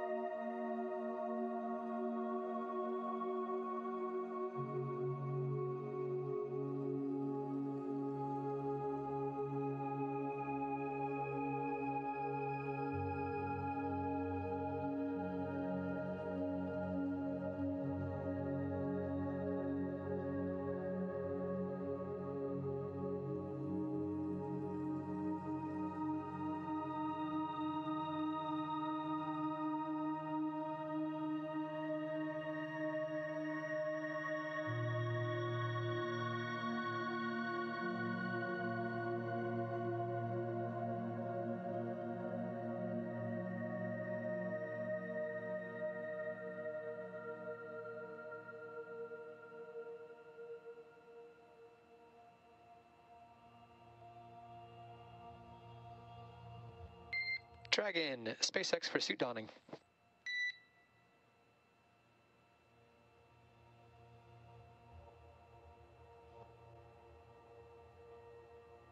Go ahead. Shane, you are go to begin 4.010, suit donning and audio configuration.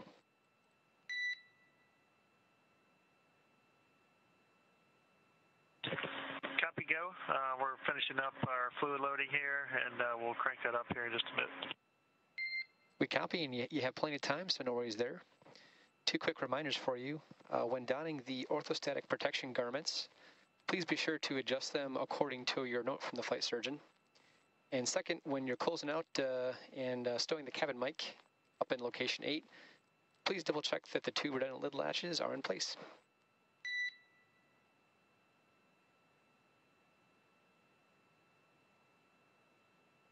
Okay, copy the latches and also the words on the OIGs. Thanks. We copy, thank you.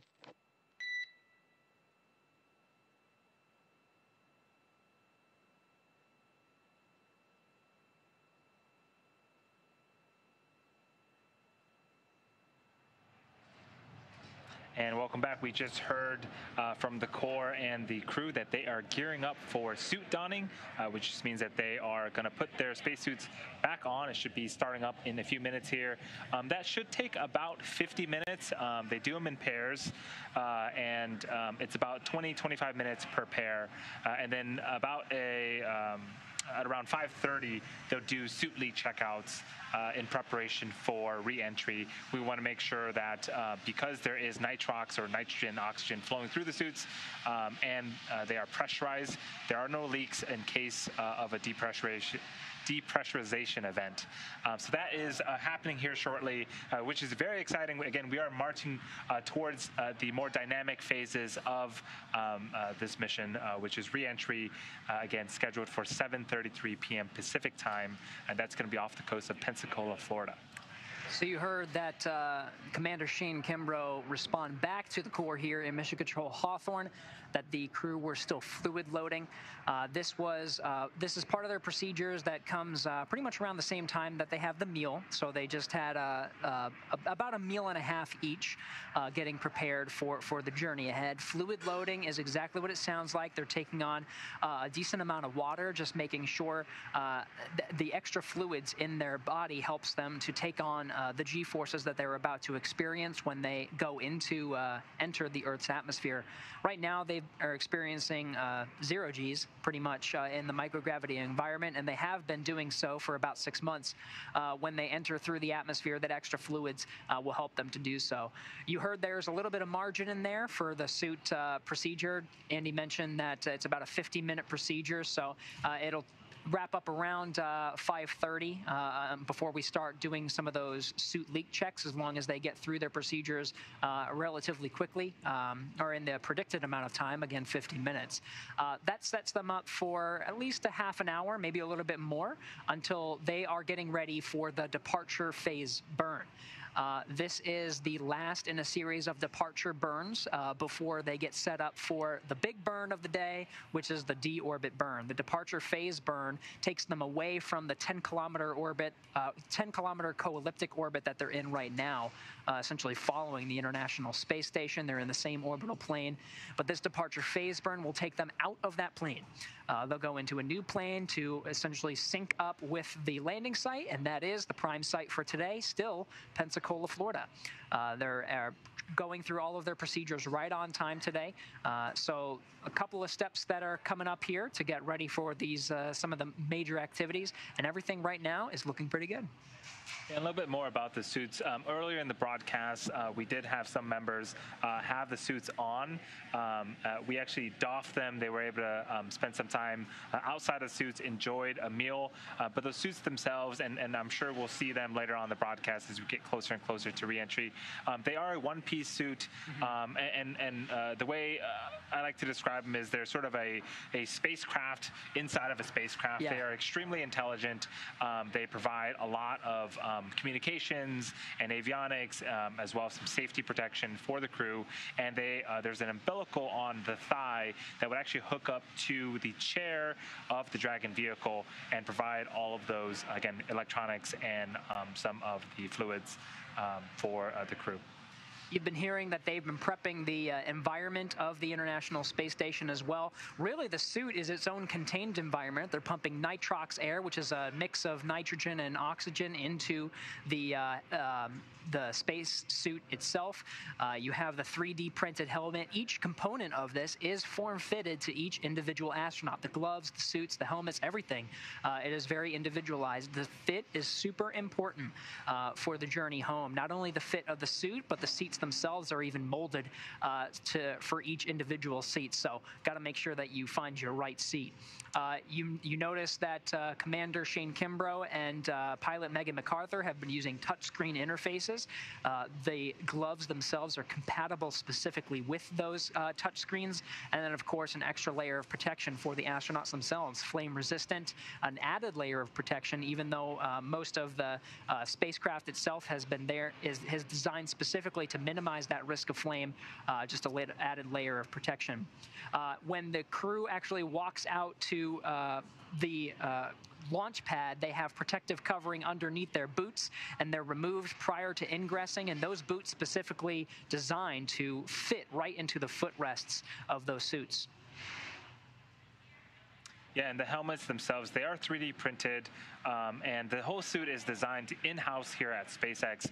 We definitely took form and function into play. They look pretty darn cool, if you ask me, very modernized. And so, again, the crew right now are donning those spacesuits right now in preparation for re-entry and splashdown later on in just a few hours today. All right, and we'll continue to provide some periodic updates to you as we continue our coverage. Again, we're donning suits, and we'll follow along until we get to that departure phase burn. We're here in Mission Control Hawthorne, but of course we have teams that, since they departed the International Space Station, are monitoring over there in Houston, Texas. So why don't we go over to Sandra Jones over in Houston for an update.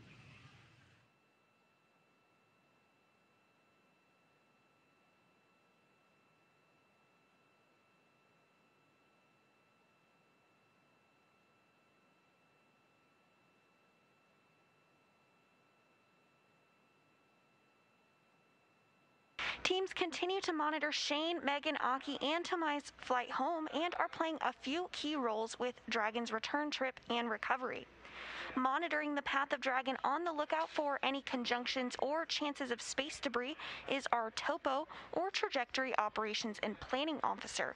We also have a representative from NASA's Flight Operations Directorate on console who's serving as an information clearinghouse for all NASA personnel supporting splashdown and providing input should any changes to return need to take place.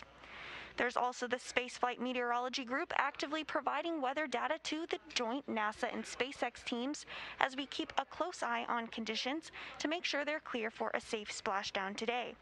And finally, our landing support officer is on standby in the event we run into any major issues that would cause Dragon to end up at an unsupported splashdown location. From there, we would call up support from our Department of Defense colleagues. Meanwhile, back on the International Space Station, the three-person crew of NASA astronaut Mark Vande Hei and Roscosmos cosmonauts Anton Shkaplerov and Pyotr Dubrov are in their sleep period after a busy day preparing for Crew-2 departure. It will be great to see the crew suited up here shortly, and all continues to move along. The next big milestone we're looking towards today is the departure phase burn, scheduled at 8:09 Central Time. We continue to look forward to seeing Shane, Megan, Aki, and Tama return back to Earth and splash down off the coast of Pensacola later this evening. In the meantime, we'll continue to monitor here from Mission Control Houston, and for now, I'll send it back over to Hawthorne. All right, great to have Mission Control Houston following along the way. Now, of course, we are outside of joint operations.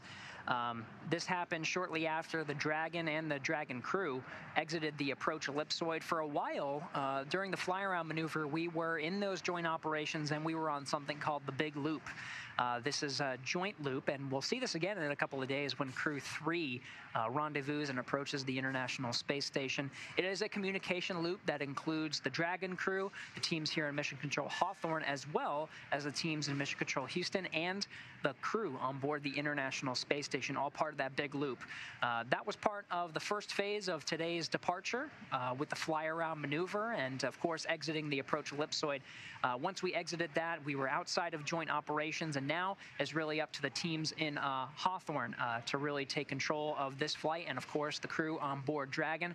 But it's great to have teams. It is a joint operation. This whole mission was really a journey to and from the International Space Station to spend 6 months on board doing incredible science and, of course, maintenance. We put on new solar arrays during Crew-2's time on board the station. But now it's really ready. We're in the final stretch here, about less than 3.5 hours until we splash down. Yeah, things continue to go very, very smoothly. We have been taking some breaks because really not a lot is going on in terms of the operation.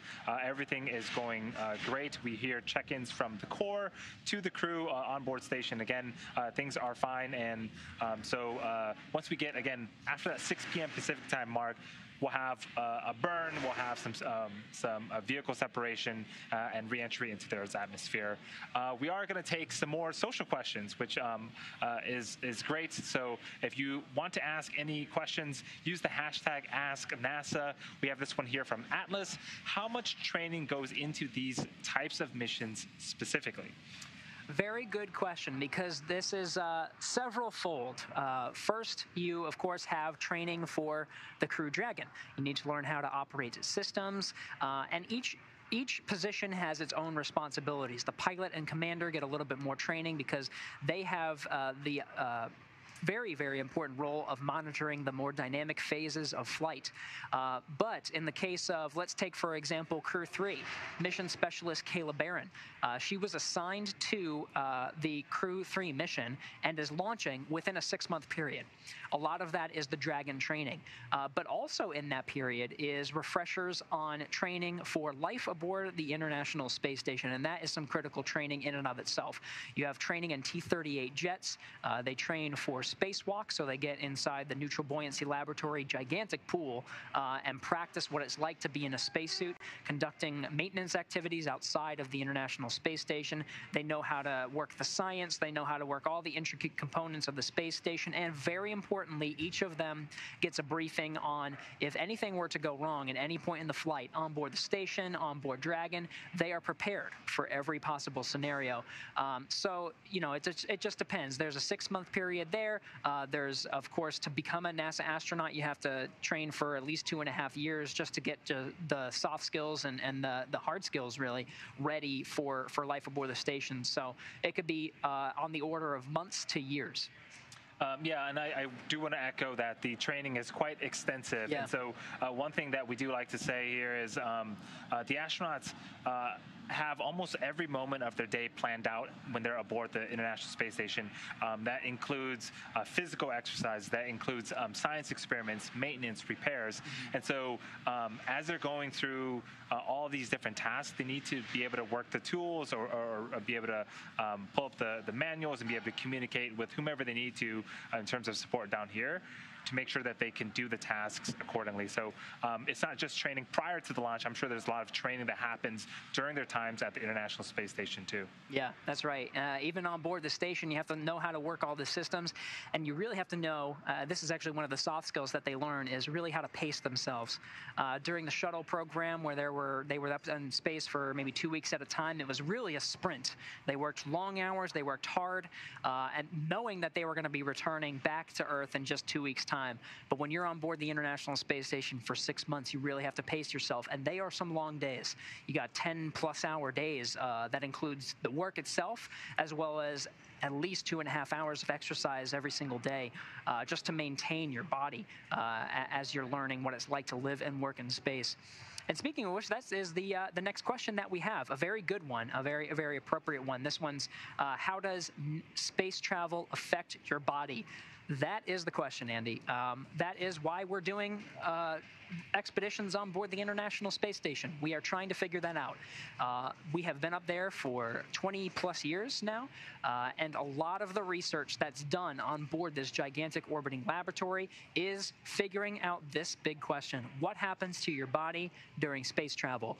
We are learning a lot about muscle and bone loss. If you were to do nothing in space, your body would really adapt to that, knowing that there's no stress on the human body. Just like me standing here, I'm experiencing at least 1 G of stress as the Earth is pulling me down towards the ground. But in space, that goes away. So you experience muscle and bone loss. So they counteract that with some with exercise, with resistive and aerobic exercise. There's changes to the way that your to the fluid shifts. There's a shift in fluid towards your head.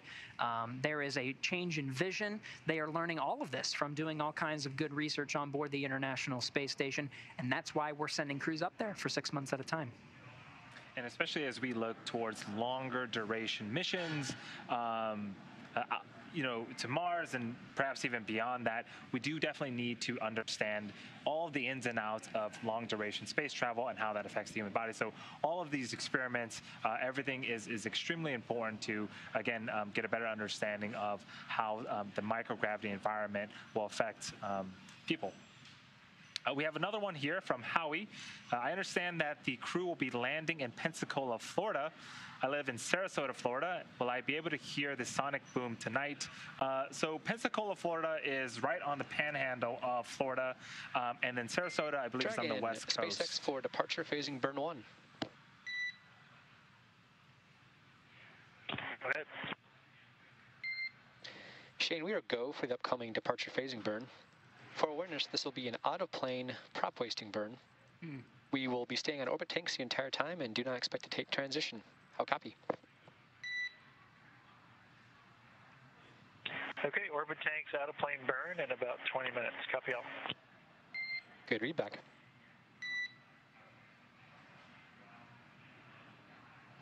So there you have it. As we were talking about before, we're tracking some of these deorbit burns or departure burns, and we were talking about 5 of them. There was departure burns 0 through 3, and then the departure phase burn, which we're looking at a little bit after 6 p.m. Pacific time. This one that they're talking about now, coming up in about 20 minutes, is called a departure out of plane burn. This is a pretty standard burn that is tracked throughout most of the phases of flight, both on the way uphill, which is after launch, to docking to the space station, and on the way downhill. And it's really just a periodic check to look at that trajectory of the Crew Dragon and make sure, hey, are we still lined up? Are we still where we need to be in order to execute the burn when we are expected to? And so an out-of-plane burn is just a short firing of those Draco thrusters to just make a subtle course correction. We've seen it on a number of Dragon flights so far, and so now it looks like we are tracking an out-of-plane burn coming up in about 20 minutes. Yes, I believe the Corps also mentioned that this will be used as a prop wasting burn as well. And so that is propellant wasting burn. And what we want to do is there is a bit of extra propellant on the Dragon vehicle, and we want to shed that mass. It helps the deorbit burn be more efficient, and also helps the parachutes do their job a little bit better. Slowing down a heavier object is more difficult than a lighter object, so we get rid of any propellant that we won't need for reentry. So, Andy, you were talking about, we had a question from Pensacola, Florida. It looks like some other folks in Florida are looking for an opportunity to see if they can hear the sonic boom. Yes, so the Dragon vehicle will definitely be entering the Earth's atmosphere at supersonic speeds. In fact, it's 20 times the speed of sound. Sarasota is a little far away from the proposed landing site. You might be able to hear it, but I don't know if that's a guarantee. We'll do a little experiment. How about that? For those who are tuning in, watching our coverage, entry interface into the Earth's atmosphere is expected to take place roughly 10:20 p.m. Eastern time if you're out in Florida. So between 10:20 and we'll say 10:26, right? That's about the 7-minute period that they're in that entry. Go outside, It's okay if you don't watch us the entire time. Go outside and let us know if from Sarasota, Florida, you are able to hear that sonic boom. This will be a pretty cool experiment. Yeah, and if you do hear it, trust me, it'll be very noticeable. You're not going to miss it. So, yeah, that'll be a cool little experiment to see if the folks on the west coast of Florida can hear the sonic boom of the Dragon capsule coming in. Real quick, so we haven't talked about the crew in a little bit. They are donning their spacesuits right now, again, getting ready for re-entry here in a couple hours. So let's talk a little bit about the crew and re-meet them. So first up, we have Shane Kimbrough. He is the commander of the Crew Dragon spacecraft and the Crew-2 mission.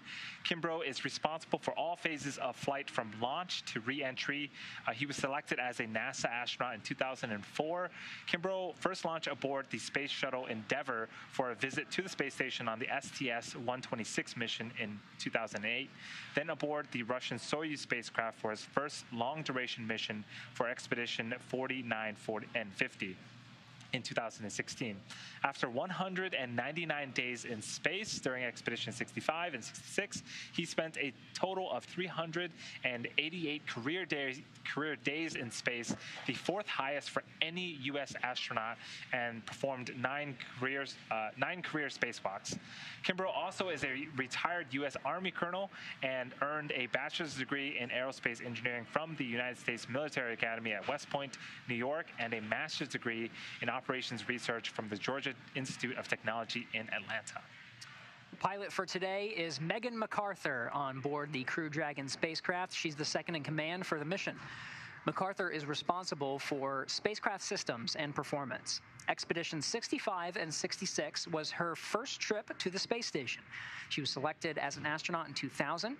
McArthur launched on a space shuttle Atlantis on a mission specialist for STS-125, which was the final Hubble Space Telescope servicing mission in 2009. McArthur operated the shuttle's robotic arm over the course of the 12 days, 21 hours that she spent in space, capturing the telescope and moving the crew members during the 5 spacewalks needed to repair and upgrade the telescope. She holds a bachelor's degree in aerospace engineering from the University of California, Los Angeles, and a doctorate in oceanography from the University of California, San Diego. Now, with Expeditions 65 and 66, she has a career total of 212 days in space. Next up is Akihiko Hoshide.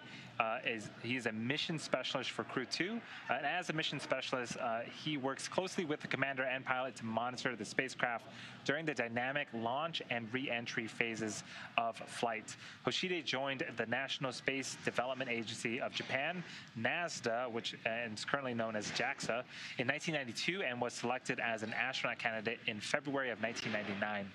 Hoshide is a veteran of two space flights in addition to Expedition 65 and 66. In June 2008, he flew to the International Space Station on the STS-124 mission to deliver the Japanese experiment module Kimbrough to the station. From July to November 2012, he stayed on the space station for 124 days as a flight engineer for the Expedition 32 and 33 mission. The Crew Dragon will be the third spacecraft that Hoshide has flown to the orbiting laboratory. Hoshide commanded the station for Expedition 65 and performed 1 spacewalk, bringing his career total to 4, and he has spent a total of 340 days in space on his 3 flights, record-setting 8 days short of Koichi Wakata's record-setting mark of 348 days in space by a Japanese astronaut. Thomas Pesquet is also a mission specialist for Crew-2, working with the commander and pilot to monitor the spacecraft during the dynamic launch and re-entry phases of flight. He was selected as an astronaut candidate by ESA in May of 2009 and worked as a Eurocom, communicating with the astronauts during space flights from the Mission Control Center in Europe. He previously flew as part of Expeditions 50 and 51, launching aboard a Russian Soyuz spacecraft in October 2016, and he spent 196 days in space, returning to Earth in June of 2017. His mission also included 2 spacewalks to maintain the station, 1 to replace batteries on an electrical channel, and 1 to detect a cooling leak and service the robotic arm. He performed an additional 4 spacewalks for Expeditions 65 and 66 to outfit the station with new solar arrays, bringing his career total to 6.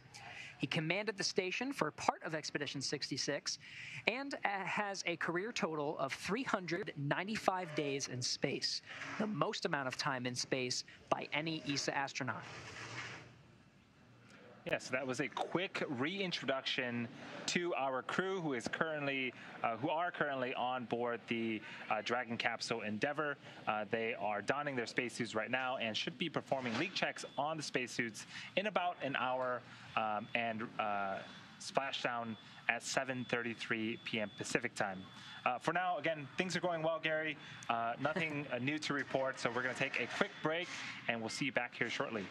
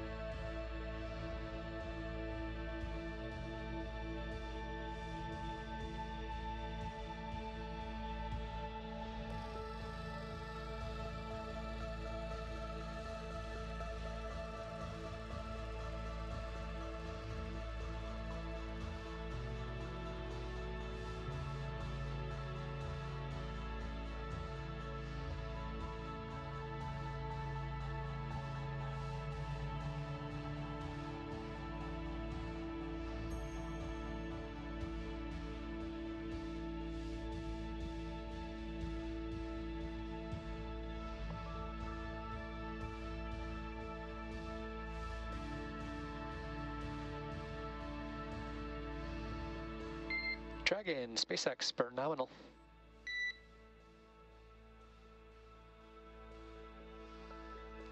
Copy, nominal burn.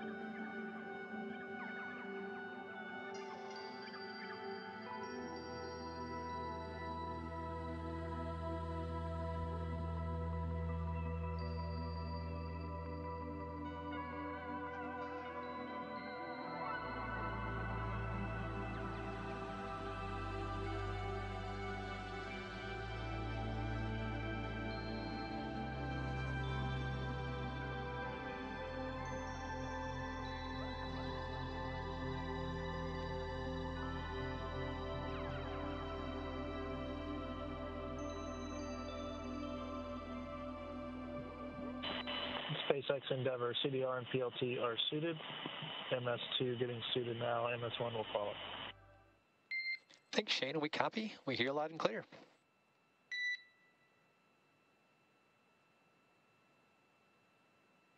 Loud and clear as well.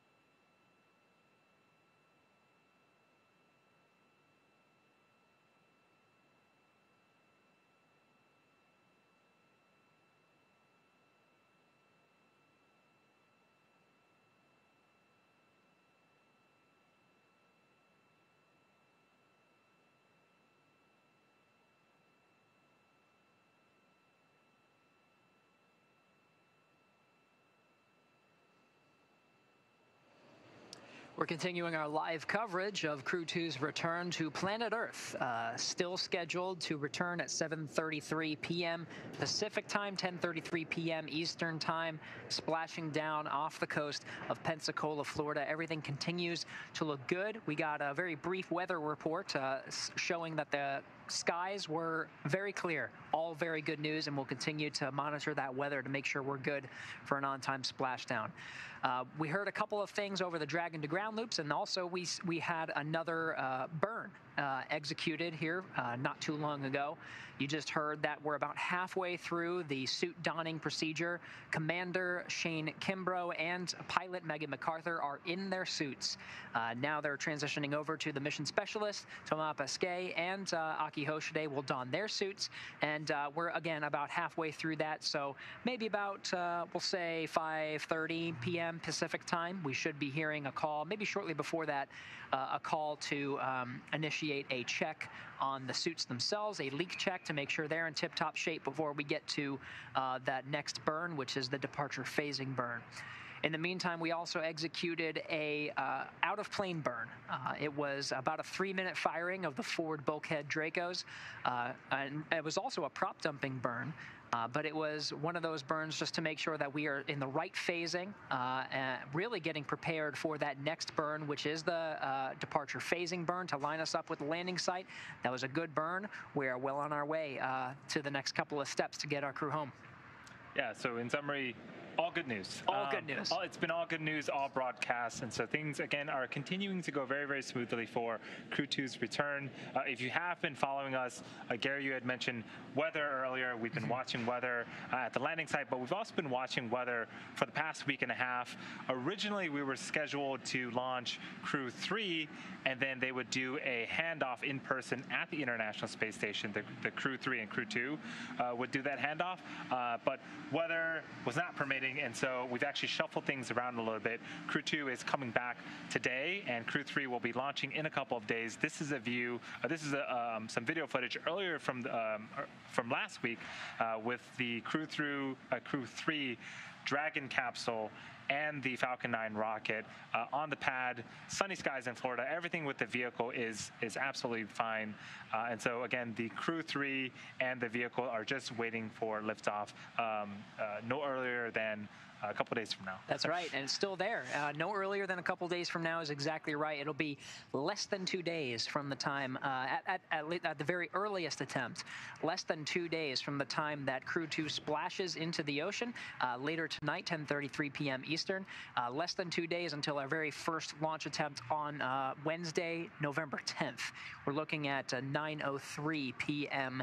Eastern Standard Time to launch that vehicle. So yes, less than a 2-day turnaround. But again, the vehicle is looking healthy. It's still at pad 39A, and the crew themselves are well are also well. We've been tracking a minor medical issue, and that seems to no longer be a concern as we look forward. Really, weather being that primary concern over at the Atlantic side, not only just at the Cape over in Florida, but we're looking at the entire ascent corridor that goes up the eastern seaboard. So we just got to make sure everything's in tip-top shape, and we'll continue to monitor that throughout the week. Yes, less than 2 days sounds much better than what I said, which is no earlier than a couple of days. So thank you for the correction there, Gary. We do have some more social media questions. Again, if you are interested in asking us, we're going to try to answer as much as we can on air. Use the hashtag AskNASA. First one comes from Emmett. Will Dragon use the Super Draco engines today? Very perceptive. No. The short answer is no. So we have two sets of engines on the Dragon. We have the Draco engines. There are 16 of them sort of throughout the Dragon capsule. Then we also have another set of Super Draco engines. The Super Draco engines are really reserved for in-flight abort. So that's really only necessary during the uphill phase or during ascent or launch. We actually deactivate the Super Draco engines after the ascent has gone smoothly, and they remain deactivated until the vehicle goes through another launch attempt. Yeah, to get home, really, it's the work of the atmosphere. The atmosphere does the bulk of the heavy lifting to slow us down. Right now, Dragon traveling about 17,000 miles per hour. The Super Draco engines are not needed to slow the vehicle down. The Deorbit Burn on the forward bulkhead Dracos really does a lot of the work to slow us down just enough to get in contact with the atmosphere. So once we get in contact with the atmosphere, we go from about 17,000 miles per hour down to about 350 miles an hour. So that atmosphere, that phase where we're in the entry phase and the heat shield is doing a lot of work protecting the crew from the 3,500 degrees of plasma that's surrounding the vehicle. It does a lot of work to slow the vehicle down. From 350 miles, you have drogue chutes and main chutes that slow it down from 350 miles an hour to about 15 miles an hour by the time it splashes down, all being done by the atmosphere. You don't need thrusters at that point. You are really just relying on the atmosphere and the chutes to slow you down. Yeah, and I should mention that we had talked earlier about the sonic booms. Folks nearby might hear the sonic booms. We are targeting the primary landing site to be off the coast of Florida in Pensacola in the water. We do want to remind anyone that is boating in the area not to approach the landing site. This is for the safety of the crew, for the safety of the folks as part of the recovery crew as well. There are a lot of things that need to go right to make sure that the crew and the recovery operations team does their job right and we get the crew back safely. So if you are curious about any views, this broadcast will bring you the best. We have access to all the types of cameras and views that you would ever need. So if you want to watch, we'll bring you the best views possible. All right, let's continue to bring some questions in as we're waiting for some of those leak checks coming up here. This one is about meals. What kinds of meals do astronauts eat? SpaceX for video configuration. Yeah, go ahead. You're welcome back on board. Thanks for reading Orion, Shane. We're going to come back on board momentarily. No problem. All right, so we might actually get to see inside of Dragon as long as we have the connection permitting. The crew inside Endeavour giving the teams here in Mission Control Hawthorne a go. To come back inside means just really turn the cameras on as they're going through their suit donning procedures. Now, we mentioned before that the commander and pilot, that's Shane Kimbrough and Megan McArthur, are suited up in their SpaceX launcher and entry suits, and mission specialist Thomas Pesquet and Akihiko Hoshide are working on their suit donning. That might be pretty much close to wrapping up because we are closing in on the leak checks that are scheduled here in about 30 minutes, well, closer to 25 minutes at this point. But we'll be following that every step of the way. We had a question about meals earlier, and that was not too long ago that the crew was in their first and only meal period. We did hear that they had about a meal and a half, and some of them even had a couple of snacks. The meals that they have on board the Dragon are meals ready to eat. They're essentially the same type of food that is used in the military. It's just a package of thermostabilized food that you just rip open and eat. They come in all kinds of different flavors. dinners and different meals that are packaged. They have chicken, they have steaks, they have briskets, mixed vegetables are some of the things that they have on board. In terms of snacks, you have dried fruits, you have nuts, and they have a pretty decent selection. They don't just have the one meal, although in a nominal case, which is the case for today, they really only had to have that one meal. They do have a couple of extra meals on board just in case they needed to stay in orbit for whatever reason. If the weather shifted to not look good, they can stay in orbit for a couple of extra days if needed, and they have a couple of meals that they can eat, really breakfast, lunch, and dinner for 3 days straight. Yeah, we talked a little bit earlier about Megan McArthur. She made some space tacos at the International Space Station with chilies that they grew at the International Space Station, which is super cool and very aptly named space tacos for lunch, which sounds great, Gary.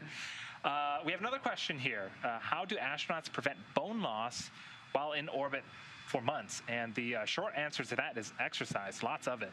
That's right. That is one of the main things that we are investigating aboard the International Space Station, and we have it pretty much down to a science now that astronauts every single day work out for about 2.5 hours. It varies based on the day of the week. Sometimes they are on a stationary bicycle, sometimes they are running on a treadmill, and many of the times they are on what's called the Advanced Resistive Exercise Device. It simulates weightlifting, but there's no weight in space. Dumbbells would be pretty easy to move around in space, so they just use a system of hydraulics, and that simulates weightlifting, and there's a lot of different maneuvers that they can do. So if they introduce stress to the body, which is essentially weightlifting, if anyone's used to it, then that actually prevents a lot of the bone loss that they would experience. If they were to do nothing, their bones would experience degradation similar to what we see with osteoporosis. So we have another one from Catherine. How much room is in the cabin of Dragon? If we do get views inside of Dragon, Dragon inside is quite spacious. So we've typically been flying about 4 people, but the Dragon capsule itself can actually hold up to 7 people. There's room underneath the seats for cargo. And the Dragon vehicle is quite large. This animation here shows that the top conical section is the capsule. That's where the crew is sitting inside. The bottom half is the trunk. That will actually get jettisoned here in the next hour or so for re-entry, and all that's going to return is that capsule. You're seeing some of the other features as well, such as the nose cone. In that particular graphic, the nose cone was closed for most of today's flight. That nose cone has been open. In fact, just minutes ago, while the nose cone was open, we fired the forward bulkhead Dracos for one of those out-of-plane burns, also a prop dumping burn. That just helps us at a course correction and limits the fuel that's carried on board Dragon through the very critical phase of flight of re-entry. Don't need as much fuel. Everything's looking pretty good, both on board Dragon as well as the weather down at the landing site. Dragon, SpaceX for location 10. Go ahead. Hey Shane, looking at our video here, might be a shadow, but we see location 10 might not have a fully stowed lid. Just before Aki gets in, wondering if you could just take a look and make sure we're all stowed there. Yeah, great catch. Thanks a lot, Chris. It was Sarah.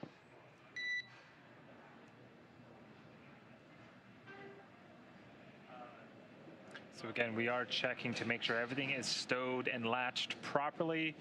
We are getting closer and closer to re-entry into the Earth's atmosphere, so we don't want any types of items moving around the cabin when they shouldn't be. So it looks like the crew is going to check in on location 10 and make sure that, again, things are properly stowed there. We're getting periodic views from the Dragon capsule. Those views happen when we pass over ground stations that provide the interior cabin views. But right now on your screen, you're seeing the International Space Station is looking at one of the cargo craft that delivers thousands of pounds of cargo to the International Space Station. You can see the solar arrays there. That's the Northrop Grumman Cygnus vehicle that's been docked there for quite some time. We're right now over the Australian outback. That's what you're seeing on the surface of the Earth there. Beautiful shots as the station is orbiting. The Dragon at this time is about 10 kilometers below the International Space Station and a little bit ahead of it.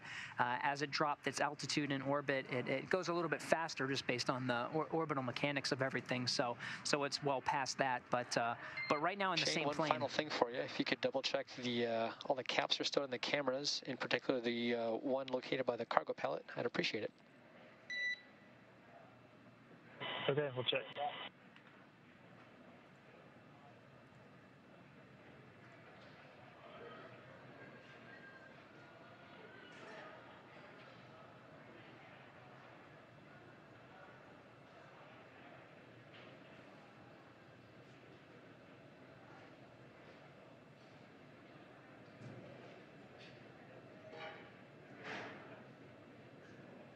About 530 pounds of cargo inside Dragon. A lot of it is, you heard, there's cargo that is the suits themselves that they stowed temporarily in between the more dynamic phases of flight that was in between the fly around and what's coming up now that they're donning their suits is the phase burn, and eventually what's really critical is the re-entry, the deorbit burn and re-entry. Got to make sure you have your suits on for that. But there's even scientific experiments on board now. The Dragon itself has something called polar lockers. So they're powered storage compartments on really underneath where the astronauts are seated, and they have scientific samples on board. They have some studies, some samples of the human body, like blood samples, saliva samples that are part of a regular study called Standard Measures. This is really just taking all of these samples from as many astronauts as humanly possible, because to get a nice sample data set to see exactly what we've been talking about with some of these great questions is what is happening to the human body in space. And you can learn a lot about that by studying some of these samples.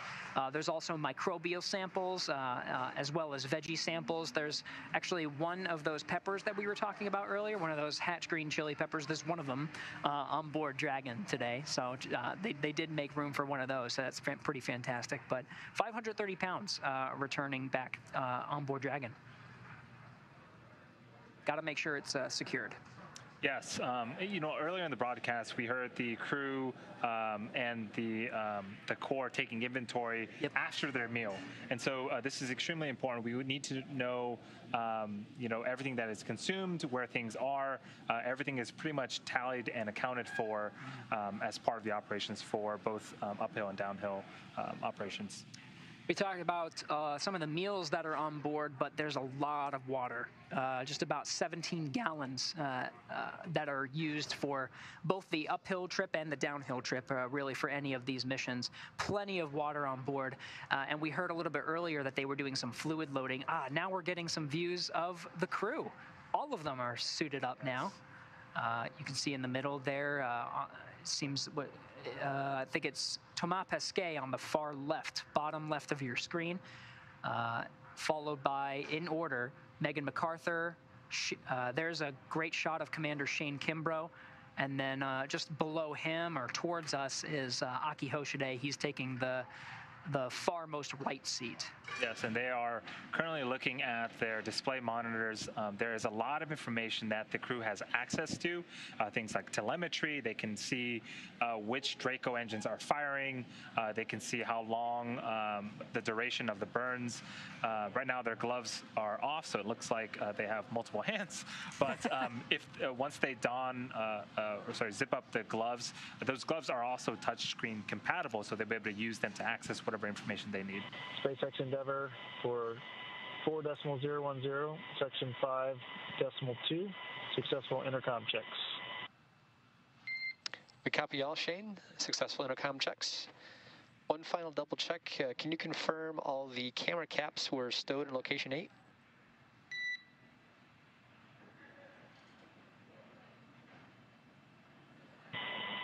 No, SpaceX, they're all tethered and Velcroed to the spots where they were. Is that where you want them? And Shane, we'd like to have them in location 8 just so they don't move around during entry, if you don't mind. Thank you. All right.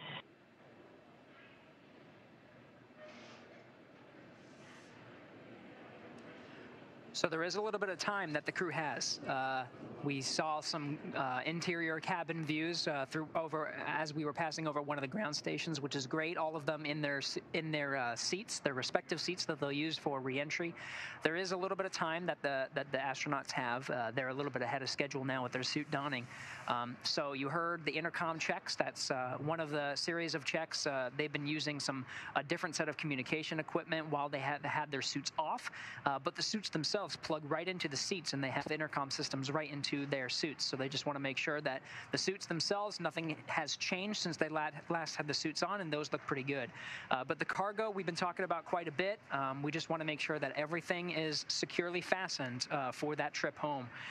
There is going to be some shifting, at least in the terms of gravity. So right now they're all experiencing 0 Gs. They're in the microgravity environment, but all of a sudden on the interior of the cabin, they're going to experience up to 4 Gs. So they just want to make sure everything is securely fastened. Yes, and again, getting closer and closer to splashdown time. Next up, in about 10 minutes here, is leak checks of those spacesuits that we just saw.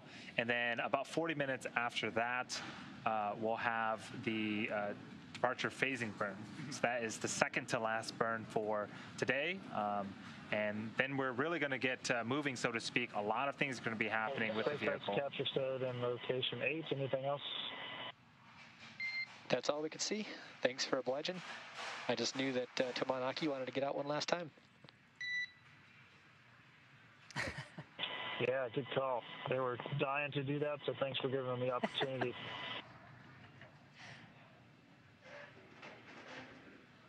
We do have wake-up music ready for you as well, if you'd like, in favor of Tama.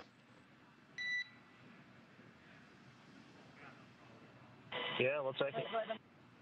Yeah, hold on, let them get plugged in so they can hear it as well. And Shane, I'm just kidding, but I figured you would appreciate us skipping that step with this short return.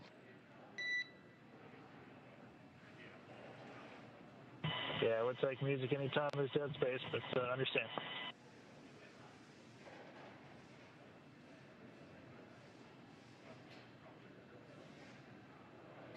A bit of banter back and forth between the crew and the core. So I love it. The wake-up music is it a tradition? It's, but typically after a crew exits their sleeping period, they'll have some wake-up music. But today we only have sort of an 8-hour return. So the crew is not going to enter a sleeping period. So they have a nice, quick return back to Earth today. It has been a long day for the crew, and it really will be. The 8 hours. Dragon and SpaceX for 8 timers.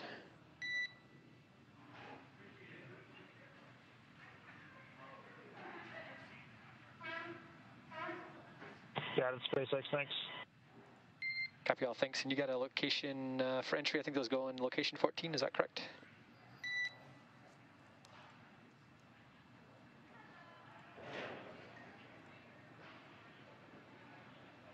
Yeah, 8 timers can be deployed, correct?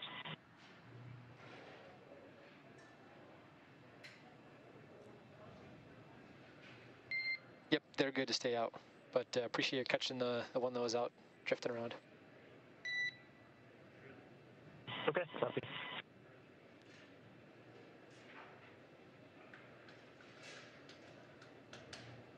Yeah, we're following along. They just the cargo specialists here in Mission Control Hawthorne just making sure everything is right where it's supposed to be. So very shortly we'll be coming up on a suit leak check. That'll be a timed procedure. So when we did get those views of the crew from the cameras inside Crew Dragon, we saw that they had their gloves off. Of course, for the leak check, they'll have their gloves on, helmet visors down, and the suits themselves will be pressurized just to make sure that they maintain that pressure. This will be a way to protect the crew, one layer of extra protection just in case of a cabin depressurization event during the very dynamic phase of flight that is re-entry, part of the requirements of human spaceflight. Yeah, so the suits themselves, that umbilical that we had talked about earlier, it doesn't just feed them audio and electronics, but it also will flow nitrox, which is essentially what the same material that is in scuba tanks, so a combination of nitrogen and oxygen.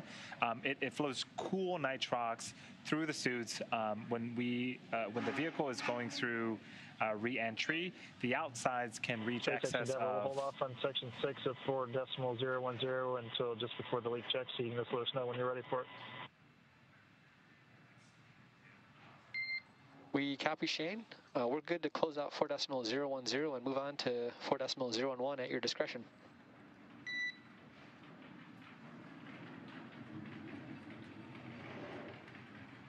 Copy. We were told 0130 for the leak checks. If that's correct, we'll wait 5 more minutes or so before we finish sections. So go ahead and change that. Let us know.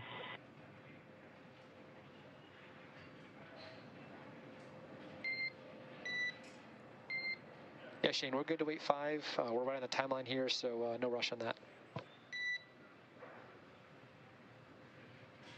Copy that. Thanks a lot. So about 5 minutes away from beginning that leak check, they have their timers ready, standing by. I was talking about the vehicle reentry. Yep. So the exterior temperatures can get upwards of 3,500 degrees Fahrenheit. So being able to pump cool nitrox through the suits for all of the crew members keeps them nice and cool. The cabin itself gets a little warmer, but still the suits themselves, it is nice to have sort of your own AC unit throughout the return.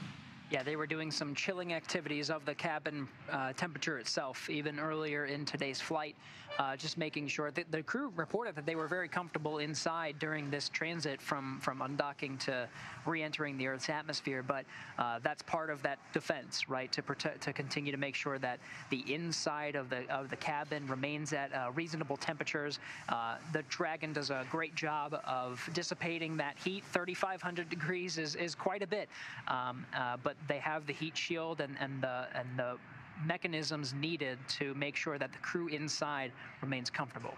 Yeah, that heat shield is made up of a material called pica.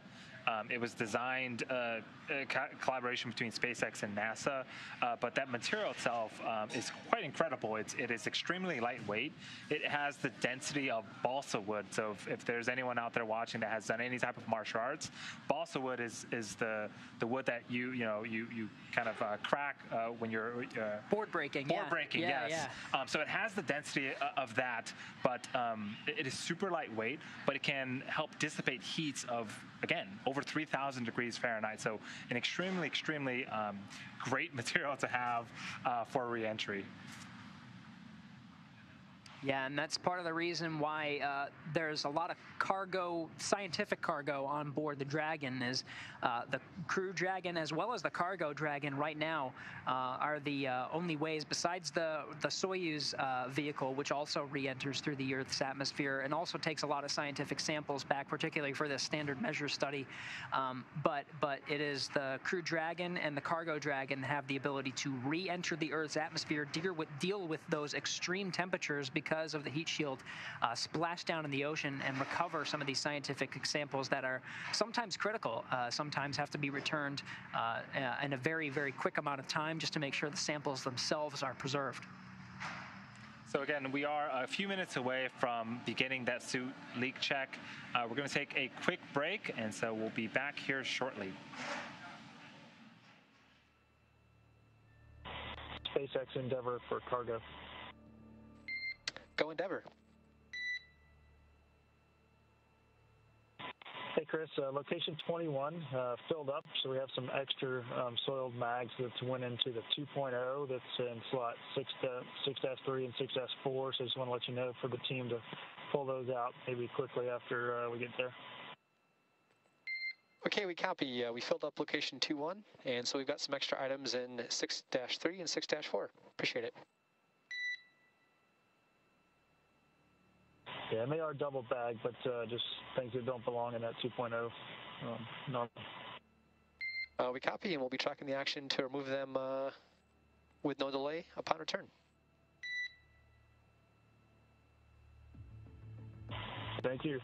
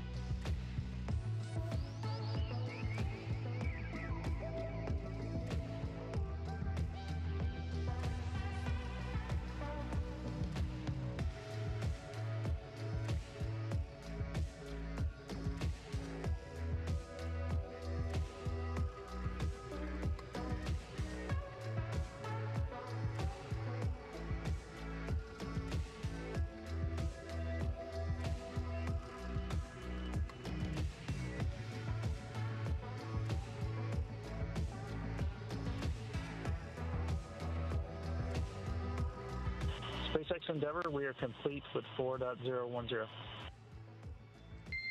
Endeavour, we copy. You are go to begin suit leak check procedure 4.011.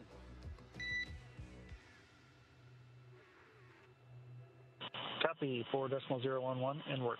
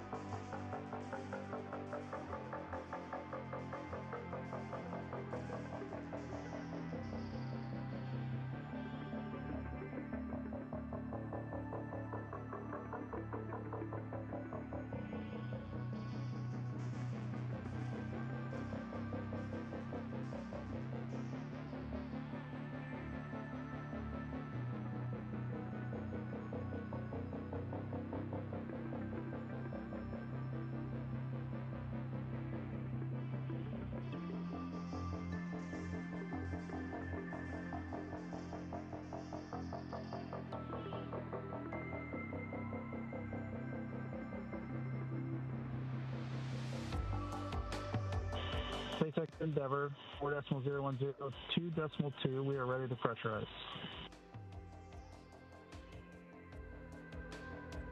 Dragon, you are go for suit pressurization per section 2. Copy, go.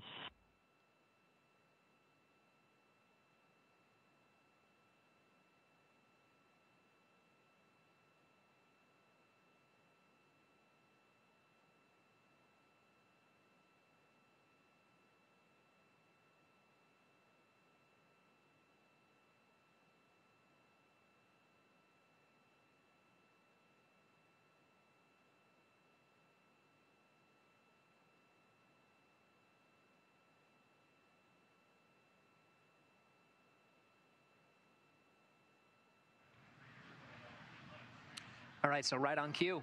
We are now heading towards suit pressurization. Really right on the timeline. They got ready a little bit on the early side and we're just really hanging out. They put on their gloves and put down their helmet visors, and now they'll just do one final leak check.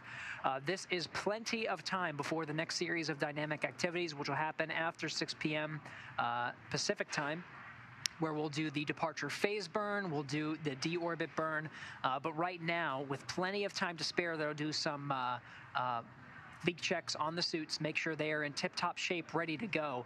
If anything were to happen, they have some time to work the situation, but so far the suits have been holding up for the undocking phase of flight. They'll just do another check, make sure everything is go, and so we'll just stand by to see how those suit leak checks end up.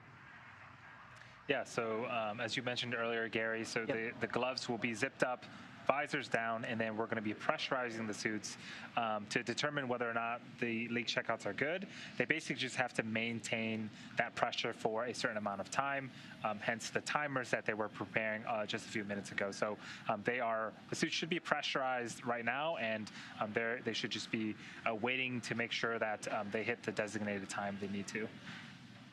It's not a long procedure at all. It's really just a couple of minutes. We were talking about the umbilical that was used. Once the Dragon crew is in their seats, there is an umbilical that hooks to the side of their seat and provides the nitrox air, it provides communication, it provides a lot of these different elements. So it'll be nitrox air that's flowed into the suit to pressurize it and perform this leak check. So as we wait here, we can talk about some events that are coming up. So right after 6, at about 6:09 p.m. Pacific time, we have the departure phase burn, and this will really set Dragon up out of its current orbit or plane and set it up for the final burn, which is the deorbit burn. Once we do the deorbit burn, Dragon is headed home to Earth. Our primary landing site is off the coast of Pensacola. We do have an alternate site selected that is off the coast near Tallahassee. Endeavour, we see the same. 4 good checks.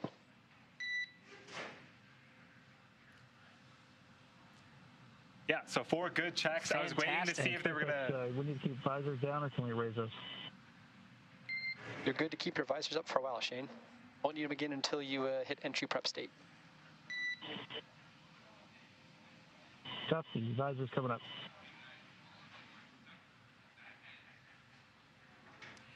There you go. That's really why they put the gloves on and the visors down, right? It was just to check on that leak. It was really only a couple minutes. I think 4 minutes from the time they actually initiated the leak check and just sat there, make sure that the pressure didn't change at all. And that's 4 good suits. Fantastic news. That means we are setting up for the next series of burns and dynamic activities. Andy, as you were mentioning, we're not too far away from that phase burn coming up at 6:09 p.m. Pacific. 0 dark 43 GMT. This will be the departure phase burn. After that, we're really gearing up for the most critical burn that commits us to landing at the prime landing site, Pensacola, Florida. We're standing by, listening for weather updates, making sure we're still go, and we've been hearing some pretty good things so far. But that is a 16.5-minute burn, and a lot's going to happen after that burn. Even before that, we got trunk separation to look forward to as well. But before we get to that, we did want to check in with with Houston and see how things are going over there. They are following along with us every step of the way. So let's go over to Sandra in Houston with an update. Thanks, Gary. Here in Mission Control Houston, the Orbit 3 team of flight controllers is still on console, being led by Flight Director Anthony Varia. Teams in Mission Control continue to monitor Shane, Megan, Aki, and Tomas' flight home and are playing a few key roles with Dragon's return trip and recovery. Monitoring the path of Dragon on the lookout for any conjunctions or chances of space debris is our Topo, or Trajectory Operations and Planning Officer. We also have a representative from NASA's Flight Operations Directorate on console to serve as an information clearinghouse for all NASA personnel supporting splashdown and providing input should any changes to return need to take place. There's also the Spaceflight Meteorology Group actively providing weather data to the joint NASA and SpaceX teams as we keep a close eye on conditions to make sure they're clear for a safe splashdown today. And finally, our landing support officer is on standby in the event we run into any major issues that would cause Dragon to end up at an unsupported splashdown location. From there, we would call up support from our Department of Defense colleagues. Meanwhile, back on the International Space Station, the three-person crew of NASA astronaut Mark Vande Hei and Roscosmos cosmonauts Anton Shkaplerov and Pyotr Dubrov are in their sleep period after a busy day preparing for Crew-2 departure. The crew is in a brief indirect handover period as they await the arrival of Crew-3, scheduled to launch later this week on Wednesday. When NASA astronauts Raja Chari, Tom Marshburn, and Kayla Barron, as well as European Space Agency astronaut Matthias Maurer arrived at the station, the population on board will increase back up to 7. For now, it's great to see Crew-2 seated up and that those leak checks all checked out smoothly. All continues to move along and we're approaching splashdown. The next big milestone we're moving toward is the departure phase burn, scheduled for 8:09 Central Time. We're looking forward to seeing Shane, Megan, Aki, and Tomas return back to Earth and splash down off the coast of Pensacola later this evening. In the meantime, we'll continue to monitor here from Mission Control Houston, and for now, I'll send it back over to Hawthorne. All right, so we are following along, Sandra. That's a great to see you doing the same. So we'll be looking forward to that departure phase burn here very shortly. So as you mentioned, there's a lot that's going to happen after that departure phase burn. It's a very short firing of the. It's a combination of the forward bulkhead Dracos as well as a service section Dracos. And right now we're roughly co-elliptic with the International Space Station. That means through any orbit there are apogees and perigees where there's a slight fluctuation in really the altitude of the International Space Station as it orbits the Earth. Right now, Dragon is pretty much matching that. That's what co-elliptic means. Once we have this departure phase burn, it's going to go out into a different plane, and it will be not co-elliptic anymore with the International Space Station, and that's because we need to hit our target, and that target right now is the prime landing site of Pensacola, Florida. It won't be too long after that departure phase burn. Well, we'll have a couple of dynamic things before that deorbit burn. First is the separation of the trunk itself. The trunk, there is a claw that holds the trunk in place, and the trunk itself will physically separate from the Dragon, exposing the heat shield. When that maneuver takes place, the Dragon itself will actually slew over to the side, and the Dragon will almost eject the trunk over on a different plane. So it won't be following the Dragon. It'll go kind of its own way just to make sure that it has a very nice long distance between the two objects and they don't have any chance of colliding. Then it will slew back into a position with the forward bulkhead Dracos, essentially in line with the V-bar, or the velocity bar, to execute that 16.5-minute supercritical burn, the deorbit burn. That is using the forward bulkhead Dracos. There are 4 of them that are exposed by the open nose cone, and once that fires, it's going to be 16.5 minutes and slows the Dragon down just enough. It's still going pretty fast, pretty much 17,500 miles an hour because it's still in orbital velocity, but it's just low enough. It's just in a low enough altitude where it captures some of the atmosphere. So the Dragon itself, after that burn, will close its nose cone, switch its orientation with the heat shield facing down, and then begins the entry phase. Yes, the jettisoning the trunk does a couple of things. Again, it exposes the heat shield, which is super important to make sure that the vehicle and the crew inside are protected, but it also sheds a lot of mass as well, several thousand pounds. Again, it makes the job of the parachutes much, much easier to slow down the vehicle after we have, after we're roughly 350 miles an hour. We'll deploy the drogue chutes. That will take the vehicle down to about 120 miles an hour. The main chutes will come out, and then we'll have a nice soft landing off the coast of Pensacola. That's right. And after that landing, the recovery ships are already deployed. They're heading out to about the approximate landing zone. And as well as we've just heard that the helicopters, there are 2 helicopters that are flying out, and they are going to be landing on the drone ships and taking some of the recovery team with them. There's a lot of seats on board, so you have medical doctors. We have some of the management personnel, everyone that's really been gearing up to support the recovery operations. They'll be landing on that recovery ship. In this case, go SpaceX for Deorbit Burn brief. Please report when ready to copy. We'll stand by.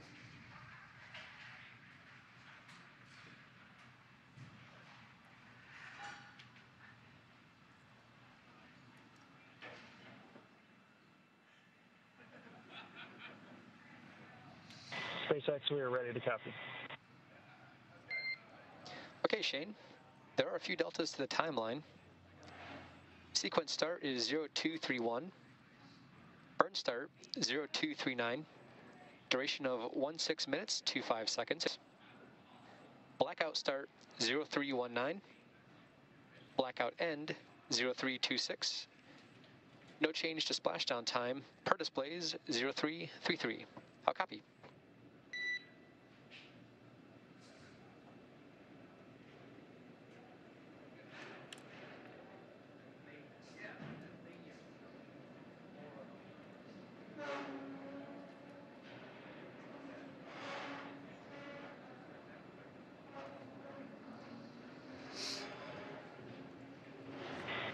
Okay, copy 0231 and 0239 for the burn and the blackouts.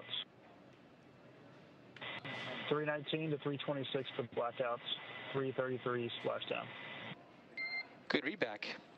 The vehicle is healthy. We're tracking no issues for deorbit entry and landing.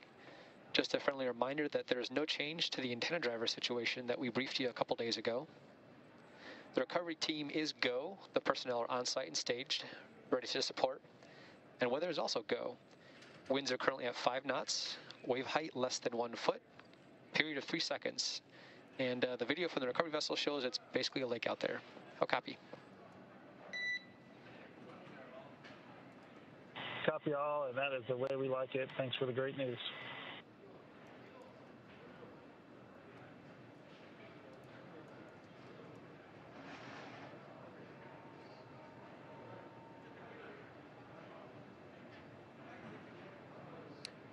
All right, so we just heard that briefing, a little bit of a change in some of the times that we're looking at. So it looks like the deorbit burn will start a little bit earlier, as well as the blackout period. That's the time really where the plasma starts building up as the Dragon itself goes through the atmosphere and slows down quite a bit from 17,000 miles an hour to about 350 miles per hour.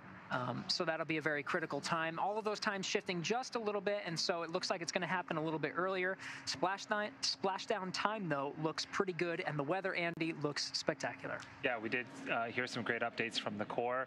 He basically said it looks like a lake out there, which means that the sea states are very calm, which is great for splashdown and the recovery team to get in there and do what they need to do. So things, again, I've said this a couple times already, but everything's looking great. The downhill phase has been excellent so far. Fantastic. Now, again, once the Dragon splashes down in those lake-like calm waters with wind speeds at 5 knots, all spectacular news to hear about the weather as we're heading towards that prime landing site. It's going to be less than an hour from the time that Dragon actually splashes down to the time that the capsule itself is recovered from the water. Almost immediately after splashdown, the fast boats start going towards the vehicle.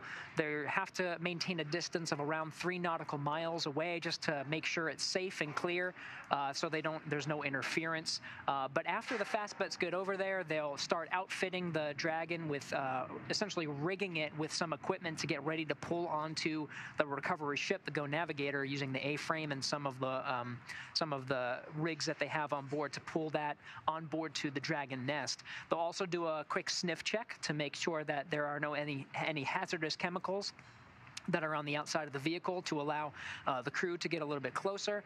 The crew themselves are still in their suits at this time, so they're okay, but they just want to make sure everything's okay before they actually hoist Endeavour onto the Go Navigator. This will be the second time that Endeavour has splashed down into the ocean and is recovered by the recovery teams.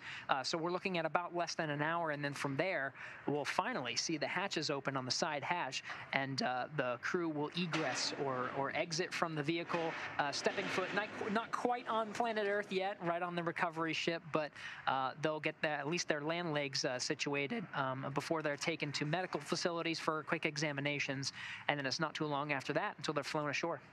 Yeah, that side hatch has remained closed since the crew got in April of this year. So that is the hatch that they ingressed in, and now that's going to be the hatch that they egress out of. And so when they are docked to the International Space Station, they use the forward hatch to enter and exit the Dragon. There are a lot of things that will, like you mentioned, Gary, that are going to happen after splashdown. It is a nighttime splashdown, so there's going to be boats with spotlights out there, and most of them are going to be shining on the Dragon capsule. The rigger actually comes in on a jet ski and will physically climb on top of the Dragon, hook up all of the hardware necessary, again, to hoist the Dragon to the back of the recovery boat, puts it on what is known as the nest. And we'll see all views of that. So again, very dynamic events coming up, super exciting. Again, we are just under 2 hours away from splashdown of the Dragon capsule and the Crew-2 folks inside. I should note that we did get confirmation that the WB-57, which is a high-altitude aircraft, has taken off, wheels up. So this high-altitude aircraft is en route to essentially watch the entry phase. This particular WB-57 is rigged up with imagery tracking equipment, so we'll be able to get infrared views. These will likely be the first views that we'll get from planet Earth, camera views that are live streamed down to us, and we'll patch them through as part of this coverage to show the Crew Dragon entering the Earth's atmosphere. And we might even see a little bit of the plasma itself. We'll see it'll really come in through the infrared cameras as a bright light, but we'll see some of those first view from that high altitude aircraft. So we are, again, about 20 minutes away from the departure phasing burn, the second to last burn for the vehicle today. We are still taking some social media questions. So if you are interested in have some questions, use the hashtag #AskNASA. We will try to answer as much as we can on air. We have one here from Kyle Perry. How many landing zones and opportunities does Dragon allow for a safe return from the International Space Station? So prior to a splashdown, we are looking at up to 7 different sites, and we start to narrow them down to a primary and an alternate as we get closer and closer and closer. But we definitely look at things such as weather, recovery operations, the sea states, as we mentioned. But yeah, we look at about 7. Yeah. Once the Dragon physically undocks from the International Space Station, the phasing will determine the prime, alternate, and other opportunities that are available. Some of the phasing allows for multiple different landing sites, sometimes even all 7, but sometimes they're pretty narrow. That's one of the different things that the recovery teams and all of the operation teams are evaluating before undocking, is what does the weather look like, what are the other alternate opportunities. So they're looking at all of these different things before actually committing to undocking. The 7 landing sites that are identified are the prime landing sites that are supportable by the recovery teams, which is, of course, the best case scenario. But of course, there are scenarios that are planned, and the mission control teams are pretty much ready for anything. The Dragon itself can really land anywhere in the water and just look for a ship of opportunity. But there's a lot of different steps that have to happen for that to come into play. And of course, even today, we saw the teams evaluating the weather and the condition of the vehicle, all to make sure that we were going to go for the prime landing target that we're heading for today, which in this case is Pensacola, Florida. Let's take another one from Brittany. This one is saying, is NASA currently hiring for engineers and astronauts? Yes, so absolutely. Engineers are, this is honestly, I will say, one of the best times to join the space industry. You see us here working together, NASA and SpaceX. There are a bunch of different companies. NASA right now is helping to help commercialize low Earth orbit. We're working with a number of different commercial companies to enable commercial activities on station. We're even enabling private astronauts early next year. It's coming right around the corner, all with different companies. So the opportunities are endless. And of course, we are always looking for engineers, and of course, astronauts. The next class of astronauts, I feel, is right around the corner, at least for NASA astronauts and even commercial astronauts. We're talking about those. You just had the Inspiration 4 mission, where we had commercial astronauts, and then of course we're coming up on next year. We'll have the Axiom crew for Axiom 1 travel to the International Space Station. Commercial, private astronauts. It's a whole new era. Yes, it is a very, very exciting time in the space industry. Technology has come so far, and we're able to do a lot of really, really great stuff with it. So definitely study math and science, technology, engineering. There's a lot of different paths. They're in high demand right now. Lots of different opportunities out there in the space industry, and of course NASA's looking for those as well. We're looking for engineers all the time to do stuff like we're doing today. You see everyone that's participating. It's just me and you are just really commentating on this. But when it comes to a lot of the astronauts that you're seeing on board Dragon right now have backgrounds in engineering. Even Megan McArthur, who's the pilot, has oceanography. So we're looking for scientists as well. That skill set is really required to have the right frame of mind to be able to make decisions and really, more importantly, solve problems as they arrive, which is essential for operations. Yes, and speaking of astronauts, we have views once again inside of the Dragon. So we're overlooking the shoulders of Commander Shane Kimbrough on the left, and Megan McArthur, the pilot, was on the right-hand side. So we should be able to get more views here as we connect to the ground stations and are able to send that video link through. If you want to be an engineer, you can even work on the floor of SpaceX, and with that loud beeping, they're still working here. There's no breaks. There's a lot of engineering to do. Yes, as Kate mentioned earlier, we are in a active production environment, so things are always happening. So hence the beeping and the forklifts behind us.